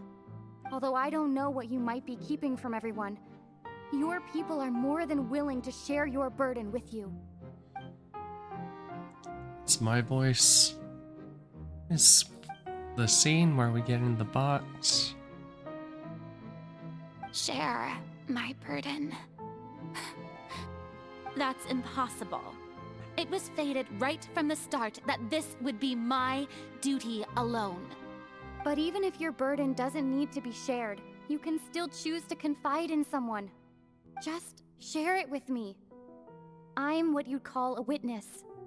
A witness? Yes, I've heard that you came to Tevat from beyond the stars, yes. In other words, you never belonged here. And if Tevat is, in its entirety, a show on a stage, then you're just a spectator, aren't you? Supposedly. If that's the case... She's right. I could confide in her, couldn't I? But if things don't play out as expected, the people of Fontaine will be the ones to pay the price. No, Farina. You shouldn't be selfish. But what if it's really all right? Farina, you've worked so hard for so long. Surely it would be okay to put yourself first for once. Just this once. She was so close. Such an outrageous thing to do anyway. To find someone in whom you can confide your frustrations She and sorrows. was so close. Surely it could not hurt. If you let this opportunity slip through your fingers, it might never come by again. Think about it. Long and hard. We didn't have the time.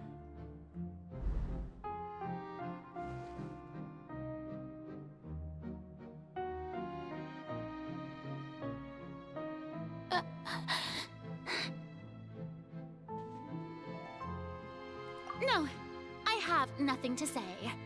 I am Farina, the Archon of Fontaine. Everything will surely get better. All you need to do, dear spectator, is to witness my performance until the curtains fall.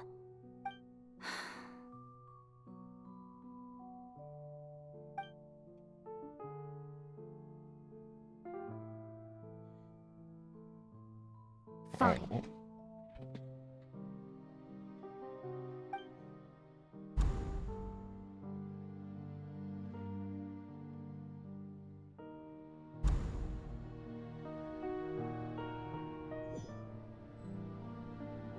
So even Farina doesn't know the truth? You've never once let her in on the full plan? Yes, it had to be done. Oh my god. To deceive the heavenly principles, you must first deceive yourself. She did very well. If she had let her resolve falter even once in these 5 centuries, Fontaine would have been doomed to the most tragic fate. It seems that trusting humanity was the right decision after all.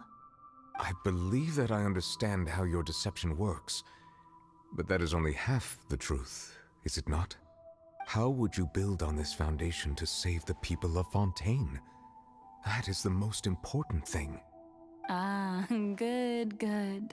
Of course, the Iudex of Fontaine has pinpointed the crux of the issue. I'm sure you've long sensed that the Oratrice is no simple machine, yes? I've always suspected that it had its own consciousness. And Lenny did mention that he heard a human voice within the core chamber. It now seems that that person was you, hidden within the machine all along. Am I right? And then I became one with the Oratrice, taking Fontaine's gnosis with me. Yes, it would seem so, wouldn't it? Alas, your understanding of this device still lacks sufficient depth. In truth, it is no enactor of justice. It is, in fact, a device created to kill the god of justice. Oh. I beg your pardon? Oh, you have it. And to be more precise, not only will the Oratrice take down the god of justice, it will also take down the divine throne upon which she has been placed. I mean, did you think I would be the sort to enjoy peaceful repose while Farina suffered? My work over these last 500 years has been to constantly accumulate indemnitium within the Oratrice. But really, some have already discovered that only a small fraction of the energy generated by the device was ever used to provide power to Fontaine. The vast majority has been, had to be, accumulated to enact this death sentence. It was all a part of your plan then? Both the trial and the sentence? Indeed. This power, accrued over 5 centuries, could have sustained Fontainians for millennia had it only been used for that purpose. Almost all of it has now been stored within the Oratrice. But only power of this magnitude could hope to destroy the Hydro Archon's divine throne, shaking the rules established by Celestia and breaking through the institution that is the Seven. So the Oratrice's call for death was for neither Farina nor Focalor, but for the Hydro Archon. The destruction of that divine throne. If I do not misunderstand your intent, you must be... Returning what's rightfully yours to you, of course. In other words, this was all done to return the authority of the Hydro Archon to the Hydro Dragon of this planet. But...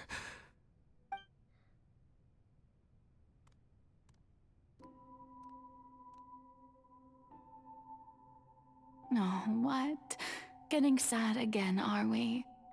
The authority of the ancient dragons shall soon be yours once more, O Hydro Dragon Sovereign.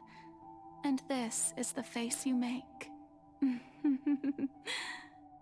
All you've done throughout the years is just so you can sacrifice yourself at the very end.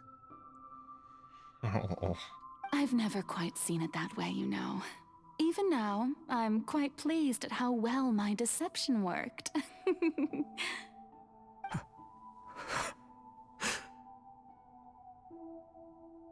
Nervlet. You good? Hydro Dragon, don't cry. I must say, had it been within my rights, I would have loved to judge the heavenly principles themselves. Were they not guilty of essentially the same crime? Egeria stole the power of the primordial sea, and the heavenly principles stole the power you ancient dragons possessed. I, for my part, am the god of justice. And is it not just that your original powers should be returned to you? Speaking of justice, I have always believed that justice lies in the process of pursuing human existence itself. So, if the theft of the primordial sea's might was Fontaine's original sin, then Leaving matters of procedural right and wrong aside, the descent of the Fontainians as humans and their right to exist in this world would be Fontaine's original justice. In other words, existence was Egeria's justice, and to me, justice is the continuation of that existence. Defying the prophecy and ensuring that Fontaine's people shall live on, that should be the justice enthroned over all others. At this point, we, whether it be myself or all other Fontainians, have shouldered the burden of this sin for far too long. Iudex Neuvillette, the highest judge in our land, when you regain your full power as an elemental sovereign, what verdict shall you pass upon us? So when I was invited to the court of Fontaine to serve as Iudex, I see now that that was your idea too. At last, I now understand the true purpose behind this position. In the beginning, I was uninterested in human existence. But these 5 centuries of living alongside them have gradually brought about mutual understanding between us. And I have even attempted to feel as they feel. You are a devious one, Focalor. Things being as they are, surely you know that I could never declare them to be guilty. Oh. Jeez. The hour of my execution is almost here. For the sinner, the curtain call has come. I know I may not sound it, but faced with death, I find myself a little afraid. Perhaps this is one thing both gods and humans have in common. Oh.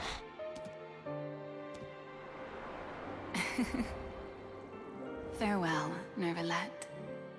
I hope you've enjoyed the part you played these 500 years.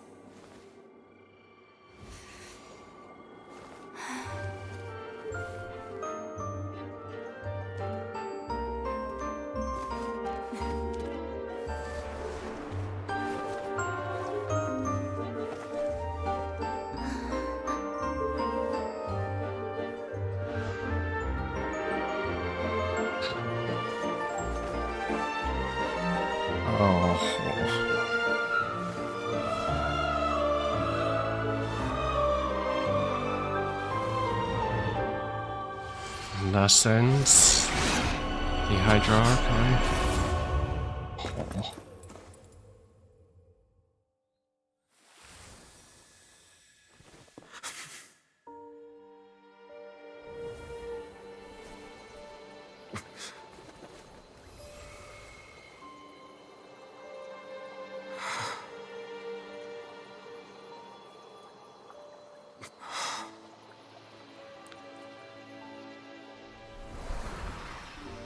How are things on our end? Right.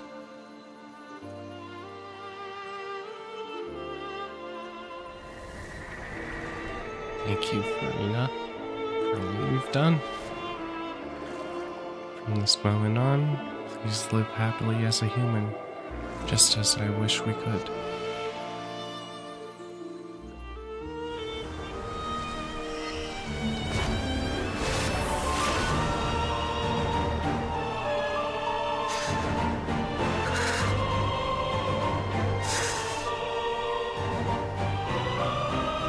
I, Iudex Neuvillette, hereby declare, people of Fontaine, your sins are forgiven.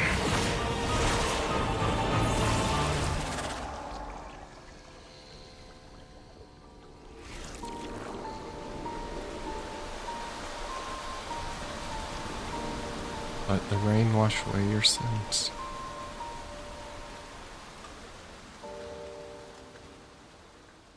Hydra Dragon, please don't cry. I'm gonna cry too. Damn it. Oh god. Yeah, that definitely hit kind of hard. What just happened? Has the death sentence been carried out? Was that bright light some sort of misdirection? I have a feeling that something huge just happened. But since we're all still alive and haven't been dissolved, I assume whatever happened was good for us. It's time to end this. We must mete out punishment to that beast. Didn't you say just a moment ago that it can't be defeated? Nah, I have gained the strength sufficient to deal with it. Through certain means, I now have the ability to separate the power of the Primordial Sea from that creature. We should seize the opportunity to pursue our quarry. You obtained power just now. Traveler, now that the oratories can no longer function, I require an executor to help me mete out justice. You mean me? The root of the calamities befalling Fontaine. The beast that enacts the prophecy. Its name is the all-devouring narwhal. Come with me, traveler. Fucking narwhals. The hour of execution has come. Okay. We gotta go narwhal hunting.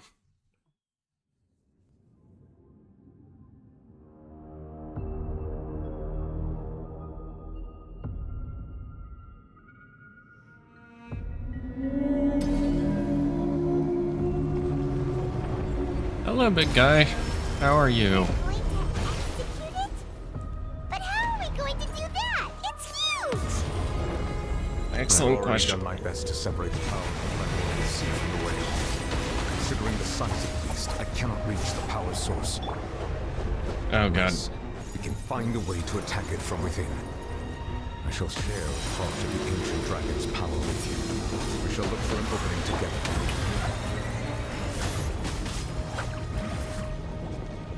I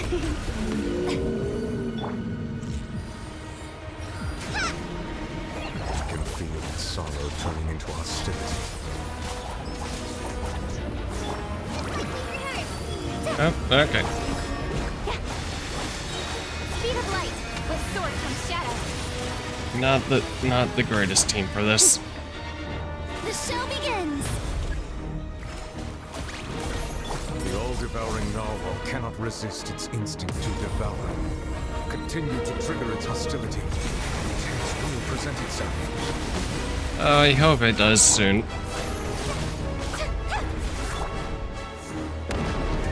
Okay, where are you?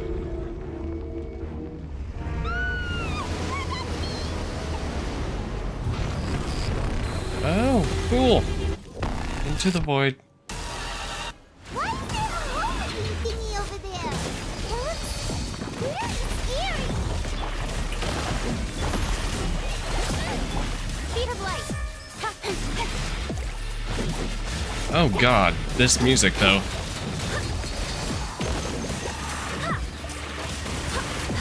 Oh, so this team sucks for this. Do not fear. Seize the moment and use my power to suppress its root from within. Don't blink. Wait, hear me. Shit, did they get the frickin' Speed of light. Hey. Did they get Vanguard sound for this or what? The show begins. 'Cause this sounds like something that would be in Punishing Pretty Raven. Don't blink.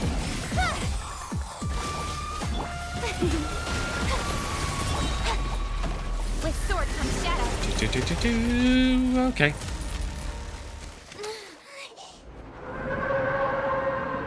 Hi, Mr. Narwhal. How are you? You're down. Okay, Nervalate, your time to shine.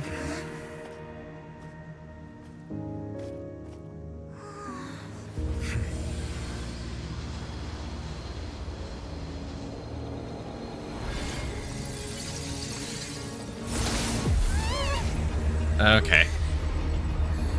Yeah, of course there's another phase. Why wouldn't there be? Who are you? Child? Bye, child? Okay. Oh boy, who are you? Who are you? Thanks for helping with the cleanup. It should have been my job, but... oh well. It was just supposed to be a short private training session for me. I didn't think that my disciple and my master's pet would start brawling in the meantime. Well, actually, I had a feeling that it would happen at some point, but they bumped into one another earlier than I thought. What a blunder.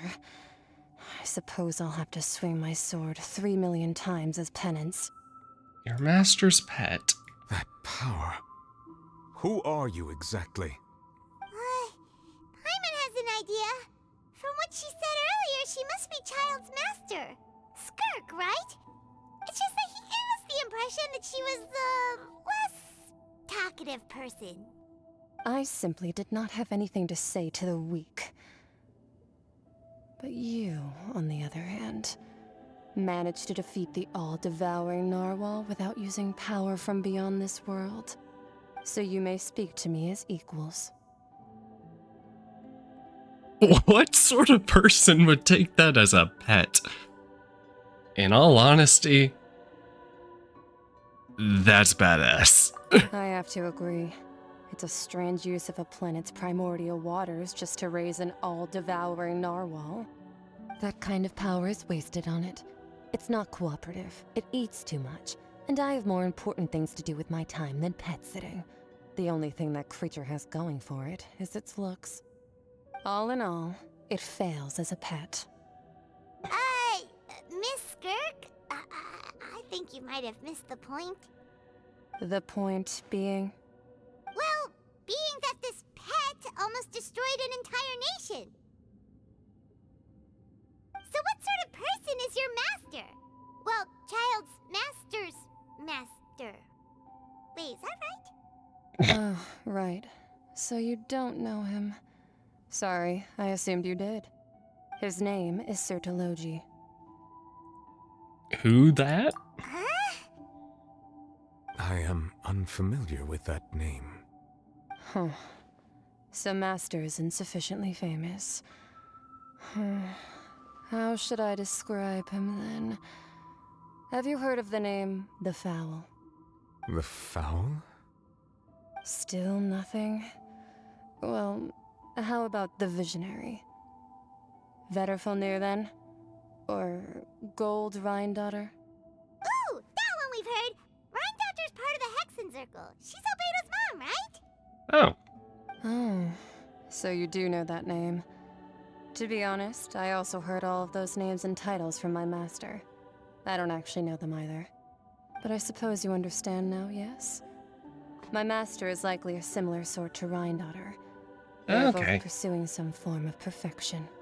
Wait, didn't you also mention a visionary person? Paimon didn't quite catch their name. Actually, never mind that. I believe it expedient to inform you that the all-devouring narwhal used up nearly all its strength fighting you. Oh, good. Such roiling hydro energies will prove difficult for the planet's deep seas to digest. As such, the Fontaine back on the surface has most likely been thrown into chaos. In other words, the prophecy that you've been fretting over should now be in full swing. Great. There's little to be surprised about. It's only natural after all. The prophecy surely will come true. We knew this and accepted it. However... Not to worry. Focalor has already managed to deceive the heavenly principles.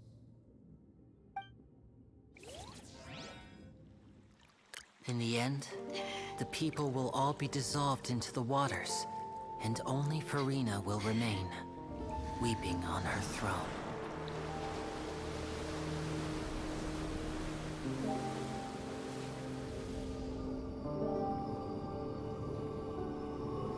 Only then will the sins of the people of Fontaine be washed away.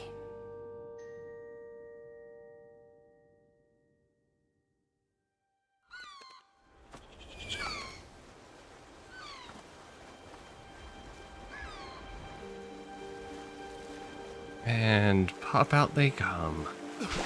Yep.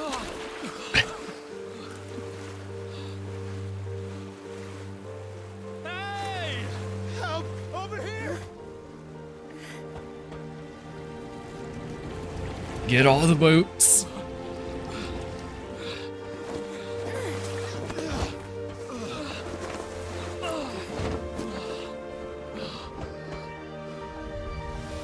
Well, I guess they're now all officially human now.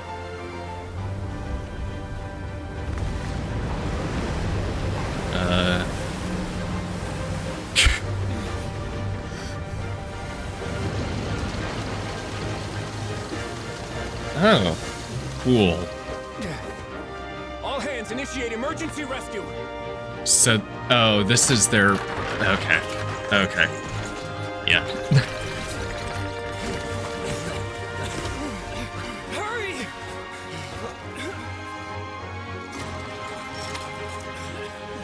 Hey, lend a hand.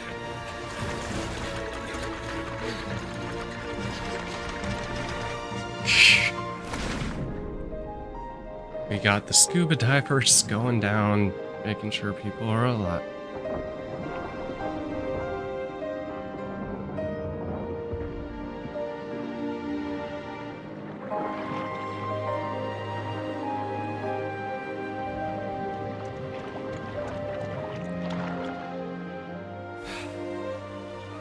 Look, the water's receding.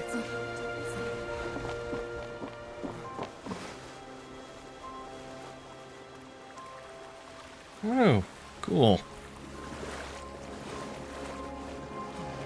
It's a miracle! Water's receding. We didn't dissolve.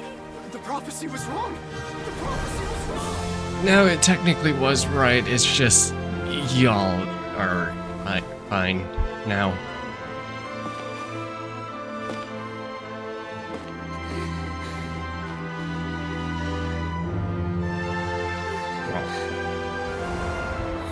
Are you alright? We're saved. The prophecy was wrong.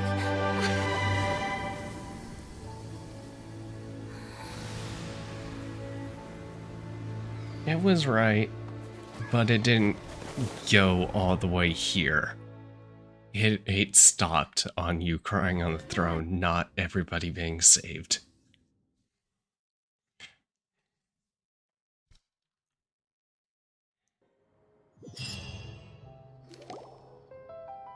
The soil renewed. The Svina di Rasula attacks post-disaster rebuilding. I recently visited Poisson to meet with Miss Navia, spokesperson of the Svina di Rasula, and we spoke about Poisson's present and future. Old soil can still give birth to new bloom, Miss Navia stated. Hope is like seeing a small cookie when you're starving late at night. You just need a little of it. Skyship Winglet, Booner Brain of the Fontaine Research Institute. The various disputes that have arisen on account of Mr. Edwin have suddenly become a shield over the Institute, with Jurier turning out to be a once overlooked hidden gem. People always call the first researcher mad, but few know what to call the second. And should that latter person achieve a miracle, they would find it all the harder to find a word with which to classify him and his team. Wow! Paimon barely recognizes the people in the reports. Are those really Jurier and Navia? They sound like real big shots. We just didn't meet them in that capacity. They may have been real big shots from the What start. do you think? Pretty enthralling, huh? The Steambird's idea was pretty simple. With the disaster just having passed, we would print a free edition packed to the margins with good news to calm people down. The value for these big scoops lies in their inevitable follow-ups. We'll publish further reports and go into the stories behind those people. Edwin's Ooh. assistant, Jurier, created a true flying ship, while Navia is leading people in the reconstruction of their home. I'm sure that these stories could draw even your well-traveled eye. These articles do make me curious how things will play out. Paimon's curious too! Wait a minute. Didn't we watch everything happen from start to finish? What's there to be curious about? And that's exactly why I'd like you to come conduct interviews with me. Oh. You're the best incubators of news, if you haven't noticed. And also, with you around, I'm sure I'll get to see that Duke. God. Are you sure? Hasn't he turned you down several times already? Oh, A this time will journals. be different. Come on, let's head to Poisson first, and then make a trip to the fortress. There are some things you'll only know when you get there. Hmm? Oh my.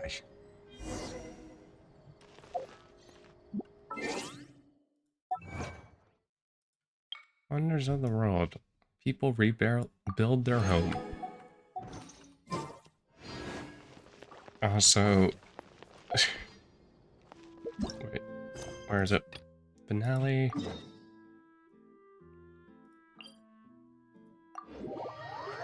Oh, I don't know how I managed to beat that stupid thing with this horrific team, but okay, I'll take it.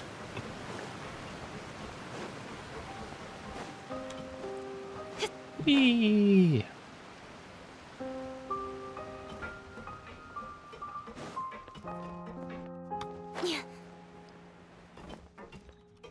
Is that Fatui?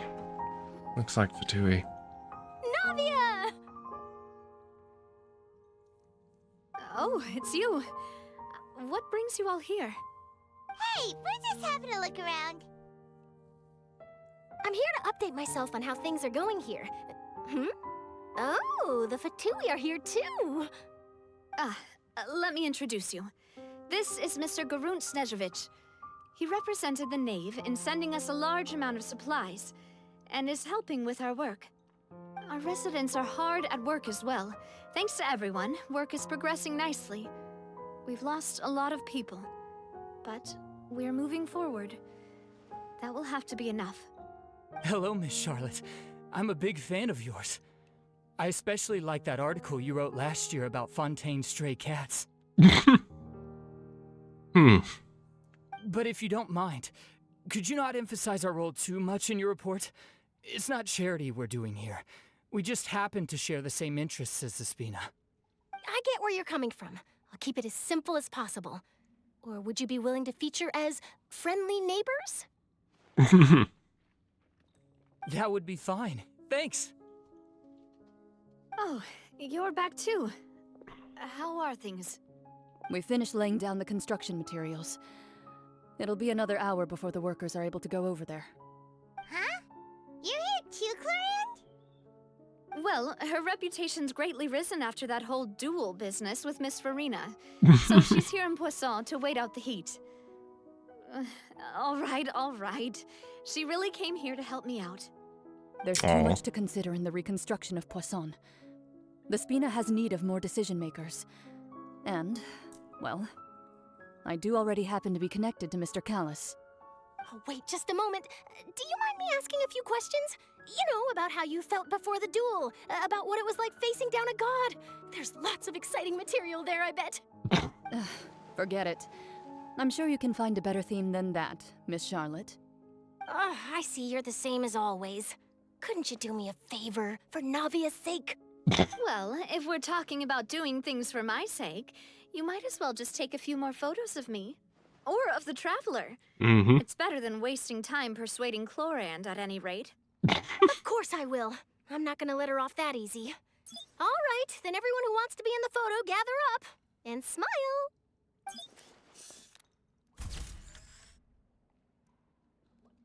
How did it go? Was it a good shot? Did Paimon look cute in it?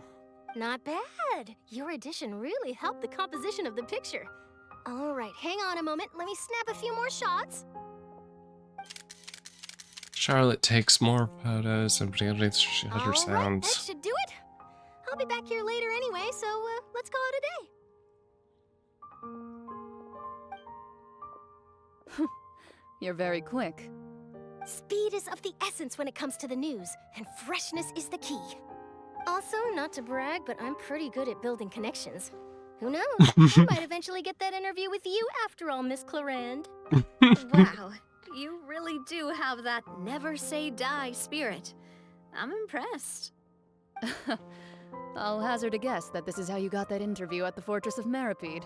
You already knew she was going? Whoa, you're well informed. Let me make a guess too. I asked Sijuin, who told Monsieur Nervillet, and he told you, right? That's a very complete information chain. In truth, all Monsieur Neuvillette asked me was, When did the fortress become so friendly towards the media? I told him that it was best not to speak too soon. There's no guarantee that Ridesley will make a personal appearance. You're right. I've got to treasure every moment I have with them. In which case, I'll be making a move first. Stay safe now. And tell me if you hear anything interesting. I'll treat you to afternoon tea in exchange.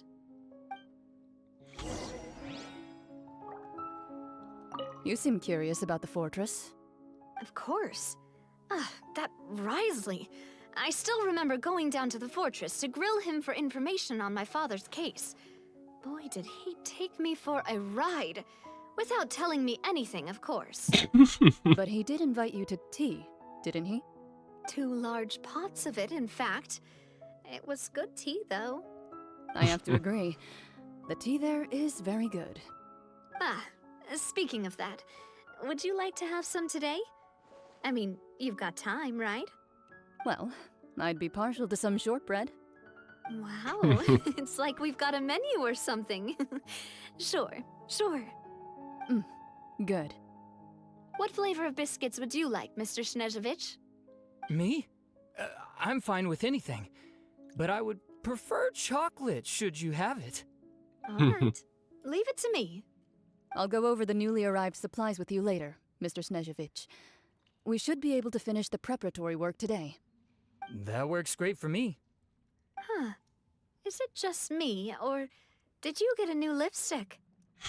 I did. It was a gift from Sijwin. Want to give it a try? I think the color would suit you, too. It's nice seeing those two actually getting along. I'm sure her father would actually be really happy of that.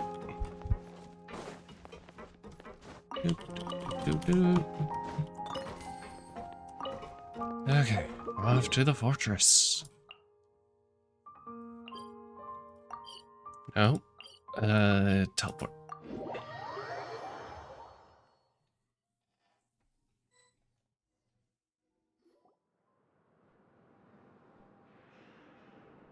Wow, guess we're here again, huh?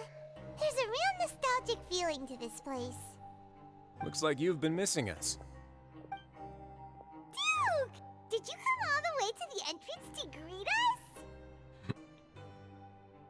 Of course.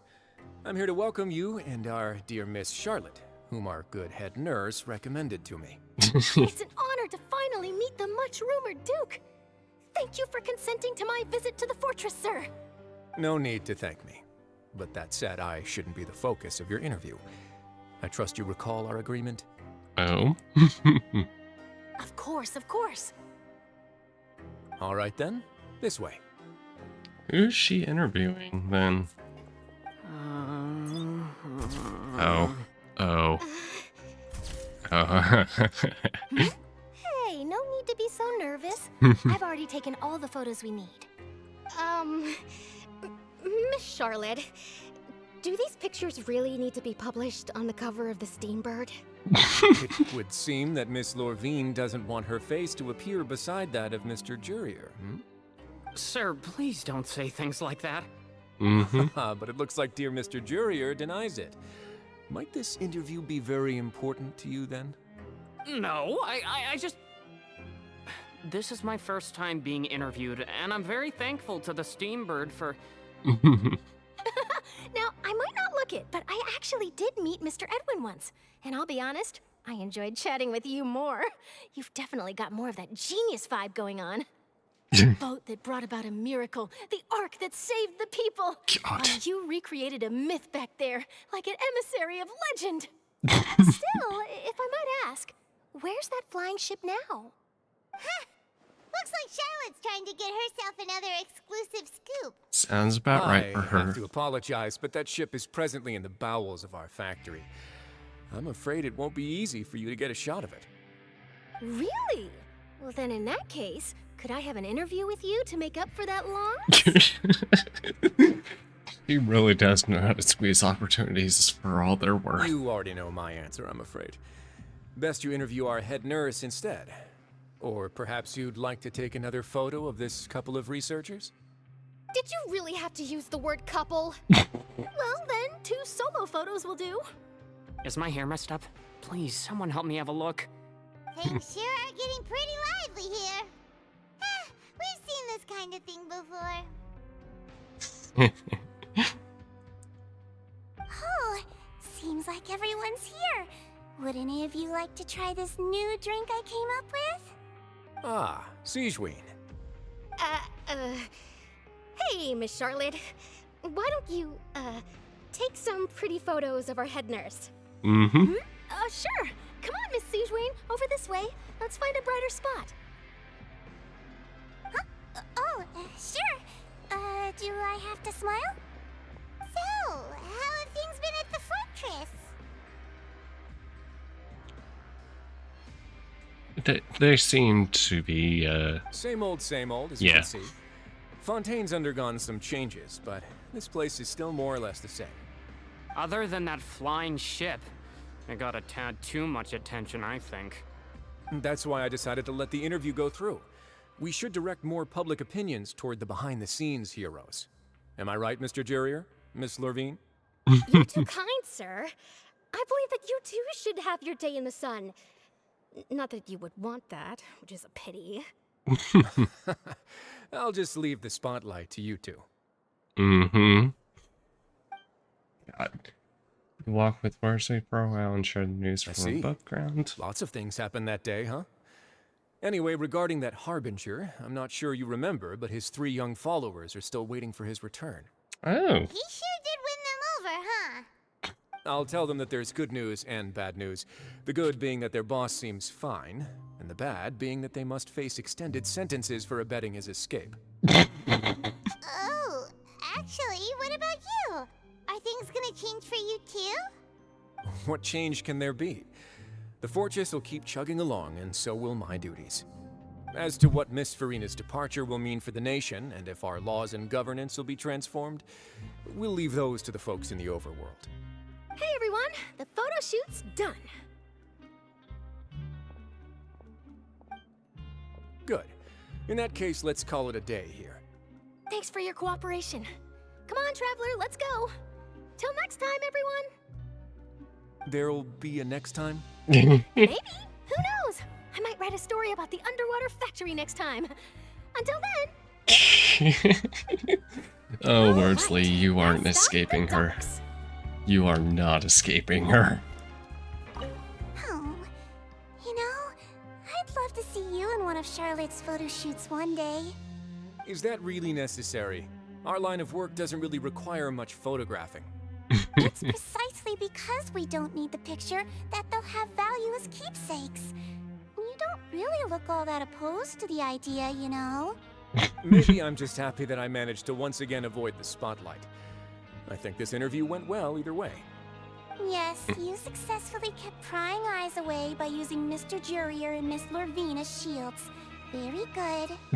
You should be happy for them. They have a bright future ahead of them. Speaking of those two. Here are the interview notes. They mentioned that the flying ship may have many uses in the future, and the journalist asked me what I thought of them. Seriously, how would I know anything about that? Flight is just flight. Whether people want to use a flying ship to broadcast good news or organize weddings is none of my beeswax. Wedding?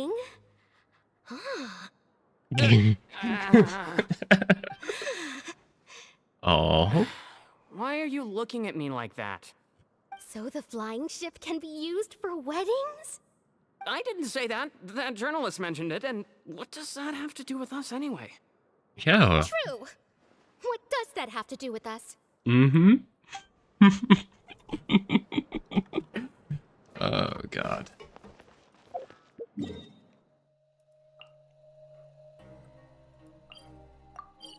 Statue of the Seven.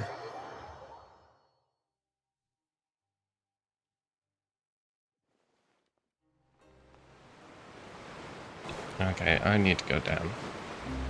Which means... that's this way. Whee!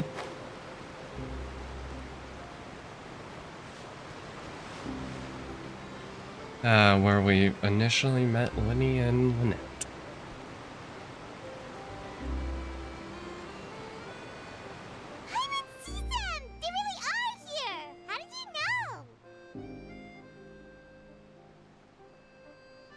Navia mentioned that she stayed in touch with Linny and the others after working together. Apparently, they've been at the docks distributing these strange pockets the whole time since. Traveler, Paimon. Ah, and Miss Charlotte, too. Would you like a magic pocket? What sort of gadget is it?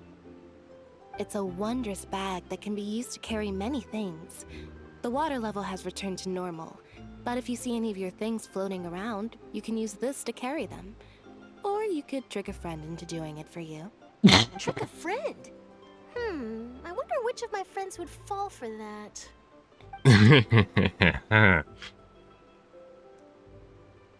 You could just make a friend like Fremine here.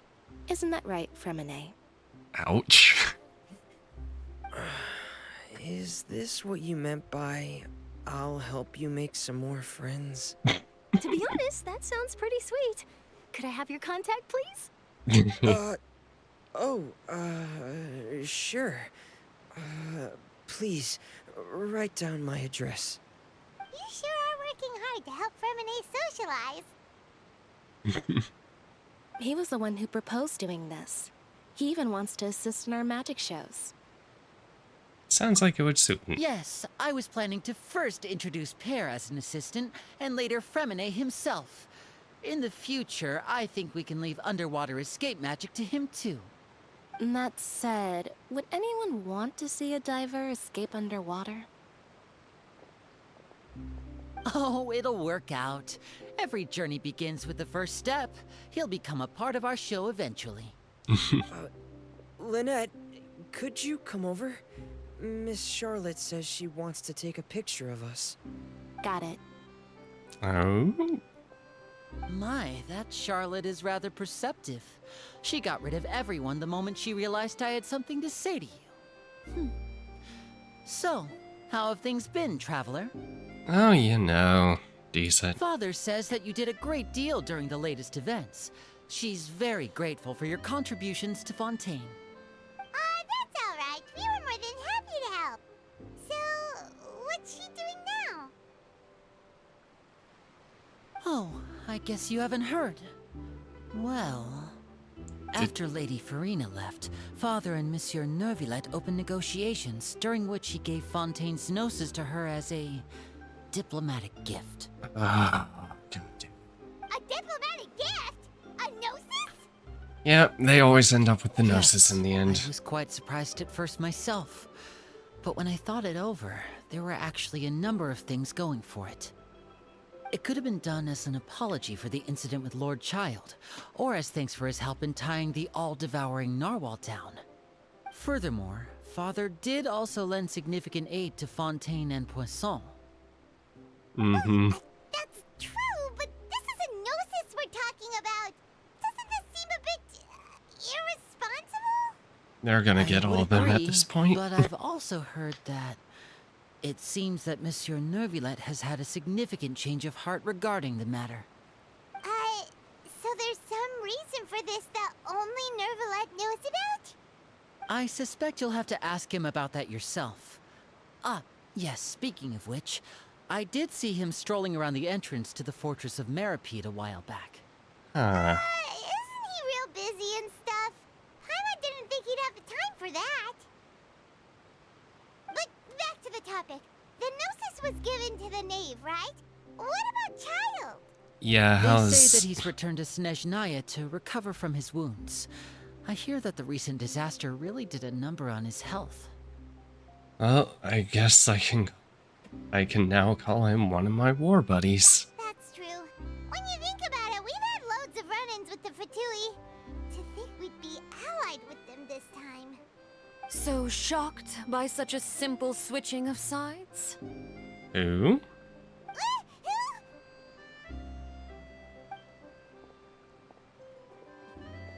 Father!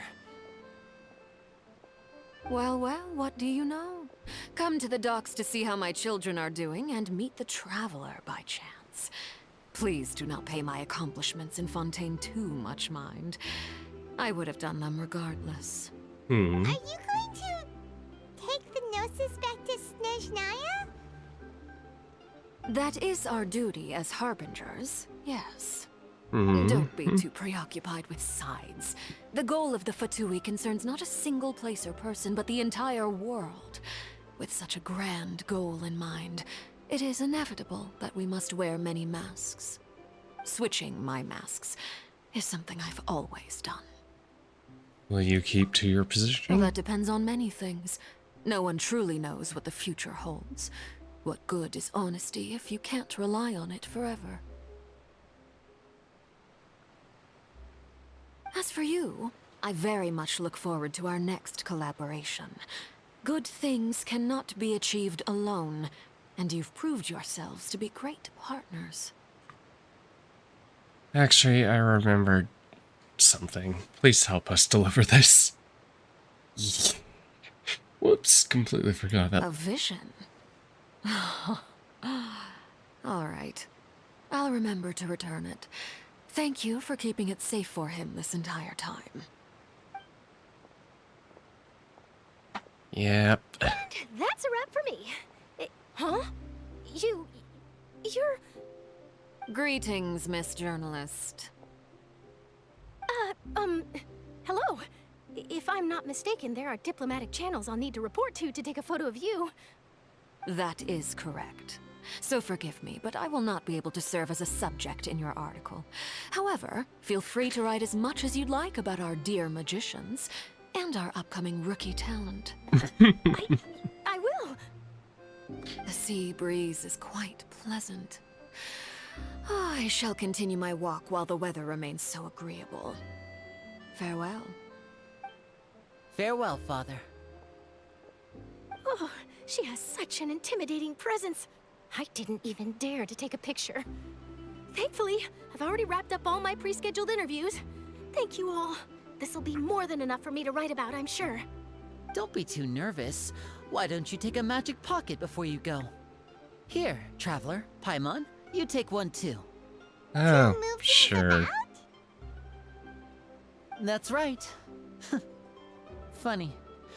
I was giving Yeah. out magic pockets when we first met too. And what do you know? I'm doing the exact same thing right now. So many things have happened, but the pockets are still the pockets. I guess this must be life. We will all follow our own paths, and serendipity will lead you to your fated friends. All right then. We'll be handing out pockets in some other districts later, so we'll get going now. Have a good day, you two. Bye-bye. Well, guess we sent Charlotte, huh? Shall we go see what Neverlette's doing? Of Yep. course he's not so busy that he doesn't have time to chat anyway.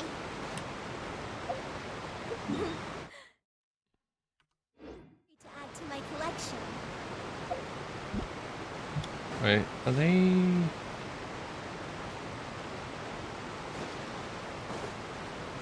No. They aren't around for me to get any extra dialogue. I can't wait to give her my... Does not seem like it.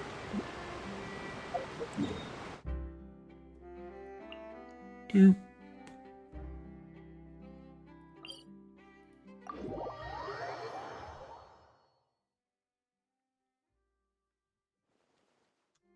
Doop doop doop doop doop.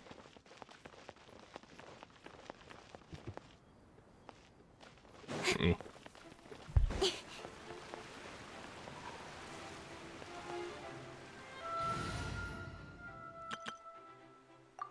Oh. You. Who's our target this?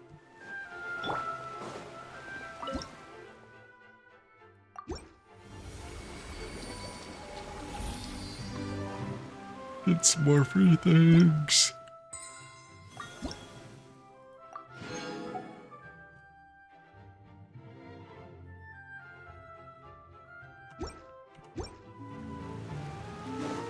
Do do.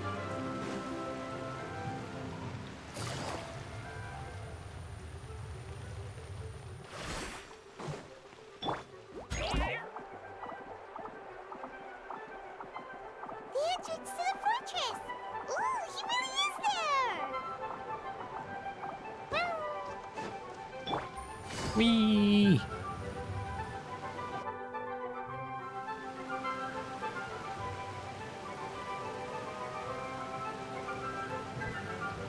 you really are here, Nervalet? Paimon didn't think you were going to have free time this hour of the day. Really? Oh, I suppose you must have met Mr. Linney. He took the time to greet me earlier when he passed this way. In any case, you came at a good time. I was just considering reaching out to you to set up a meeting, so I may explain some things that I haven't had the time to before. Aw, Paimon's glad that you remembered. Thank you for keeping us on your mind, what with you being busy and all. Alright, let's have it then. How was Fontaine actually saved? The whole business is still quite the mystery to us. It is strange how words can often leave a bitter taste in the mouth when it finally comes time to say them out loud. Nervalet, sigh softly before telling. Whoa. So that's what happened? I only saw Farina's part myself. Focalor destroyed the divine throne of the Hydro Archon and restored your power to you, transforming you into a fully fledged elemental dragon sovereign. But Paimon still doesn't quite get what you did to save the Fontainians from dissolving. For me, the authority of the ancient dragons refers to absolute control over the hydro element. Fontainians were incomplete humans born of Egeria's use of the power of the primordial sea, with constitutions similar to that of mimics. But so long as those primordial energies remain within them, I could use the ancient dragon's authority to grant them true blood, after the fashion in which life was first brought into being on this planet. Ew. In other words, when I gave my verdict, Fontainians became true humans, and thus would naturally no longer be dissolved by water from the primordial sea. And Focalor must have counted on you to make that decision as well. Your verdict was the key to making the prophecy appear to have come true while saving everyone. that the Fontainians were finally truly born. And in a manner of speaking, Focalor finally managed to fulfill the original Hydro Archon's wish to turn Oceanids into real people too! It seems from your expressions that you still have more things you wish to ask. Ask away. I will tell you the truth as I know it. About the initial verdict that was passed on Child. I have investigated his case along many avenues, and I have learned that he once fell into an unknown chasm when he was young. There, by chance, he awakened the all-devouring narwhal. But whether it be by sentiment or reason, that should not have been enough to consider him the root cause of the disaster. At most, he would have had tangential liability. As for the judgment passed by the Oratrice during the trial, whether it was due to that liability by association, or Focalor deliberately using him to buy time for us on the assumption that he would be able to hold the creature off, I cannot say. Guess Focalor had Fontainians in mind the whole time. In the end, it was thanks to her that they finally became real humans. Hang on a second. Paimon suddenly got another question. Back when Fontainians hadn't yet become real humans, were the children they had also transformed Oceanids? Life has always flowed like water. Do you recall how Fontainians would often come to the Fountain of Lucine to pray for children? Yeah, Lynette said the fountain is where all the waters in Fontaine converge. In truth, even those couples did not know that such prayers were no mere custom, but instead a form of ritual. Those Oceanids who were blessed within the spring water would later descend as new humans in the coming months. Paimon sorta gets it now. Either way, seems like this ritual won't be of any further use, but it'll probably live on as a local custom. Ask away. I will tell you the truth as I know it. Fontaine's future? Yeah, about that. Risley said Farina has already left. What's that all about? Ah, Lady Farina. The people are only aware that her death sentence has not been carried out. She abdicated the post of Hydro Archon and left affairs related to that title to me, before leaving the Opera House.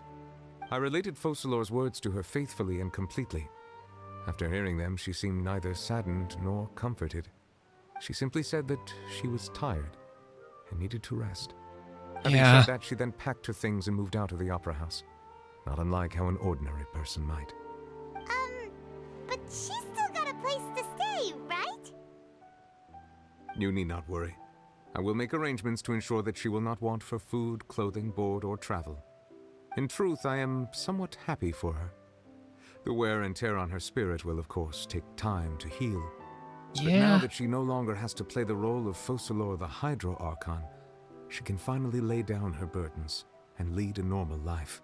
What about you then? What are your plans now that you've regained your full powers as the Hydro Dragon? After Focalor passed on, the Oratrice also ceased to function. This matter will directly affect our trials. After much careful consideration, I've decided to take over its role in our courts. From now on, I shall hear cases and pass verdicts by myself. Looks like you're still considering stuff from the perspective of the Udex, huh? He does As an take his job elemental very dragon, there are seriously. indeed many things that I must do. But this power and this duty, in a manner of speaking, you could say that both were granted to me. As such, before I attend to my other responsibilities, I must first and foremost continue to serve Fontaine as its highest judge. The duty of the Hydro Sovereign and the duty of the Udex shall coexist within my person. Additionally, Very busy the Hydro person. Archon's departure has brought about another problem, which is that the Opera House shall no longer produce indemnitium. That's true. That power was derived from the people's faith in the Hydro Archon, wasn't it? Wait, but the various mechs and machines in the city are all still okay. Where are they getting their energy from? As I am now, I have full command over New Musia, and it can serve Oh. as a complete substitute. Another reason why I cannot quite leave Fontaine immediately. Fair enough. This ancient dragon's authority stuff is really quite useful, huh? Ask away. It's I will tell you the almost truth like as I know it. the gods had a reason to steal it. Okay, what's up with the Gnosis, dude? Seriously. Oh, that's right! They say you've given it to the knave as a diplomatic gift or something! We have been trying Leaving to... aside their intentionality, the two Fatui Harbingers have indeed done much for us during this crisis. Yeah? Their sole remaining goal in Fontaine, at least at this point, would seem to be the Gnosis. The Oratrice has ceased to function. The Hydro Archon's divine throne is now no more, and I do not need the Gnosis's power. As Okay. such, it has lost all meaning for Fontaine. Great. If the Fatui have impure designs, then we might as well accede to their request now, and avoid unnecessary conflict. What complicated considerations? Paimon thought you were just giving it to them out of gratitude to the knave and as an apology to Child. Ask away. I will tell you the truth as I know it. Okay, where am I going next? Who am I meeting next? Please tell me it won't be another sassy child. You will soon be heading to Natlan, I presume. I'm afraid that I have little talent as a travel guide, so all I can do is tell you what I know about that land. As far as I'm aware, Natlan can be said to be a nation of dragons. Oh. A nation of dragons? You mean like you? No, I suspect that I would not find myself welcome there. Unlike ancient dragons such as myself, the dragons of Natlan have undergone long years of development and evolution. Large numbers of them have entered a form of coexistence with humanity. Okay. Natlan is also the nation of war. War ravages those Oh. lands like an undying flame. Oh boy. There is one other piece of information I got incidentally from my negotiations with the knave that I believe may be useful to you. The harbinger known as the Captain has thrown his hat into the endless ring of war. Oh boy. Sounds like a real tough customer. Seriously, everywhere you look, there's a Fatui Harbinger doing their thing. Yeah, it's almost like I it's their suggest that job. you fully prepare yourself before going to Natlan. In the meantime, Fontaine's doors will always be open to you. How sweet. Ask away. Oh I god. will tell you the truth as I know it. Yeah, that's it.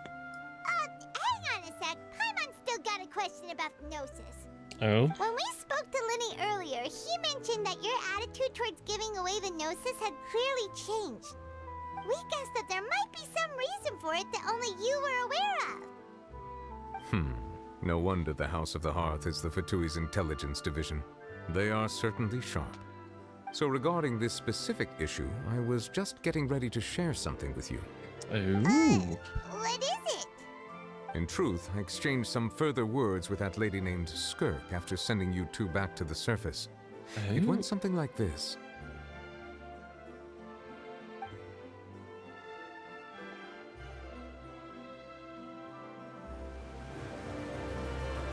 It went something like a loading screen. Got it.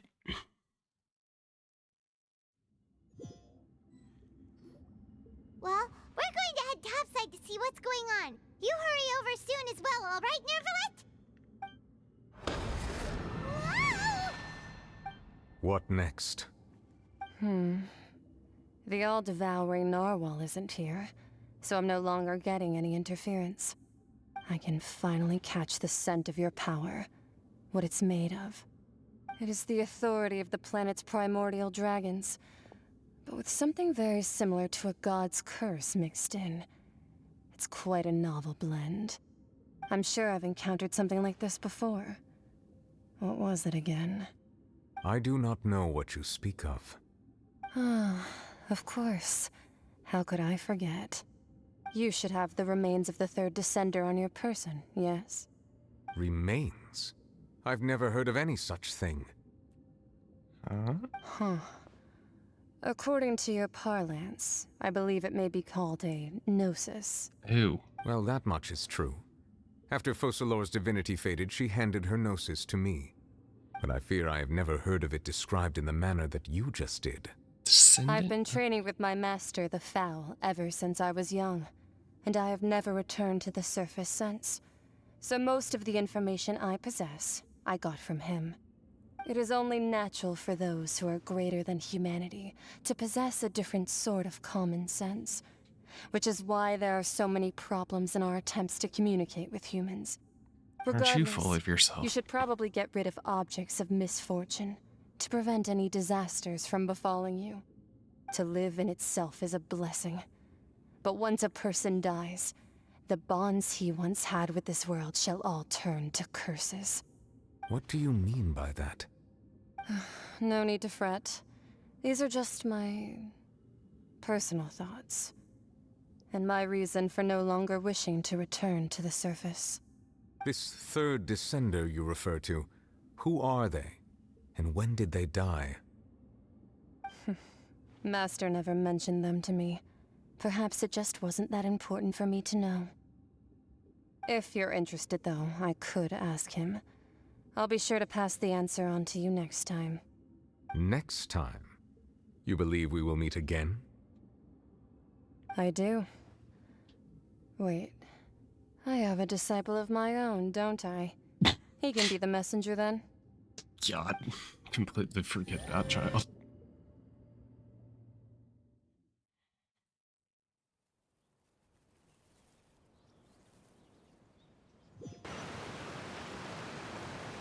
That's what she told me. Whether it would prove useful or not, I wanted to pass that information on to you. The remains of the third descender? So that's what the Gnosis actually are. Paimon just thought they looked like chess pieces. How could they be a person's remains? All the same, assuming that there was no misunderstanding or special metaphor at play, that is what she meant to say. And she said that it would bring misfortune and that you should check it, which is why you gave it to the Fatui. If she speaks the truth, then I would simply be putting Fontaine at unnecessary risk by keeping it here. A descender. She mentioned one of them.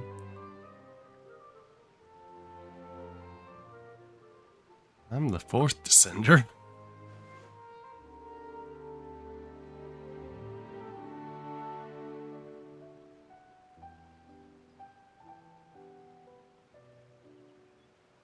This gives me two pieces of information. One, that the Gnosis are related to descenders, and two, the one who came here before me. I guessed that you might already be familiar with this concept, but I did not expect you to be one of them.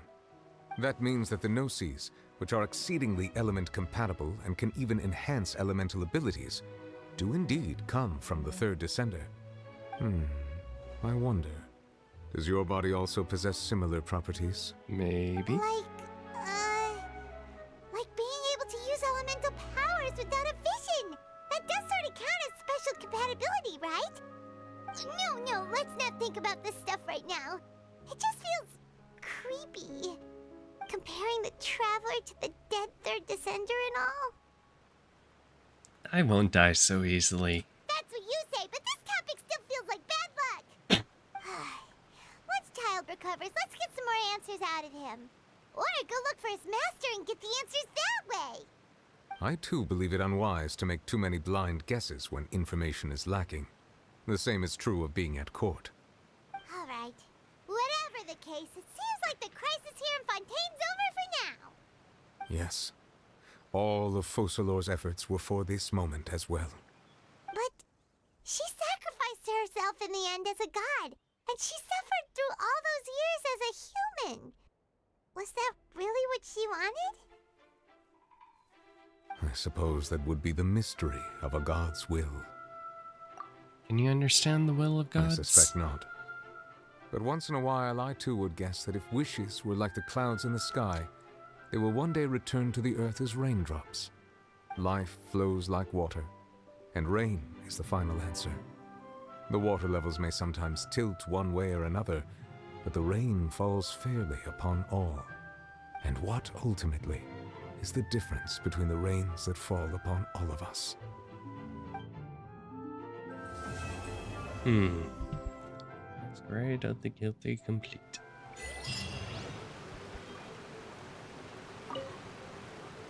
It seems from your expressions that you still have... Ask away. I will tell you the truth as I know it. Okay, that's I it. suggest that you fully prepare your... What if he thinks?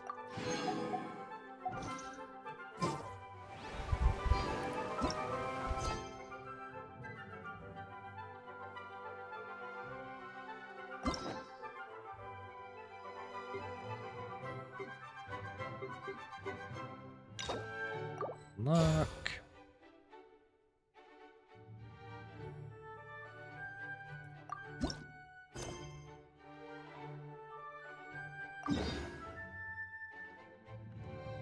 Okay. Navigating the world is a whole lot.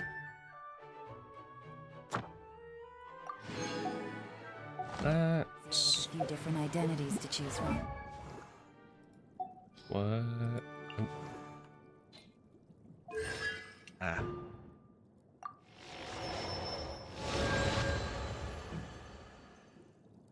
Is there anything else? No. Oh, this thing.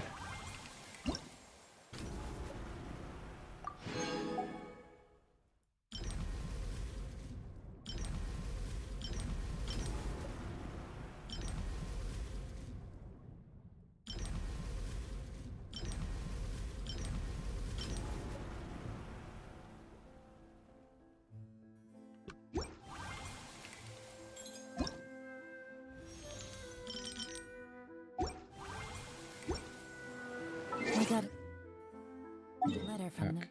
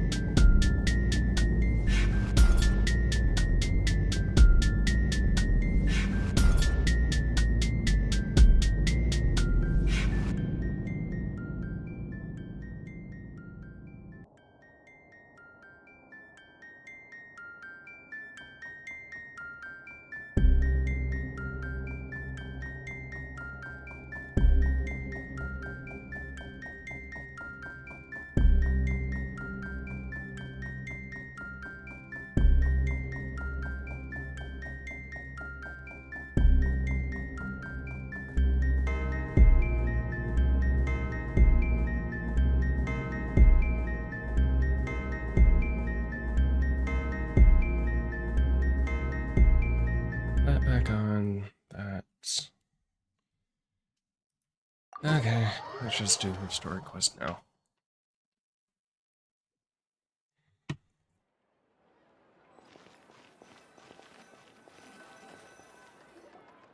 Hey, Catherine, it's us. Got any new commissions? Specifically one with a huge Moor attack, perhaps? The more lucrative, the better. You know we're worth it. For quality work and speedy results, choose Paimon and the Traveler. Just ignore all of the quests that I have It's always undone. a pleasure to see our two most avid adventurers again.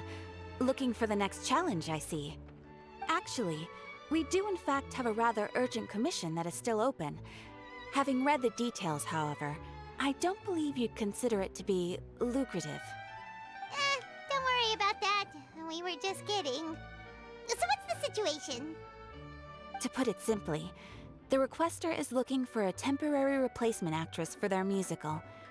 The original cast member ran into some issues and is currently unable to perform the role.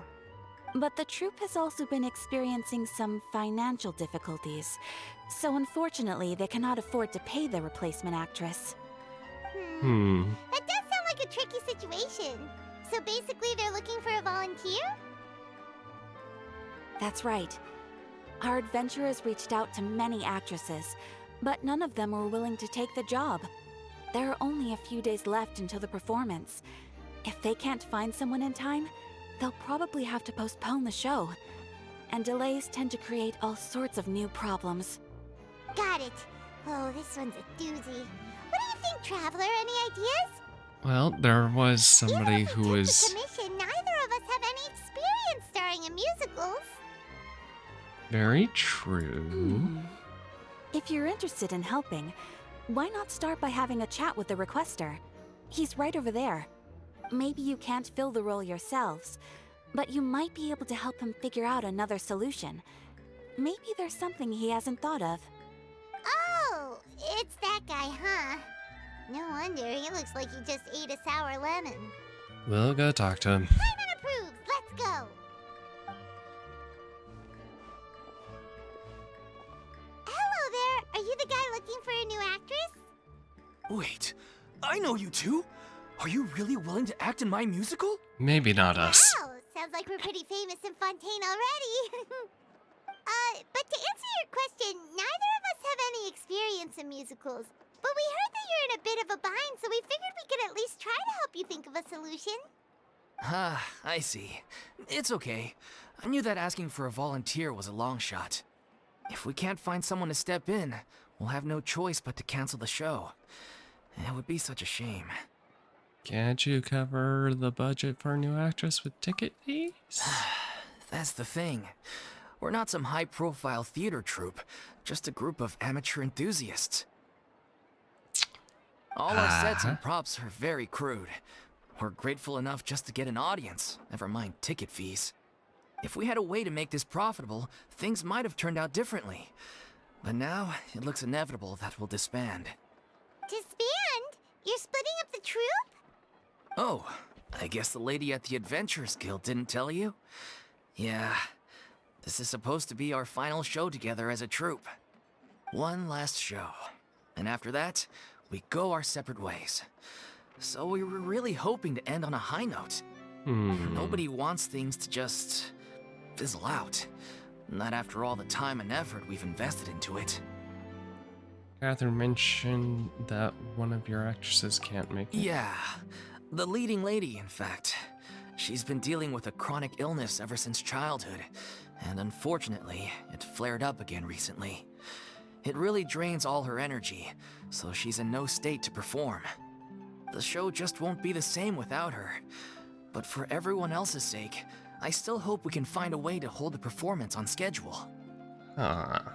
Got it. We have a clearer picture now. Let's see if we can come up with any ideas. What if we sponsored the show? Traveler, how much more are you carrying? Not enough. Please, there's no need to go that far. I wouldn't feel right asking such a huge favor, and I can't promise that we'd ever be able to pay you back.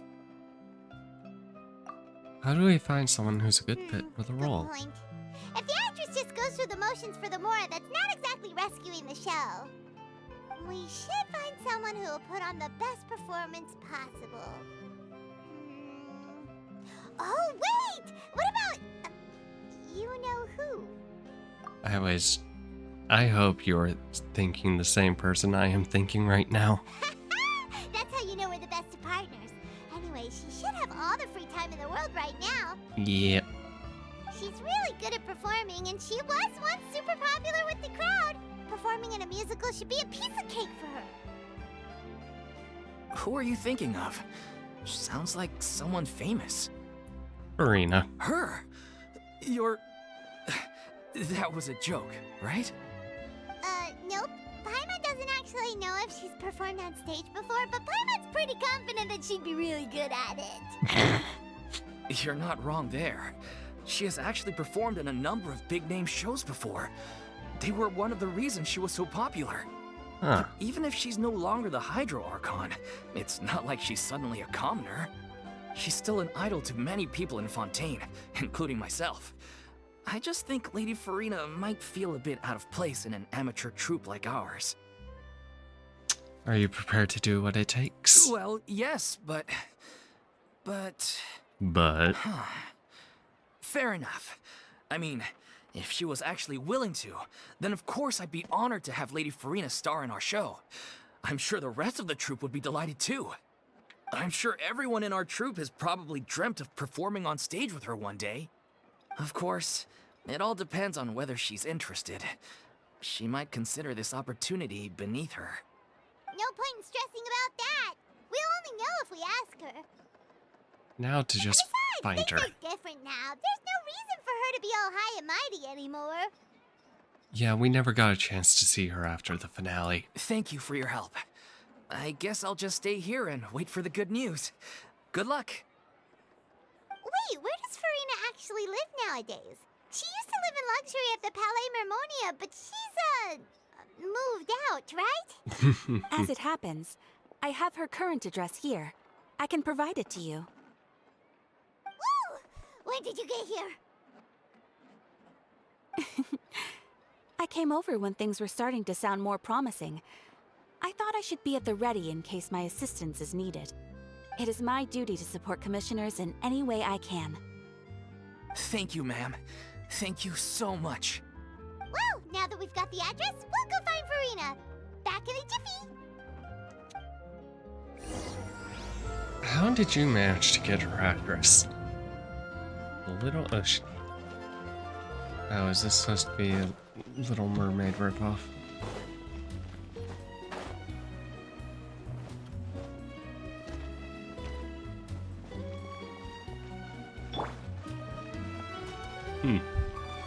So this...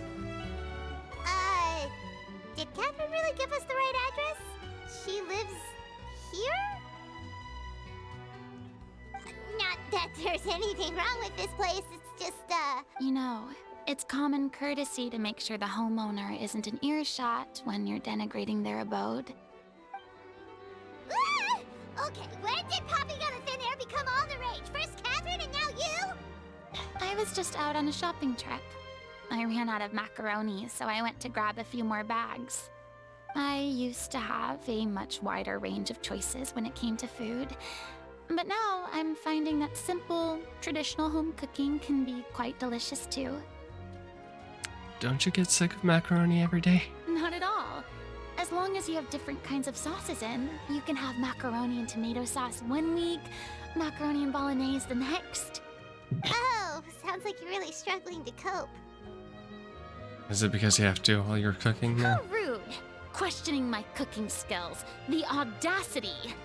It's not like I have a very eventful life these days. Actually, I barely leave the house.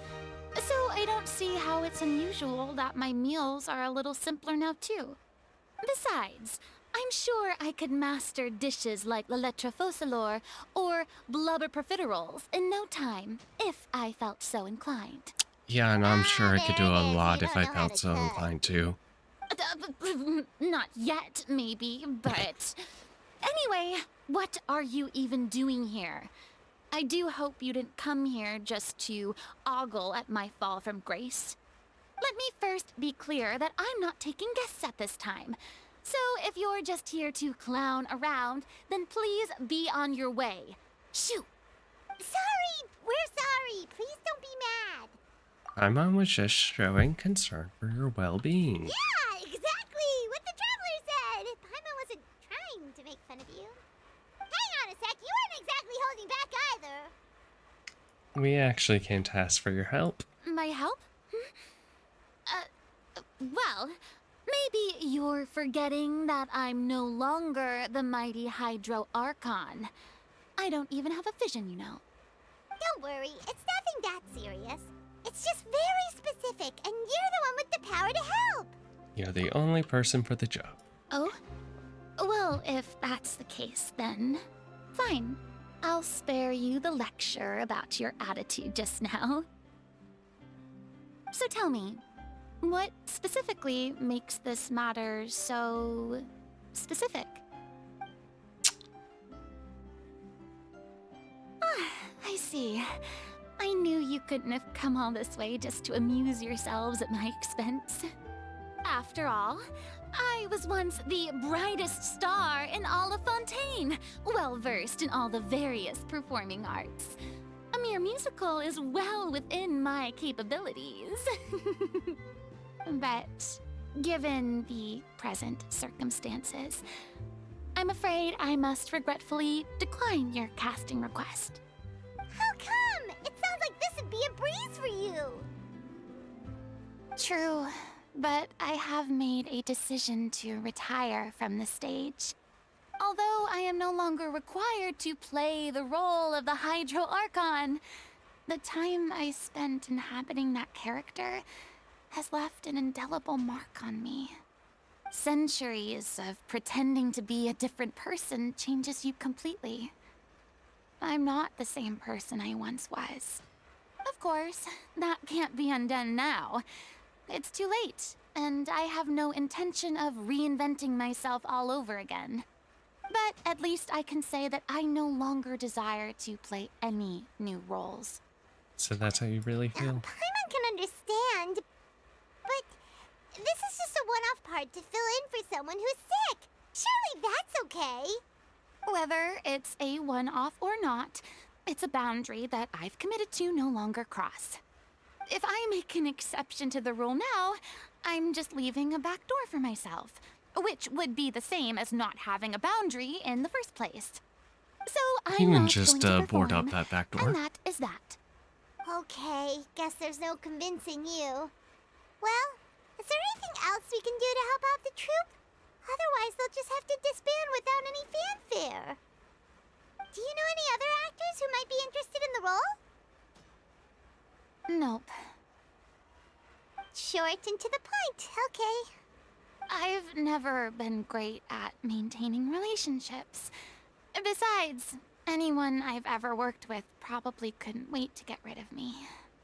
Since I'm just an ordinary person now, they'll probably just laugh in my face if I go asking them for help. You shouldn't assume the worst, people. True, but I mean, could you even blame them? I show up out of the blue, begging and groveling for their help with a show they won't even get paid for? Ooh, no way. I'm dying from embarrassment just thinking about it. Nope, not happening.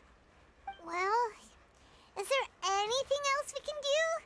This performance really means a lot to the guy we're working for.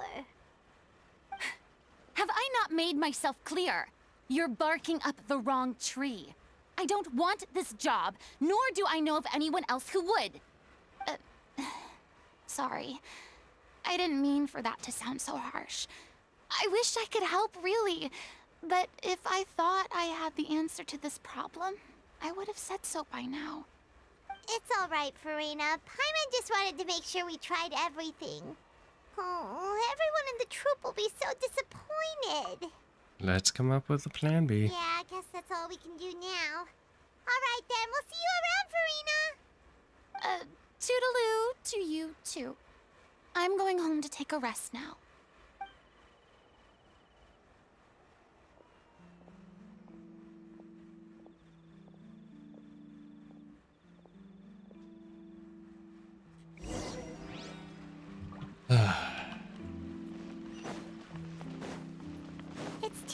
bad, but we have to respect Farina's decision. Maybe the thought of performing brings up too many painful memories now.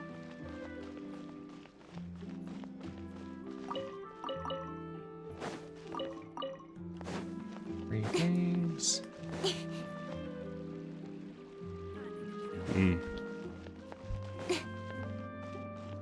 Oh. Who is this?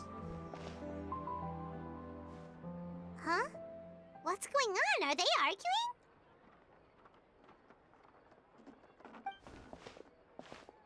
That's besides the point. I'll ask you again. Why did you start looking for a replacement without my consent? When did I tell you I'm going to take a step back? You didn't need to say it. We've known each other for how long now? We know the signs. But you never tell us about your illness, even when it's clearly flaring up. And that gives you the right to make a decision on my behalf?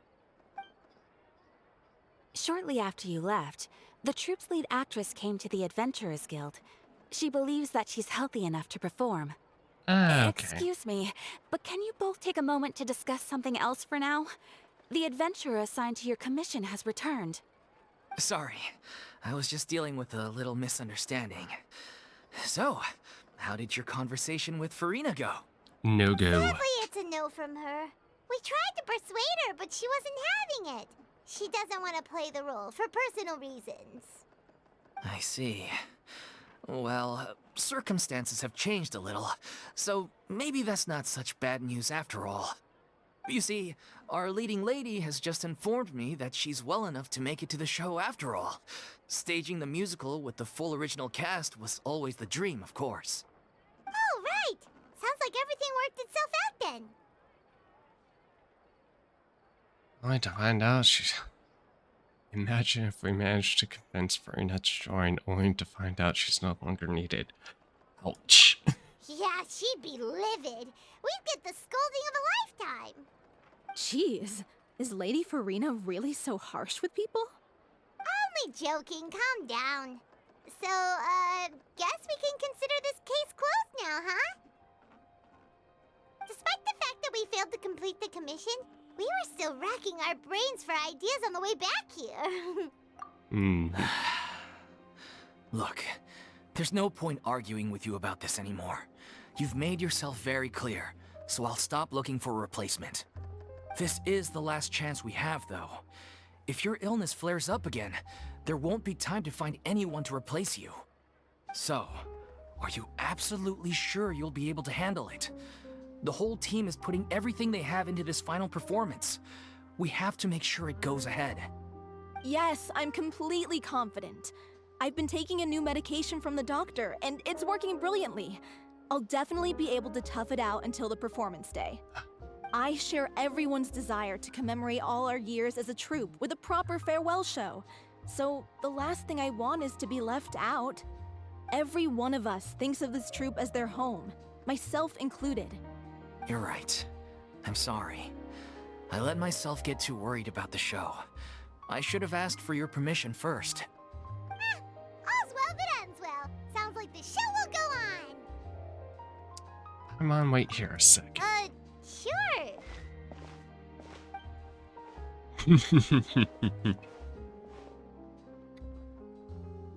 Nope. Hey, how did you... I was just passing by because I realized I forgot a couple of items on my shopping list. Mm-hmm. All right, I'm coming. No need to drag me.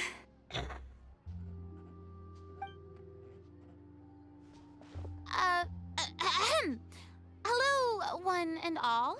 I couldn't help but overhear your conversation just now. Farina? Didn't you say you were gonna take a rest at home? What are you doing here? I was just ever so slightly concerned about the situation you mentioned. Yes, a teensy bit concerned, that's all. Mm-hmm. When you came to talk with me earlier, I jumped right to explaining my position and said some strongly worded things. And all before I even had a full grasp of the situation. Anyway, I just feel a bit bad about how it went down. I'm sorry, Paimon. Oh, it's totally fine. Paimon didn't take any of that personally. Why didn't you just show yourself? You really have a knack for asking the most uncomfortable questions, don't you? I felt very sheepish, having had a change of heart after flatly refusing you. And then, to make matters worse, you caught me. But in any case, it sounds like the issue has already been resolved. Yeah. When they said they were gonna ask for your help, I almost had a heart attack. I mean, how could we be worthy of having Lady Farina star in our show? There's no need to think like that, and no need to keep addressing me as lady. Just Farina is fine. I was wondering, if this troupe is so important to all of you, why does it have to disband? If the difficulties are purely financial, then there must be a solution. You could put the shows on pause while you look for a sponsor, for instance. Everyone seems so devoted to the troupe. I'm sure if you keep chipping away, you'll find a way through. We all want to believe that, but some things are just beyond our control. Everything's been going downhill ever since we lost our director. She was the heart and soul of our troupe. She kept us going. Her name was O'Reilly, and she was the founder as well as the artistic director of our troupe. And tragically, she was a victim in this serial disappearances case. What? That's actually how I recognized these two. It was all thanks to their efforts that the true culprit was brought to justice.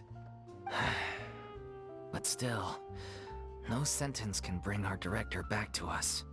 She was a loyal fan of your performances, Miss Farina. They were what first inspired her to get into musical theater.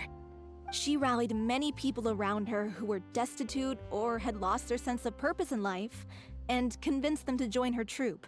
She wrote her own scripts, acted on stage, and mentored each and every one of us. People loved our performances back then. We seemed to be going from strength to strength. Things were really looking up for us. And then disaster struck. Yeah. After that, the entire troupe fell into disarray. None of us know anything about script writing, let alone how to handle the business side of things. We've been doing the best we can. But despite our efforts, things are slowly but surely falling apart. It's agonizing. But ultimately, we'd rather end things now on our own terms than stick it out to the bitter end and watch all our dreams turn to dust. Oh. Oh.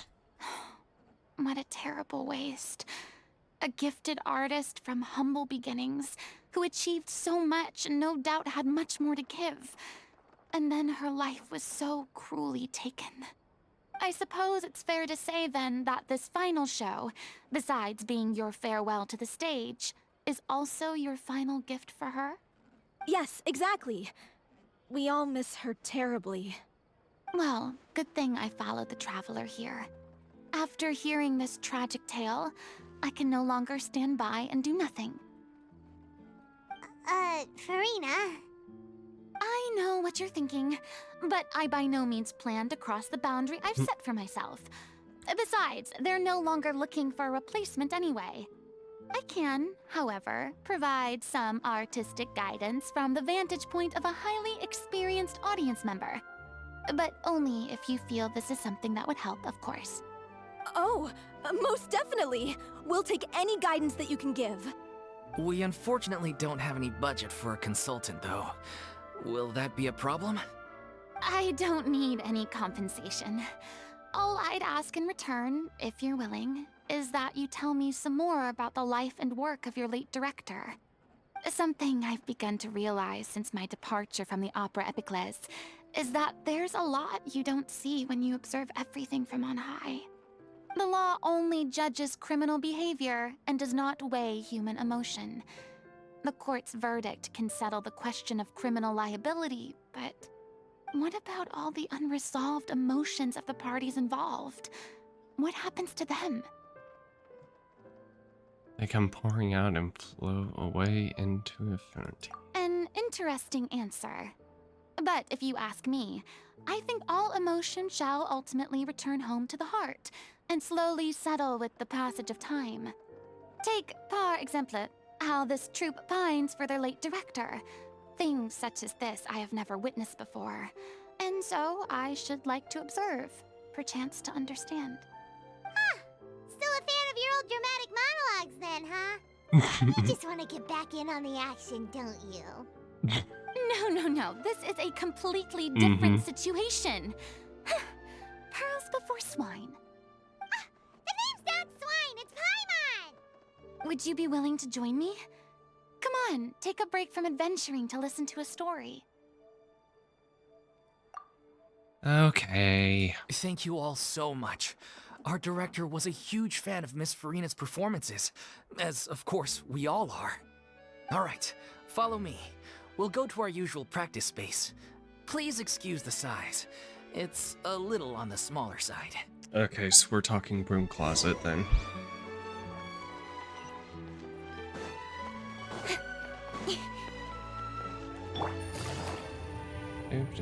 Doop.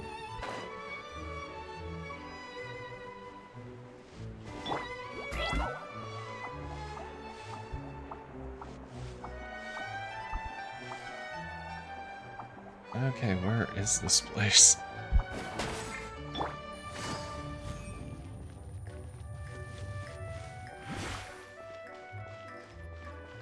Yeah, a bit bigger than broom closet, I think. Alright, let me climb on the door and then bust it open.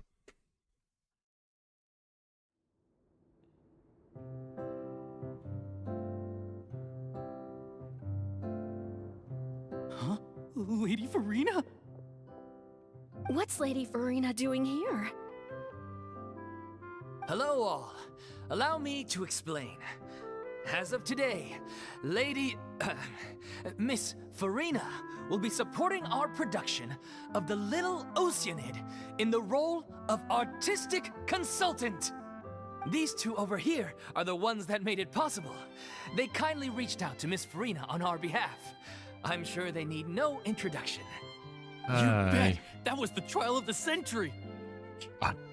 You helped bring our director's murderer to justice. We can't thank you enough. Oh, please don't mention it. We're just here to join in on the fun. So, you were saying The Little Oceanid? Yeah, that's the name of our final show. It's an unfinished script left behind by our director. One of our greatest regrets is that she never got to complete it. So, if we can bring it to the stage and make it a successful show, we can all take some solace in that. Wait, but if it's not finished, then... Finding an actress was the least of your problems. Yeah, we've been battling issues on every front, trying to realize this dream. Anyway, let me give you a quick summary of what the story's all about. The protagonist of the story is a young Oceanid who transforms herself into human form, despite the protests of her family. She longed to live just like any other human, and sure enough, she found friendship and even love. Everything seemed perfect. But one day, her true identity was exposed, and her world came crashing down around her. So far, so good. A classic tale. What happened after that? That's one of the issues we've been trying to deal with. Oh my gosh. Unfortunately, this was as far as the director got with her script. We need a proper ending so we can bring this musical to the stage. But people have different opinions on which direction to take it in. We still haven't decided between a happy ending or a true-to-life tragedy. By true to life, you mean the director's sudden disappearance? Yeah, like they say, truth is stranger than fiction. But then there's the question of whether we really want to use the stage to pass our raw pain onto the audience. Exactly. A lot of the time, people come to watch a show just hoping for some light entertainment. We have to consider their emotional stake in this, not just our own. And one last thing. We're still waiting on confirmation from two of our main actors. The first is Paulo, who plays the protagonist's lover. He's locked himself away to focus on writing an ending for the script. But the deadline's passed, and we still haven't heard from him. Okay. The other is Villemont, who plays the main antagonist. He took the director's death pretty hard. Hasn't set foot in the city since. He did write to us, promising that he'll be there for the final performance, but we haven't seen or heard from him since. So we're not really sure what to make of that. Gotta find the AWOL people. Although, now that we have Miss Farina helping us, maybe we should take the opportunity to get everyone back together. What opportunity?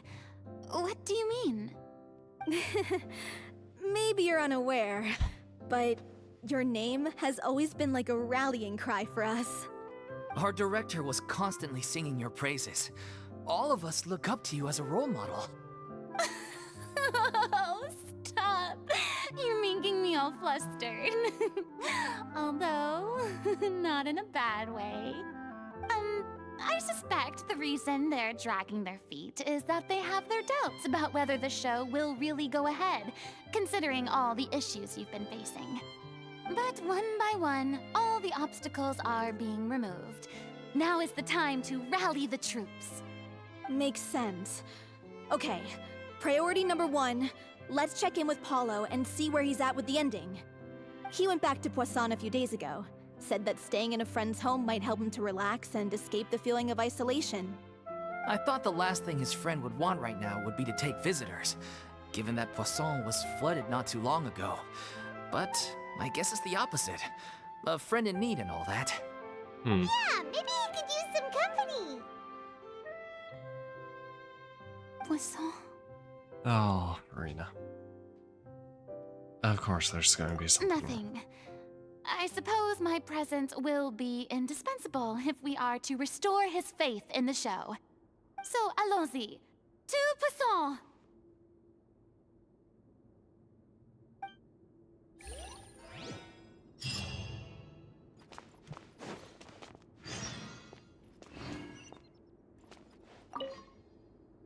You're off to Poisson to find Paulo, right? Have a safe trip. We'll take care of the troop while you're gone.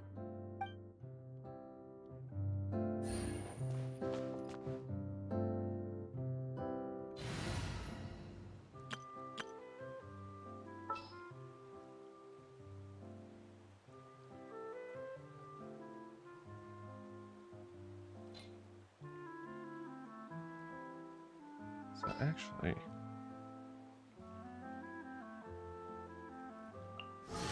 Kamisato Ayaka, present. You... The threads of your fate lie in my hands. We can keep you.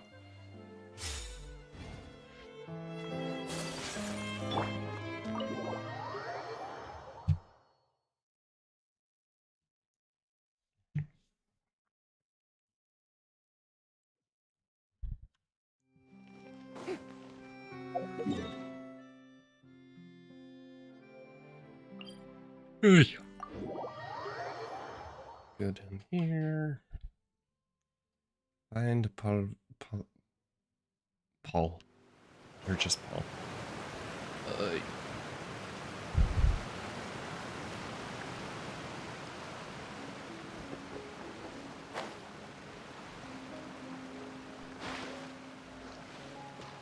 Shower me with praise. Okay, that just seems like cheating.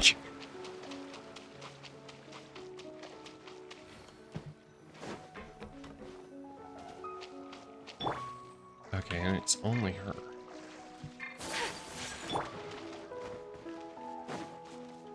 Strike a pose. That is infinite.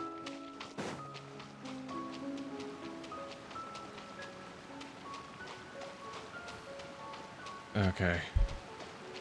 Part of me really wants to see how long it takes to get to Inazuma now with her.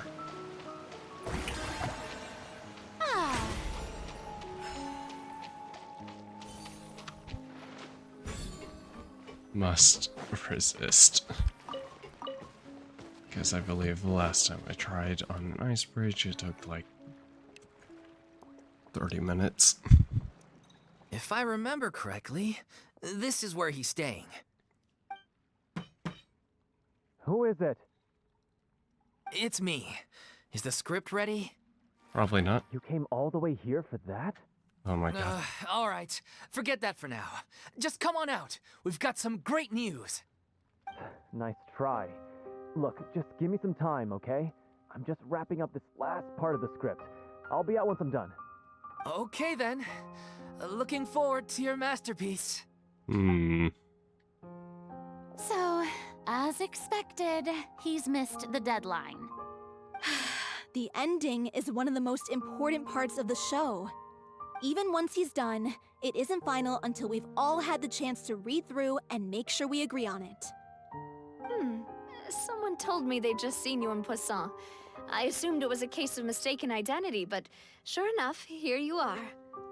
And Farina, too. I was wondering if we might run into her. So, you're here for Paolo? Looks like he could be a while, so feel free to take a stroll around town in the meantime. I've made all the arrangements already.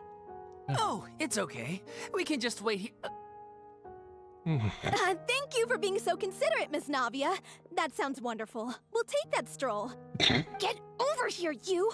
How oblivious are you? How are things in Poisson now? Any better? Things are on the mend, but it's a slow process. Some people may never recover from the trauma they experienced. I'm sorry to hear that. I wish there was something I could do. Please, must our conversations take such a depressing turn every time we meet? We all have painful memories, but we don't have to let them cloud everything we do. And if you're trying to make a new start, perhaps it's best if you don't bring up the past all the time. Thank you for your words of comfort. You make a very good point. But for now, at least, I think I should stay with the way I'm feeling for a while longer. It's okay. These things take time. Moving on from a painful experience is easier said than done. Which brings me to why I'm here. I thought you should probably know that not everyone here is ready to forgive and forget after the Hydro Archon's inaction in the face of catastrophe. To avoid upsetting the peace, I told the townspeople that everyone here is a member of the theater troupe, and that you are just an actress playing the role of Farina. It's not a perfect solution, but hopefully it means you won't have to lie low while you're here. That's so thoughtful of you, Navia. Well, what do you expect? I am the courageous and considerate president of Spina di Rosula, after all, like my father before me. Anyway, that was all. Look after her now. Got it, Navia. Off we go then. Let's take a look up there. I don't have any friends that I can be frank and honest with, so maybe she's right. You're the closest thing to friends that I have.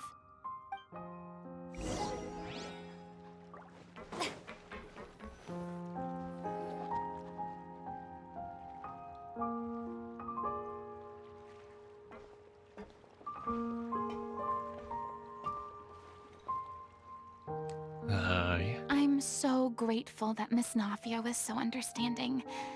To be perfectly honest, I didn't know if I was ready to meet her. It's always easiest to just run away from your problems. But that never fixes anything. You can't get around the obstacles without facing them. So that's why you were nervous when they brought up Poisson. Yeah. Yeah. I'd be lying if I said I wasn't scared of coming back here. Still, I felt it was something I had to do. As I was saying before, I want to see for myself the things that I never could in the past. I'd be overjoyed if the people here could find it in their hearts to forgive me. But they're more likely to unleash a tirade of vitriol against me, which, of course, I completely understand and accept. I'm sure some people don't buy Navia's lie. Yeah, I can tell people are watching me.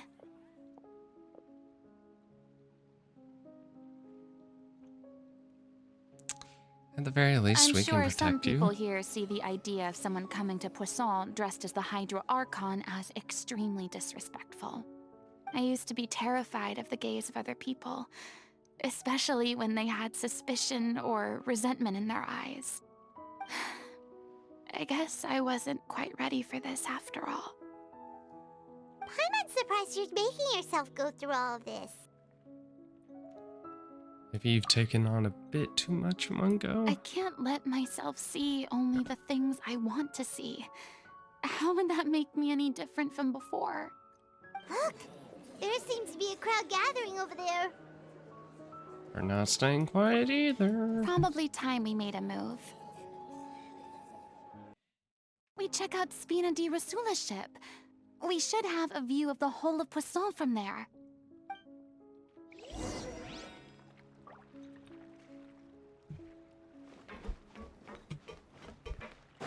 Do.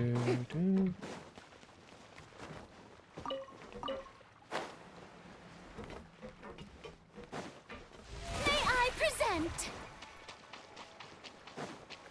Do. Yep.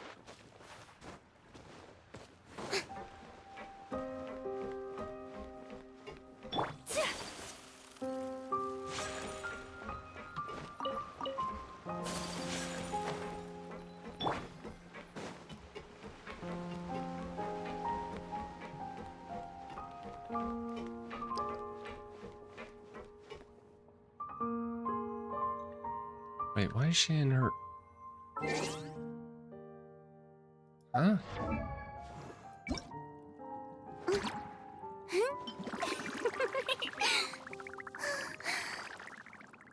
Why is she in her white outfit?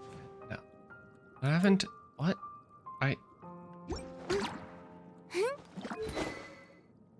Okay. Sure. Is this just what happens when you start bringing Farina along on her own quest? I'm sorry. You probably just wanted a relaxing stroll. And here I am dumping all this heavy stuff on you. We don't mind. It's actually refreshing to see a different side of you. Great. Well, I appreciate your company, so please don't disappear just yet. I don't know whether you can tell, but the years of suffering and loneliness aren't the only reason I have a hard time facing up to who I used to be. As I stand here by the ship, I can't get the images of the rising water out of my mind. One after another, people were taken by the water. All those treasured lives and memories washed out of existence in an instant. They thought their god would protect them. They had absolute faith that when disaster struck, a divine power would save them from harm. And all the while, I played my part to perfection to convince them that was true.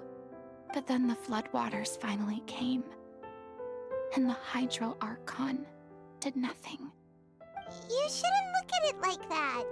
You're only doing your duty. Be so I've harsh. had to go through so many moments like that for the sake of protecting the truth. As time went on, it got harder and harder to bear, and I became more lonely and isolated. Eventually, I realized I had nothing left except the truth. I became terrified of completely failing in my task, and was haunted by the thought of being left all alone, weeping on my throne. Fortunately, we were able to avoid the worst-case scenario thanks to the help of heroic individuals such as yourselves. Everyone rose to their responsibilities, and I finally regained my freedom. But on some level, freedom also means no longer being needed. I have no further use to people. I would have never imagined you'd see it that way. Think of your freedom as your reward. A reward? Because you don't have to be anguished and alone I guess anymore. so. And back then, I didn't even dare to dream about having someone to confide in. I was scared of someone recognizing me for who I truly was, and exposing the secret I swore to protect. Believe in the Farina you see on stage, She is the one you can trust. I had to keep all my feelings, all my curiosity about life to myself. No one could be allowed to know. That's what I really meant when I said I'm no good at maintaining relationships. So that's where you were coming from. Paimon totally thought you were just a bit of a diva at heart. Paimon. Could you please get off my case? I don't know what's gotten into you today. I'm making an effort here. You could at least try to do the same. What Paimon meant to say was she didn't. You feel better. I do.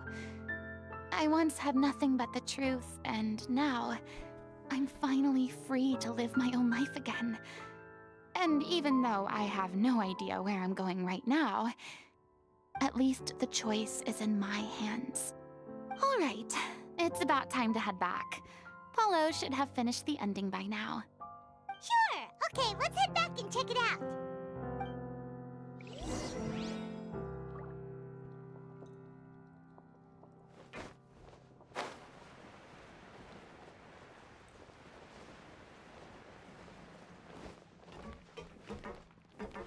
It's over. Good job. Do. Avoid the hole, avoid the hole. Avoid.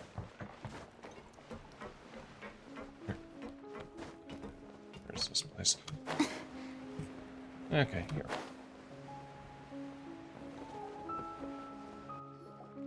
Didn't you say you needed to watch what you eat? You're supposed to be cutting down on fried foods, not wolfing down copious quantities of fish and chips, you know? Come on. It's not every day we get to dine at Spina di Rosula's expense. Can you believe how generous she is? I'm not about to pass on free food. Anyway, my character doesn't need to be slim and good-looking. That's your job. Oh, okay. Are you kidding me right now? It's not your character's health I'm worried about, it's yours. I've spent my whole life battling the effects of ill health, and it kills me to watch you willingly ruin yours by filling yourself up with junk all the time. Oh no, looks like they're arguing again.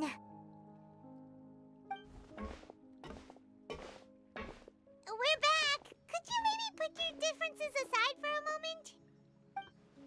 Ah, you're back. We've been enjoying Spina di Rosula's VIP treatment in your stead. Paulo's nearly done.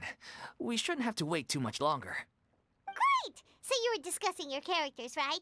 We heard she's playing the Oceanid who turns into a human girl. What about you?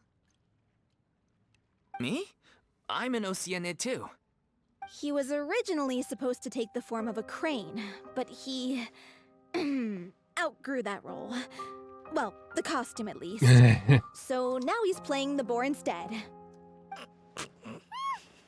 Sorry. The boar's not a bad character, actually. He's the one who raises the little Oceanid, yes? That's right. He has some pretty memorable lines too, like when he imparts some solemn words of wisdom to the little Oceanid. If you become human, you can reveal your secret to no one. You will face suffering and loneliness. Is this truly what you want? Wait, that sounds kind of familiar. It's the most important line in the whole script. I think it's a symbolic statement about our director's life and legacy. She kept quiet about all the trials and tribulations she faced in running our troupe, allowing us to devote ourselves fully to performing. It was only after she was gone that we realized how tough her job really was. You mentioned earlier that the troupe is like your home. Yeah. I was born with an incurable illness, and once my family found out it couldn't be treated, they decided they didn't want me anymore. I spent some years taking whatever work I could find and trying to manage my illness with various medicines. But whenever I had a bad flare-up, I'd be lying in an alleyway for days at a time. It was like that until the director found me one day. She told me I had a great voice, and asked if I was interested in studying singing from her. I said yes. She took me under her wing, taught me to both sing and act, helped me find Mora for my meds, took care of me when my condition decided to flare up. I know it was all a huge burden on her. She sounds like a really incredible person. Mm-hmm. She really was. She gave everything she had to her troupe and the people in it. All of us were so proud to call her our director. I was a lost child too when she found me. As the child of a murderer, my parents weren't around when I was little, so I got sent to an orphanage. The other kids were always picking fights with me. They'd say things like, "Come on, you must be pretty tough if you're the son of a murderer." It was just to taunt me, though. I was an easy target, and they knew it. One day, I got beaten up so bad that I just couldn't take it anymore, so I ran away. I lost all faith in humanity by that point. Thought the whole world was out to get me. Let me guess. Fortunately, the next person you ran into was the director. Yeah. For the first time in my life, I was somewhere I felt safe. And I promised myself I'd stay here until the day the group parted ways. The day you hoped would never come. How times change. Oh, you're finally done? Get your butt over here. There's someone I need to introduce you to. This is our new artistic consultant, Miss Farina. Farina? The Farina? Oh my god, how did you manage to wrangle that? Please, the honor is all mine. I was profoundly moved to hear about your troupe and your wonderful director. I just wanted to do something to help. Same here.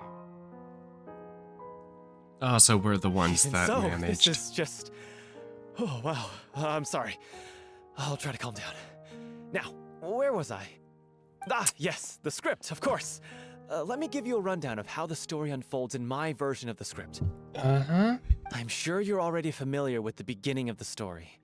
A little Oceanid decides she wants to become a human, against the wishes of her family. Uh-huh. She finds love and friendship in the bustling city. But then, disaster strikes. The people start to notice that all the fresh water in the surrounding area is slowly disappearing.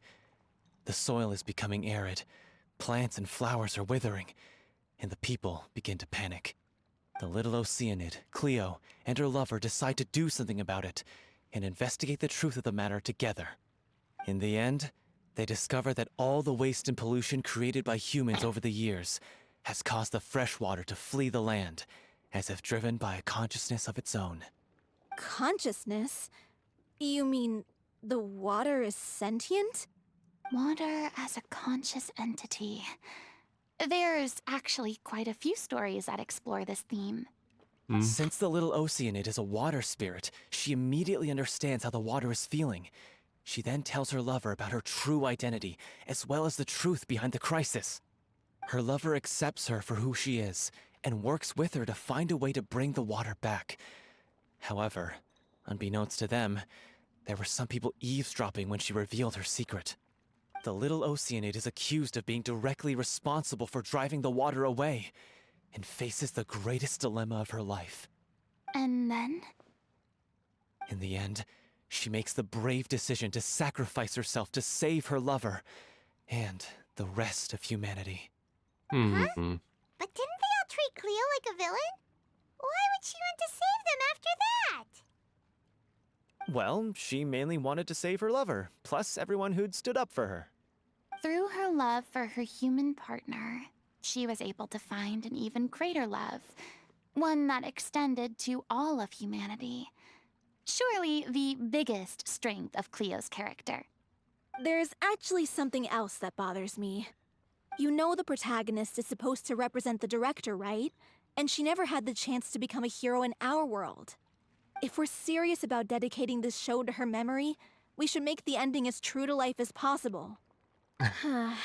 What about if the little Oceanid is hounded to death by people who hate her, her lover makes sure her secret never gets out, and humanity continues down the path to extinction?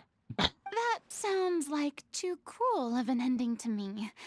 And perhaps a little irresponsible to present to the audience.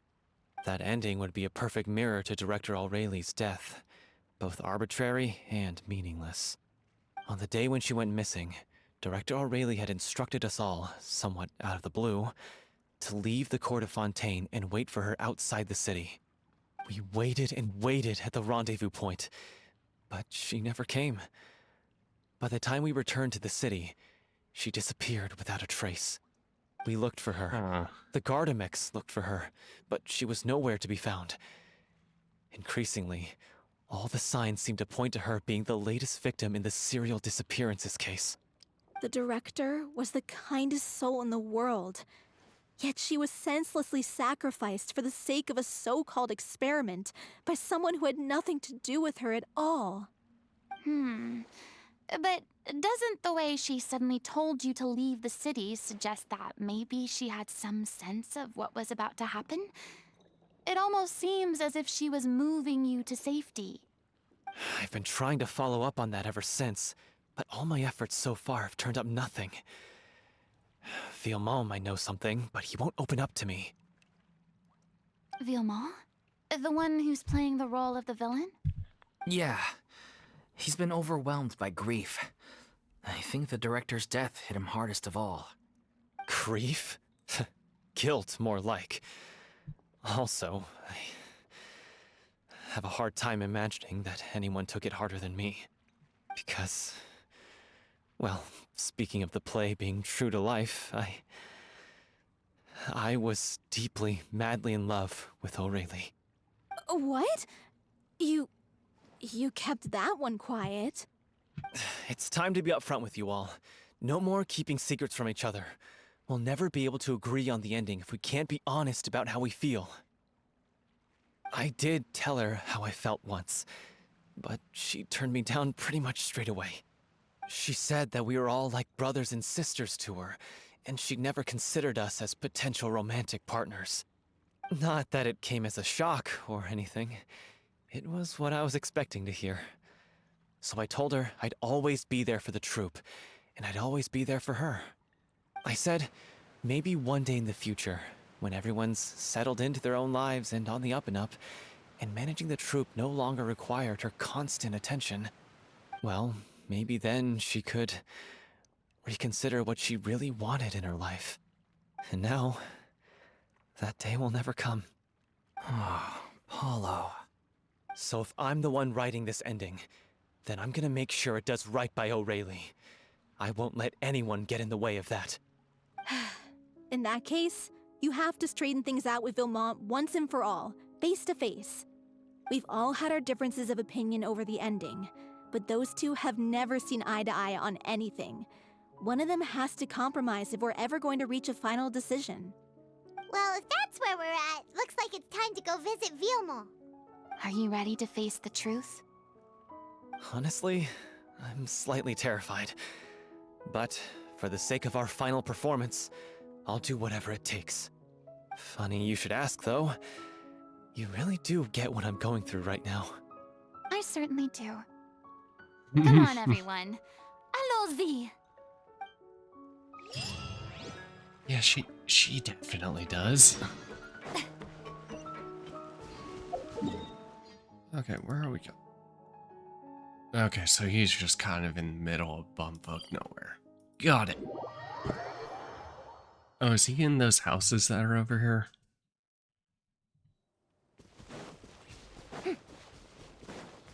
The houses that typically are taken over by Fatui? This is tough going. Delphi, are you sure you can manage in your condition? I could ask you the same question. Try to keep up.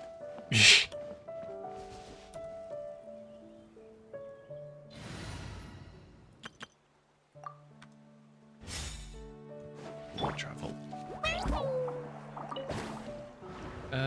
Might not have been the best idea. Okay, I'm up here now. Oh. Down we go.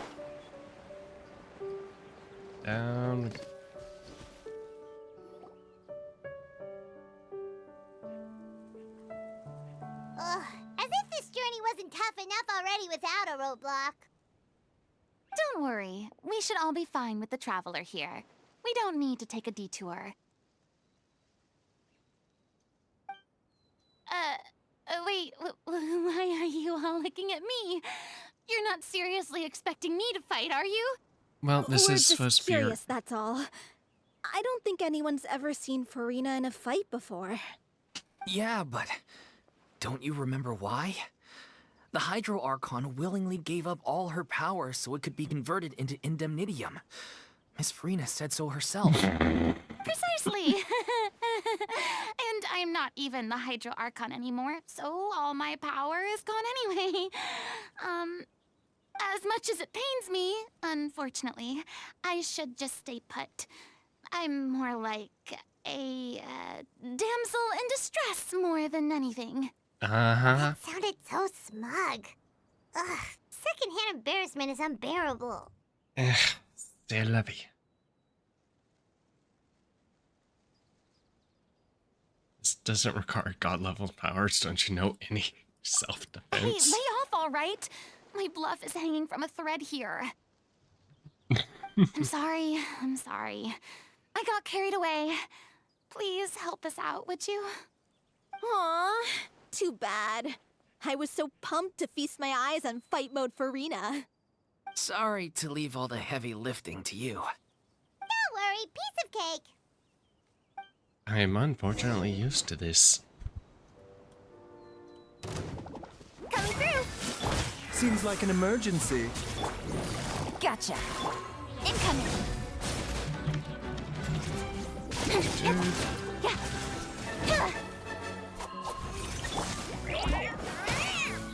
A bitter pill to swallow.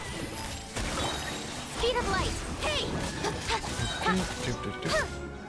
Nowhere to hide. Things are about to get tight. Incoming.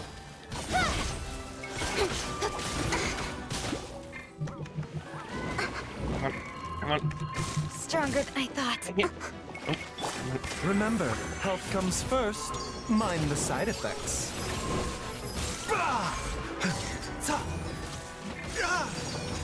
Oh my god. Freezing. Don't blink.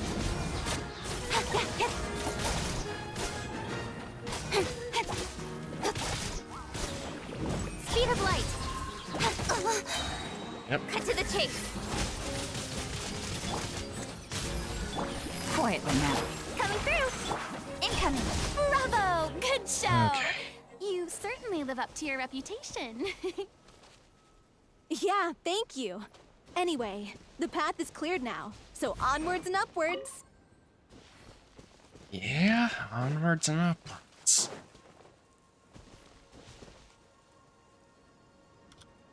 There's some...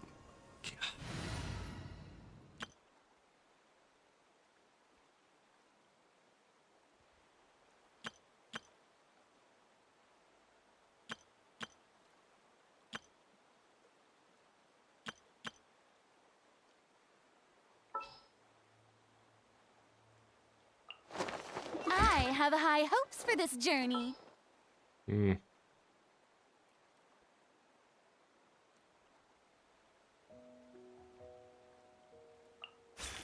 Let's go get ourselves some answers. Vilma, are you there? Huh? Oh, it's you guys. Wait, what's Lady Farina doing here? I can explain. We've been rounding up the whole troop. We now have everyone except you. So, we're getting the gang back together for one last thing. Disappearance will help you write an ending to the script that pleases everyone.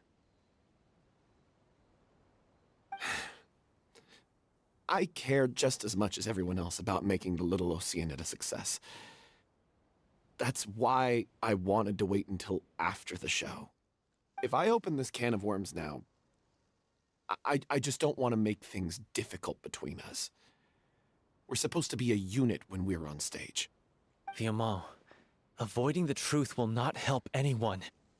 Unless you mean to suggest that Aurelie's death had something to do with you. I don't want to talk about it. Uh-huh. Listen, Vimo. I used to think that my love for Aurelie was a point of shame. I never brought it up to anyone. But now, I've made up my mind to put it all on the table. I'm prepared to face everything, to sacrifice everything for the sake of the show. The Little Oceanid cannot be complete unless we do justice to Aurelie on an emotional level. This is why people think of you as not being the smart one. As you all know already, the troupe was kept afloat not from ticket sales, but donations from the audience. Of course, that was nowhere near enough. We took on side jobs when we weren't performing, but even then, the troupe's financial situation was pretty dire. So, anyway, one day after a show, a merchant came to me and offered us a huge sponsorship. In return, we just had to provide the audience with their drinks during performances. It seemed like a win-win, so I said yes to it on the spot without consulting the director. It was only when the merchant came to deliver the goods that I realized the drink in question was synth. Oh, boy. Isn't that the drink peddled by the culprit behind the serial disappearances case? If I remember, that induces a state of euphoria that also causes significant harm to the body. I freaked out when I saw the boxes. And I told the director everything right away. She was completely shocked as well. But she didn't reprimand me for making the decision without consulting her. Instead, she contacted the merchant and stated that the troupe could not agree to this collaboration. The merchant was furious, berated us for going back on our word, and threatened to sue us for damages. The amount was astronomical. There was no way we'd be able to pay. And then? I was going to sort it on my own, but the director stopped me. She said that this was an issue for the whole troupe, and it wasn't my fault. Oh. But things only got worse from there. The synth merchant just wouldn't let up, and then suddenly the director told us all to leave the city one day. I knew then that things must have reached a boiling point. I admit this whole thing was my mistake. I didn't dare to tell any of you the truth back then, and after the director disappeared, I was even more afraid to say anything. You brought the director to the attention. I got Aurelie killed. There, I said it. Happy now? Hey, don't say that. You traitor! You knew Aurelie was in danger. Why in God's name didn't you tell us? What do you mean, you were afraid? This was a life and death situation. We could have saved her! How could you be so stupid? Please, try not to get too worked up. Yeah, listen to him. You need to stay calm. Stay calm? How can I stay calm? This guy got Aurelie murdered. She was the love of my life. And he has the gall to try and high-road us, claiming that he kept his mouth shut for the sake of the show. How about taking some responsibility for what he's done? All I can say is I'm sorry. Truly. I wanted to apologize to everyone in the troupe, but that won't bring back the director. What good is my apology now? I'm just a coward who made an awful, terrible mistake that I can never take back. Beat me up if you want. Kill me if you prefer. It's what I deserve. End my life. So I can meet the director and apologize to her in person. Get out of my sight. Go, get lost. I don't ever want to see your face again. That's enough! You've screamed and shouted at each other for long enough. Now pipe down, both of you! Can you stop conflating the show on stage with your real-life relationships in the troupe? You keep saying that you want to use this final performance to pay tribute to your director and celebrate her life. How can you do that if you're just using it as an excuse to vent your own emotions? You're right. I'm sorry.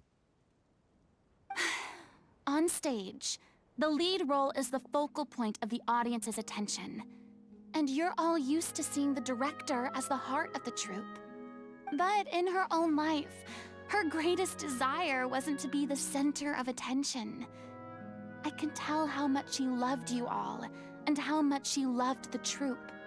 What she wanted was to build a warm home for all of her brothers and sisters. To shield you all from the storms that rage in the world outside. That's how you should remember her. And that's what you should be celebrating. I understand why you're trying to make her the hero of the story, but isn't she your hero already? After everything she did for you? Yeah. So think hard about what that means. And then think again about what you hope to achieve by arguing with each other. If you really hate each other and can't reconcile your differences, then you could just call it quits now. Why bother with the final performance if the group is already fractured?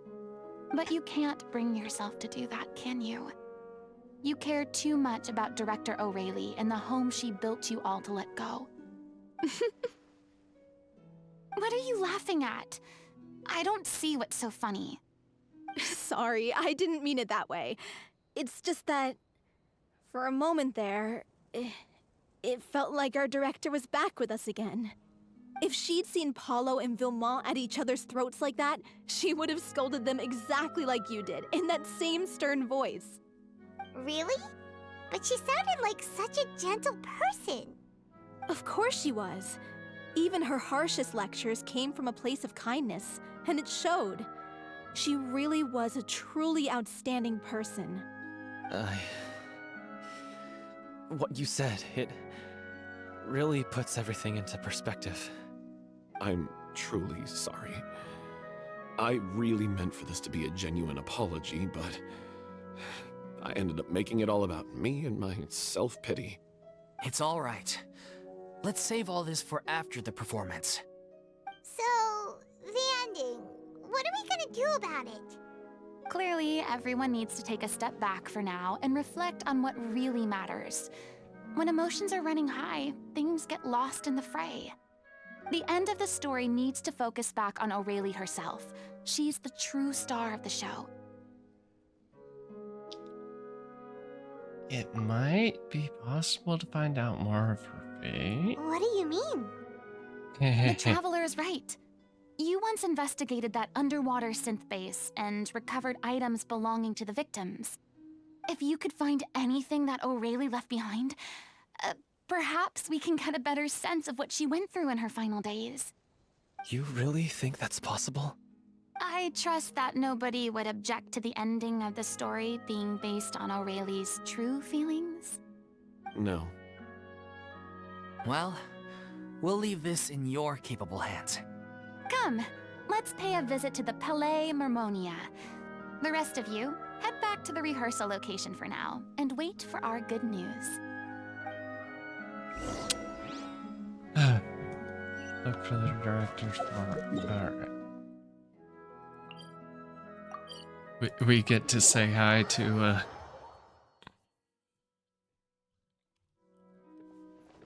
Dude.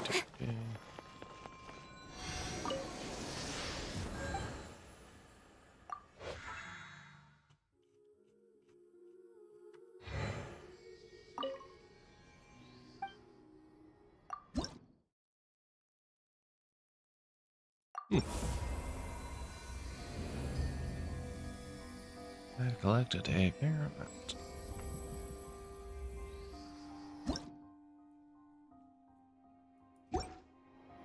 Also, traveler.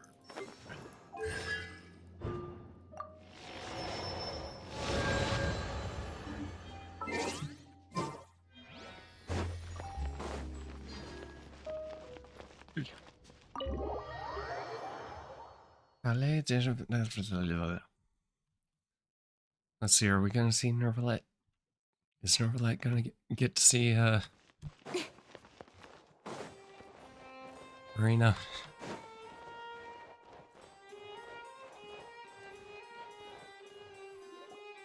You want to review some recovered items connected to victims of the serial disappearances case?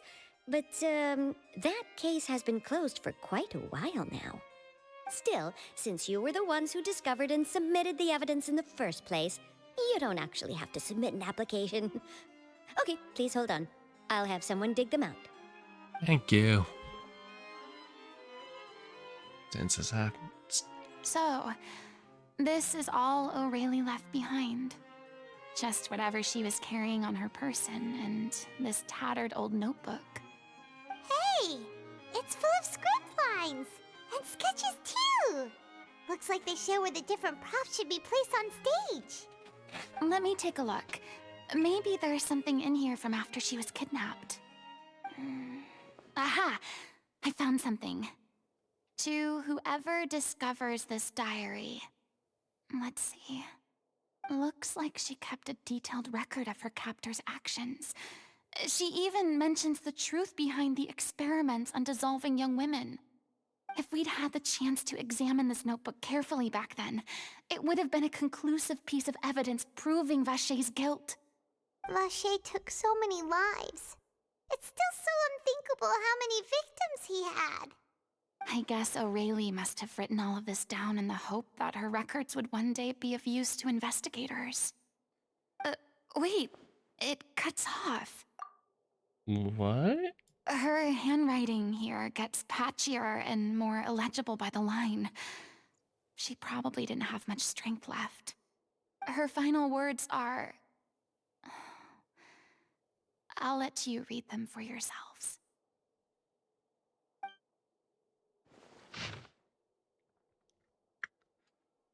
Someone else was taken. That makes 6. Or we're at the 7th. Someone tried to escape yesterday but was caught. She hasn't been seen since. What was that yesterday? Was that yesterday? Maybe not. I've long since lost track of time. Sorry, I don't know if this writing is much use or how much longer I can do it. I can already see my fate approaching, but what terrifies me even more is the thought of seeing others from the troop here. Have I truly protected them? Sorry, I'm sorry, I can write more. I think I have a fever, and my old stomach troubles have returned, but nobody has given me any medicine. I suppose I am more fortunate than I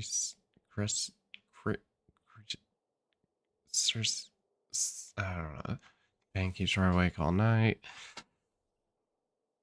I suppose they think that anything goes as long as the experimental subjects can be used up before they die. It's so damp here. I have given her my blanket. So cold, so cold, so cold. As long as one persists, all things will pass. Be a reward for hard work.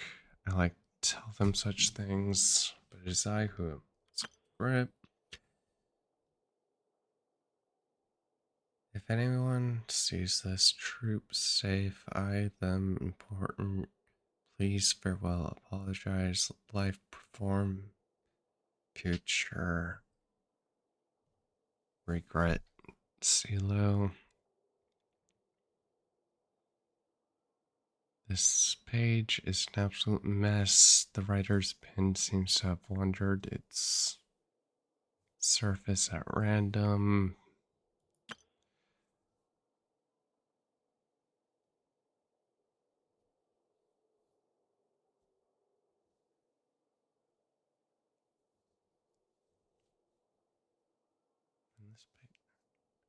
Huh.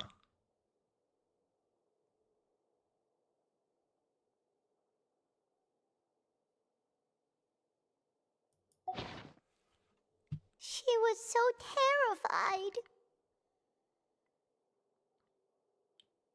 Watched a girl get dissolved in front of her and had to wait for She her may out. have been a mighty hero in the eyes of her troop, but at the end of the day, she was only human. I can't bear to think how painful and lonely her final days must have been. Wait. This part on the last page sounds strangely familiar. Flipping through the notebook, the lyrics continue. However, one page has been torn out, folded up, and placed next to the last blank page. At the bottom of the folded note, there are two lines as written in handwriting, much more legible than before, but it seems they took great effort. If you ever become human, you can reveal your secret to no one. You'll face suffering and loneliness. Is this truly what you want? Because I am an older sister to them. I love them. If you become human, you can reveal your secret to no one. You will face suffering and loneliness. Is this still what you want? Isn't that the most important line in the Little Oceanid? Because I am an older sister to them. Oh. So she didn't regret her decision, even as she sat in silence, waiting for death to come. I'm sure this is what the troupe would have hoped to hear as well. She had their utmost trust, admiration, and love, and she truly deserved it. Let's go. It's time for them to learn Director O'Reilly's final thoughts.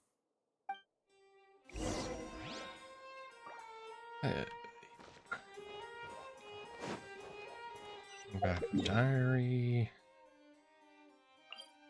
Over here.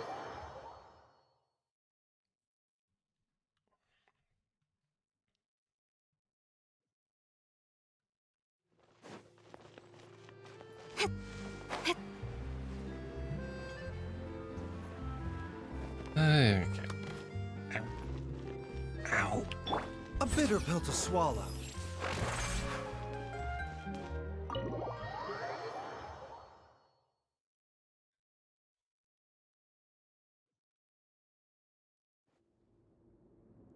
After reading through the notebook, some are lost for words, some weep bitterly, and some grind their teeth and howl with rage.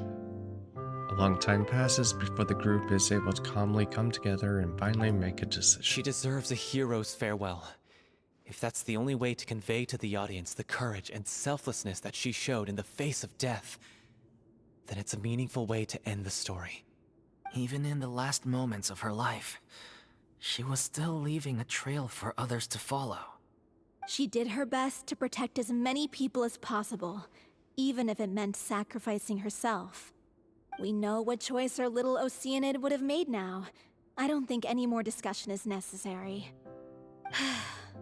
Well, Vilmont, if we put the past aside for now, do you think you can bring yourself to go ahead with the show? I will channel all my regret and put it into my performance, to make this a show worthy of our director. I won't ask for your forgiveness, and you don't need to worry about my feelings. This final farewell show should be about Director O'Reilly and her alone. Then it seems like we've reached a consensus. I have a feeling that this will turn out to be the most mesmerizing performance of your lives. Really?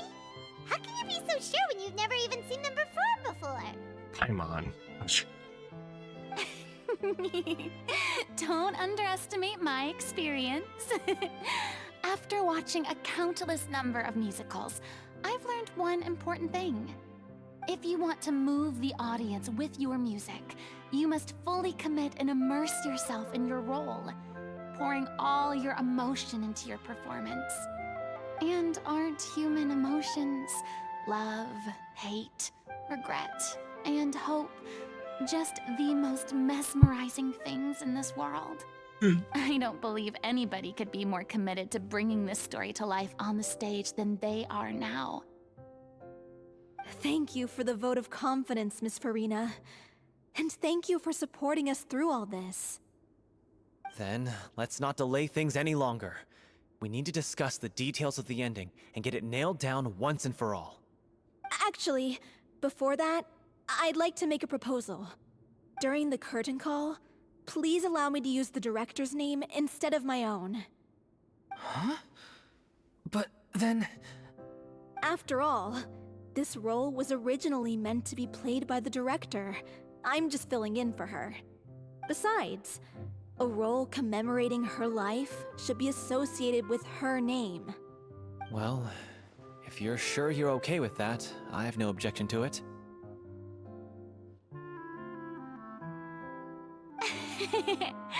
Now we're talking like a serious acting troupe. All right, I'll leave you to fine-tune your musical while I go and procure a stage. Procure a stage? It's okay. Our usual place doesn't need a reservation. That place? Oh, don't be silly. For an extraordinary show, we need an extraordinary stage. By which I, of course, mean the Opera Epiclese. Whoa, wait, what? No. That's never going to work. It's far too fancy for the likes of us. You really think she can't pull that off? Surely you don't think that Aurelie's story is unworthy of the grandest stage in Fontaine. No, that's not what I meant. Mm-hmm. It is supposed to be your grand finale, right? Go big or go home. I have no problem with it then. How about the rest of you?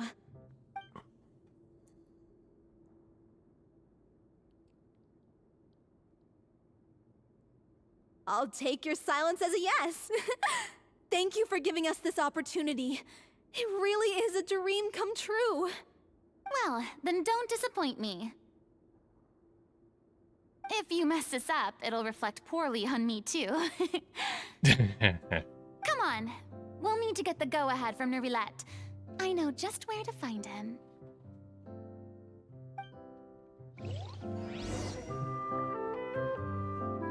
Okay, where's Nervilette?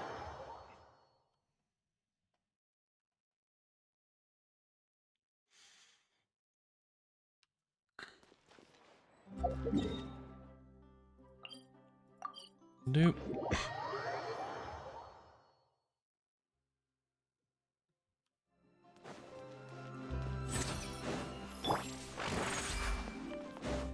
Hey, look at that! Looks like I guessed right. You were just guessing?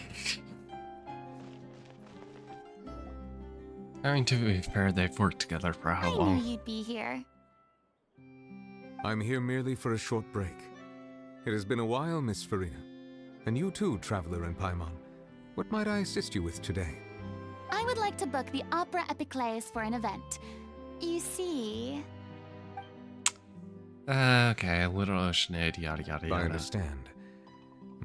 The process for booking the Opera Epiclese is complex and can be somewhat cumbersome. But given that the request is coming from the three of you, I see no reason to make things unduly difficult. The story of the Little Oceanid is most fascinating. I'm looking forward to seeing it performed on stage. I will say, however, that I am surprised to see your passion for the performing arts rekindled after all that has happened. Huh? What do you mean? Do I look excited? Yes. And this is the first time that I've seen you like this since your departure from deityhood. At first, I just felt bad about rejecting them. So I wanted to learn a little bit more about their situation. But one thing led to another, and... well, here we are. In the past, we sat in our high chairs in the court, giving our opinions on isolated cases, all while knowing very little about the human stories behind each and every one. Maybe it's because I finally become an ordinary person and gained my freedom, but I've developed a great sense of curiosity about their lives. I am truly delighted to see you find a new lease on life. Now that you've regained some confidence, have you had any thoughts regarding a return to the stage? Why would you suddenly ask a question like that? Well, if the Little Oceanid turns out to be a great success, it will no doubt become a classic. Many theater companies are certain to add it to their repertoire. The experiences and decisions of the protagonist Cleo are all modeled after your own. Naturally, this makes you eminently suited to playing the leading role. It would truly be a shame if you did not take this opportunity to allow audiences to enjoy your outstanding acting talents once more. Haven't I already made myself clear? I won't act or perform in any role ever again. No exceptions. Nor do I think it is any great shame. There is no lack of fine actors or inspirational stories, either on or off the stage. This experience is a case in point. I feel like I've learned a lot, and it has already been well worth the price of admission. I must admit, though, I'm a little envious. They're quite fortunate to be able to bid farewell to their past in such a magnificent manner. I see. Well, I'm glad to learn that you have found a role to play that you enjoy, be it on the stage or not. I sincerely hope the show will serve as the grandest of finales. I will have my staff book the date and mail the relevant paperwork to the troupe once the details are confirmed. Thanks, Nervalet. You are very welcome.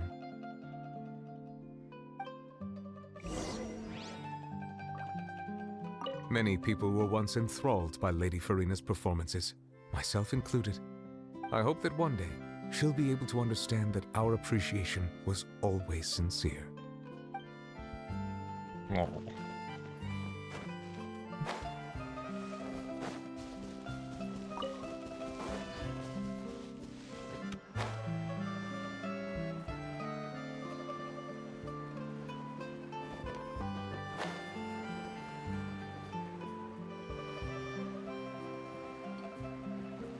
Yeah, where are we?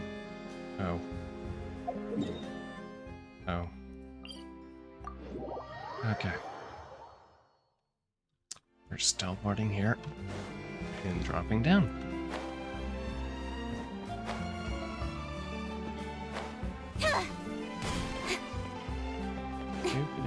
Doop.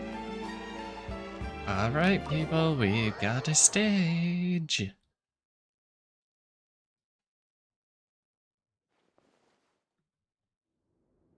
Good news, everyone.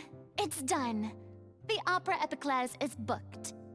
Thanks to my eloquent and impassioned speech, Monsieur Nervalet was moved to provide us with a fitting stage for this special performance. We've had to fight every step of the way for this opportunity, but we now have all of the ingredients necessary to stage a truly spectacular performance. A touching story, a magnificent venue, and last but not least, a passionate and dedicated cast. Now, let's work together and make this show the best it can be. Okay, Director This is Farina. truly wonderful.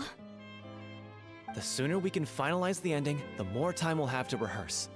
Fiamma and I just went over some parts of the script and tweaked a few things. I think it's really going to resonate with the audience now. Wow, you two had a constructive conversation? That's great! I'm on. Communication is vital to any good performance. Look at us. We've come so far. I never could have pictured this scene a few days ago. It's amazing!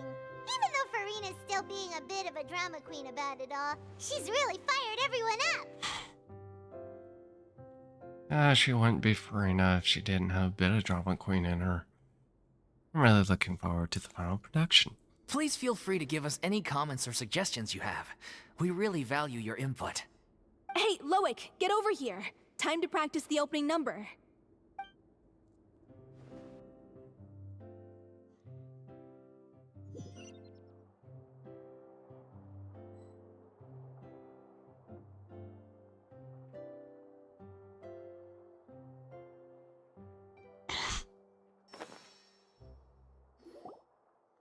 Cursed Cleo. She stole the waters of life from us.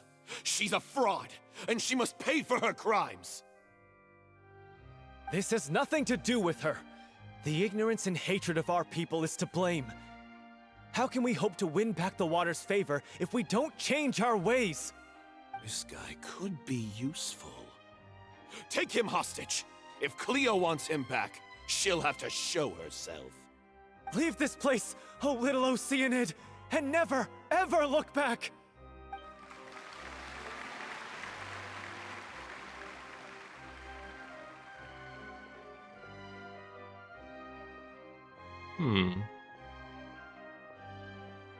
Everyone's really throwing themselves into their roles. I haven't seen such a fine performance in a long time. only... What should we do? It's almost time for her to take the stage! Why? Why does it have to be now? Hey, what's going on? You're due on stage any second now. Oh no, not again. But why? What about your new meds? Did they stop working? They've been getting less and less effective over time. I've had to keep increasing my dose. What? I thought they cure it. So they were only managing your symptoms? I figured whatever it took to get me through this final performance. How could you do this to yourself? And after that lecture you gave me about not looking after my health. I'm sorry. I've let everyone down. You... This is a conversation for another time. How can the show go on without its star performer? Farina. Miss Farina, I'd like to make a request of you. Say no more. If you're sick, you need to rest. I know what you're going to ask. Loic, your character has no more scenes, correct? Oh, yeah. I think my scenes are all done. Although, I do have one more line. But I guess another guy in the troupe with a similar voice register could take it. Why? Please take Delphi back to her place to rest. I'll sing the finale. From the sublime to the ridiculous. After all that, everything's come full circle. Thank you, Miss Farina. I'm so sorry to put you in this position after everything you said. Never mind. What's done is done. It's really my own fault for getting in too deep. No one likes regrets, myself included. Leave it to me. I've watched you rehearse so many times that I've learned Cleo's part by heart. I do not doubt your acting skills, but please allow me to ask just one more question. After all, this show is dedicated to the life and legacy of our director. What, in your opinion, is the reason Cleo shines so brightly? It's her pure heart. Despite all the pain and loneliness she had to endure, she never once stopped believing in the beauty in this world. Well said. I leave Director O'Reilly in your hands.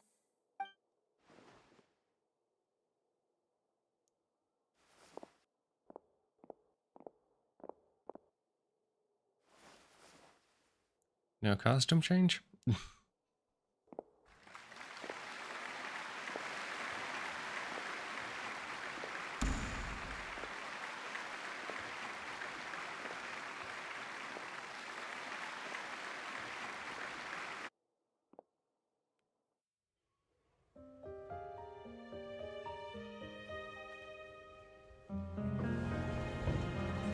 she here yet? Will she get here? She's not coming!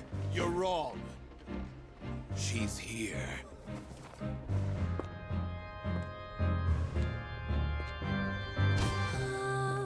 Si je pouvais vivre dans l'eau, le monde serait-il plus beau? Me pardonneras-tu, ô chère mère? L'eau dans son courant fait danser nos vies, et la cité elle nourrit, ainsi que toi, mon doux amour. They actually What about did your this. wish? My wish.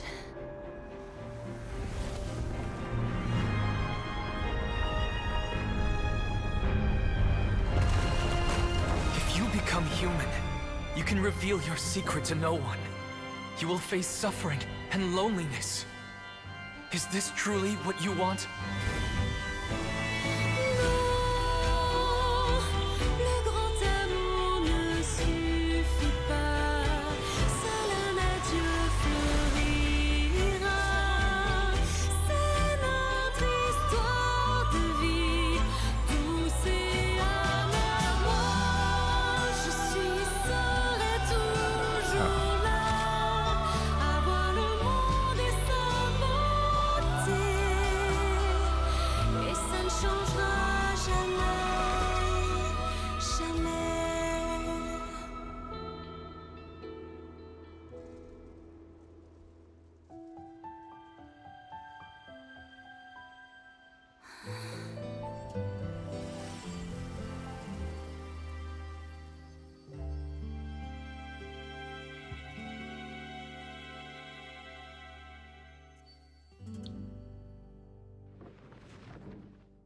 Huh.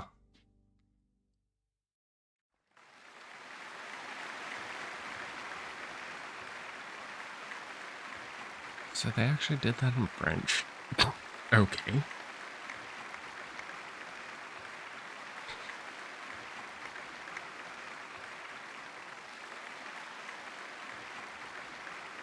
Is it just me?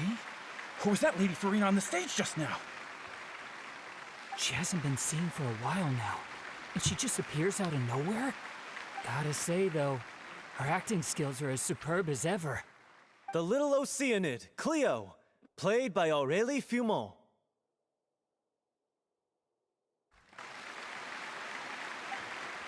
Wait, that's not her name. What's going on? I don't know. Maybe it's just a doppelganger. Don't think about it too I've hard. spent a lot of time out of the spotlight, and they didn't use my name during the curtain call either. Hopefully, not too many people recognized me. It's too bad that I had to break the one clear rule I'd managed to make for myself, even if I had no choice. Still, I have to admit that, despite everything, it felt good to be back on the stage again. Finally, we would like to give a special thanks to our artistic consultant and event coordinator, Miss Farina. Hey, that's not what we agreed on! Oh! So it was Farina after all. She's back! Honestly, what is he doing? He should have run that by me first. All right, calm down. Don't be mad. This was a group decision. We just didn't want your contributions to go unacknowledged. After all, it's been the rule in Fontaine since ancient times that everyone's work, visible or invisible, is equally deserving of recognition. Yes, I know the rule, but it should still be applied on a case-by-case basis. I wasn't ready for this yet. No big deal. What's the worst that could happen? At most, you'll be asked to sign a few autographs later. Oh, yeah? Well, since you think it's so easy, you can sign them for me. This is a great chat and all, but can we talk about that crazy thing that happened during the show? It nearly gave Paimon a heart attack. Paimon flew over to where she was supposed to be and was about to drop the prop vision, and then suddenly, a real one popped out of thin air! Oh, that. I've got no idea what happened there either. But hey, it worked pretty well, didn't it? I'll bet the audience has never seen such a realistic prop. Uh-huh. Wait, what about Dolphy? I wonder how she's doing. Hey, Farina, do you want to let's try go to check on her test as soon as we finish that clearing the vision? stage. Yes. Plus, she'll definitely want to hear how the end of the show went. If nothing else, we can safely say that we accomplished what we set out to do.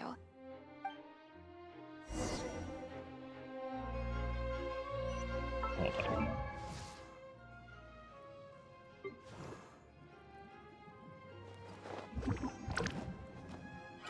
Okay, now, great, now I need to look back and see if she actually had that on her. Wait, profile. Okay, still doesn't show vision yet.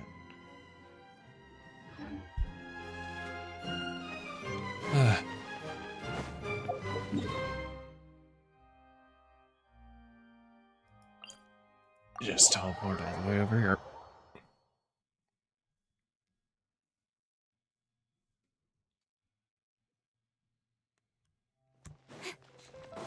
Yeah, once again, drop down.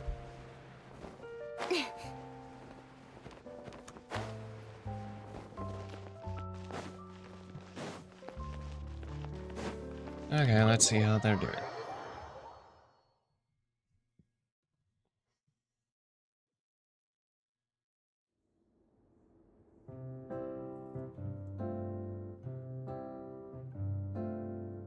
Ah, you're back. She's doing okay.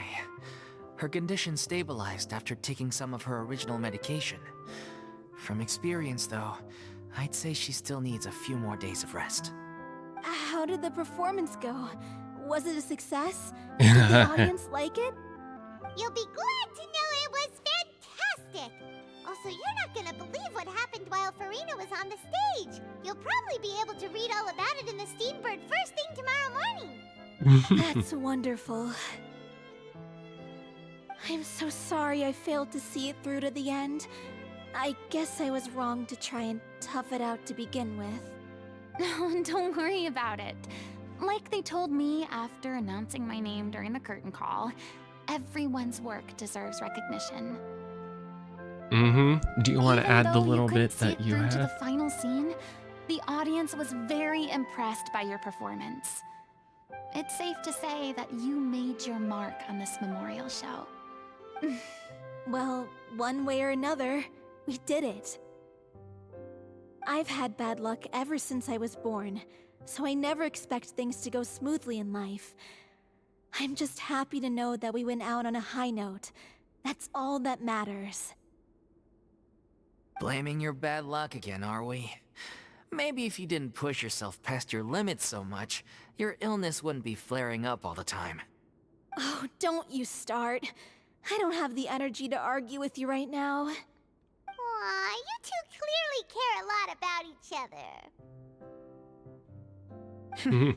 I don't know what you're talking about. You mean we never stop arguing with each other? Okay.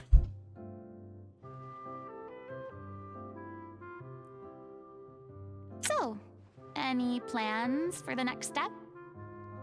After the brilliant performance you put on, the reputation of your troupe is sure to spread through Fontaine like wildfire. You won't have to disband if you don't want to.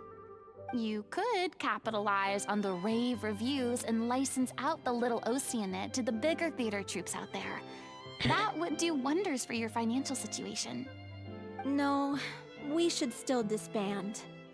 Yeah, it's what we all agreed to. After all that's happened, I should give you guys some space. But maybe our paths will cross again one day. Hey, don't just walk off!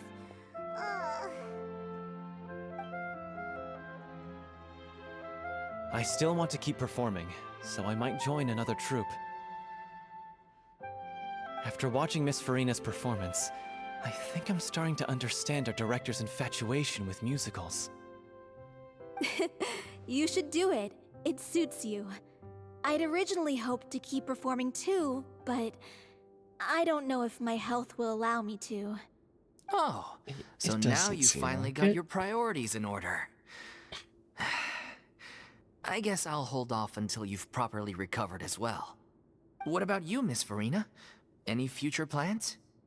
Well, frankly, I think a return to obscurity is no longer an option for me. Oh, I'm so sure a slew of unfortunate. consultancy requests will hound me wherever I go, until I finally acquiesce.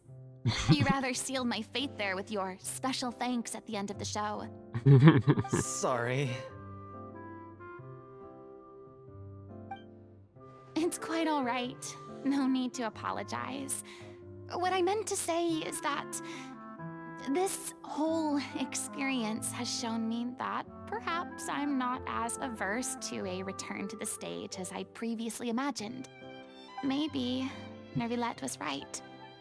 Maybe Cleo is the right role for me. I still don't wish to pretend to be someone else, but I do have a desire to express myself. So, maybe the show will go on for me after all. Just do whatever feels right for you. Yeah. There was once a time when I was an actress in a masquerade, seeking only to hide the truth. But from now on, I want to spend my time learning real stories about real people and how they touch the lives of others around them. I want to watch them blossom and wither, see them refined on the page, retold on the stage, and remembered long into the future. I'm sure this is what captivated director O'Reilly as well. Sounds like you're ready to stop running from your true calling. The more you get out into the world, the more you'll discover what a fascinating place it is. You should definitely come with me. Then it's a deal. If a vision is a gift from the gods, then I should do my best to honor it.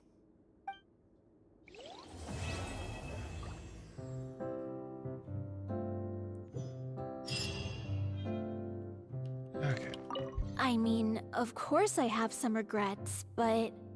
There'll be plenty of opportunities in the future for us to tell the stories that we want on stage.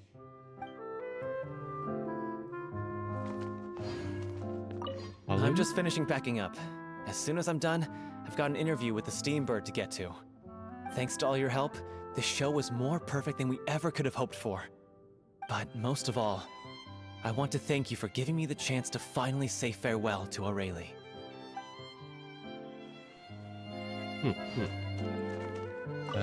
Bro? Now that the buzz is worn off, I feel ready to pass out.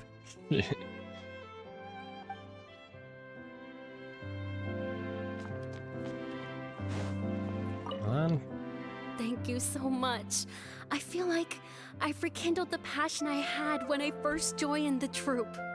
It might turn out to be too little, too late for me. But still, this has been the experience of a lifetime.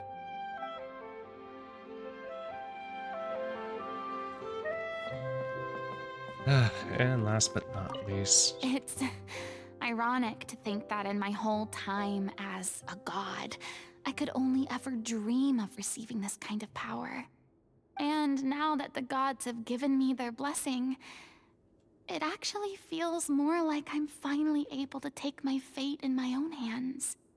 Is that how humans feel about it as well?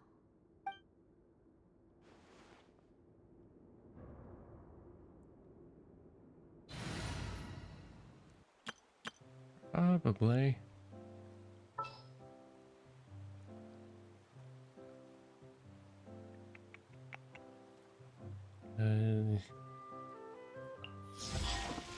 Let's finish this quickly. Trainee Forest Ranger Kale, reporting.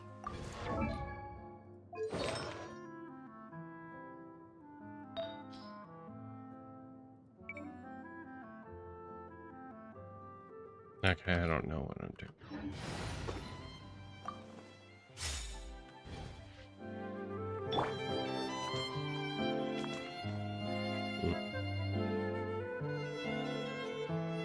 Okay, I think I'm just gonna end it here then. Hey.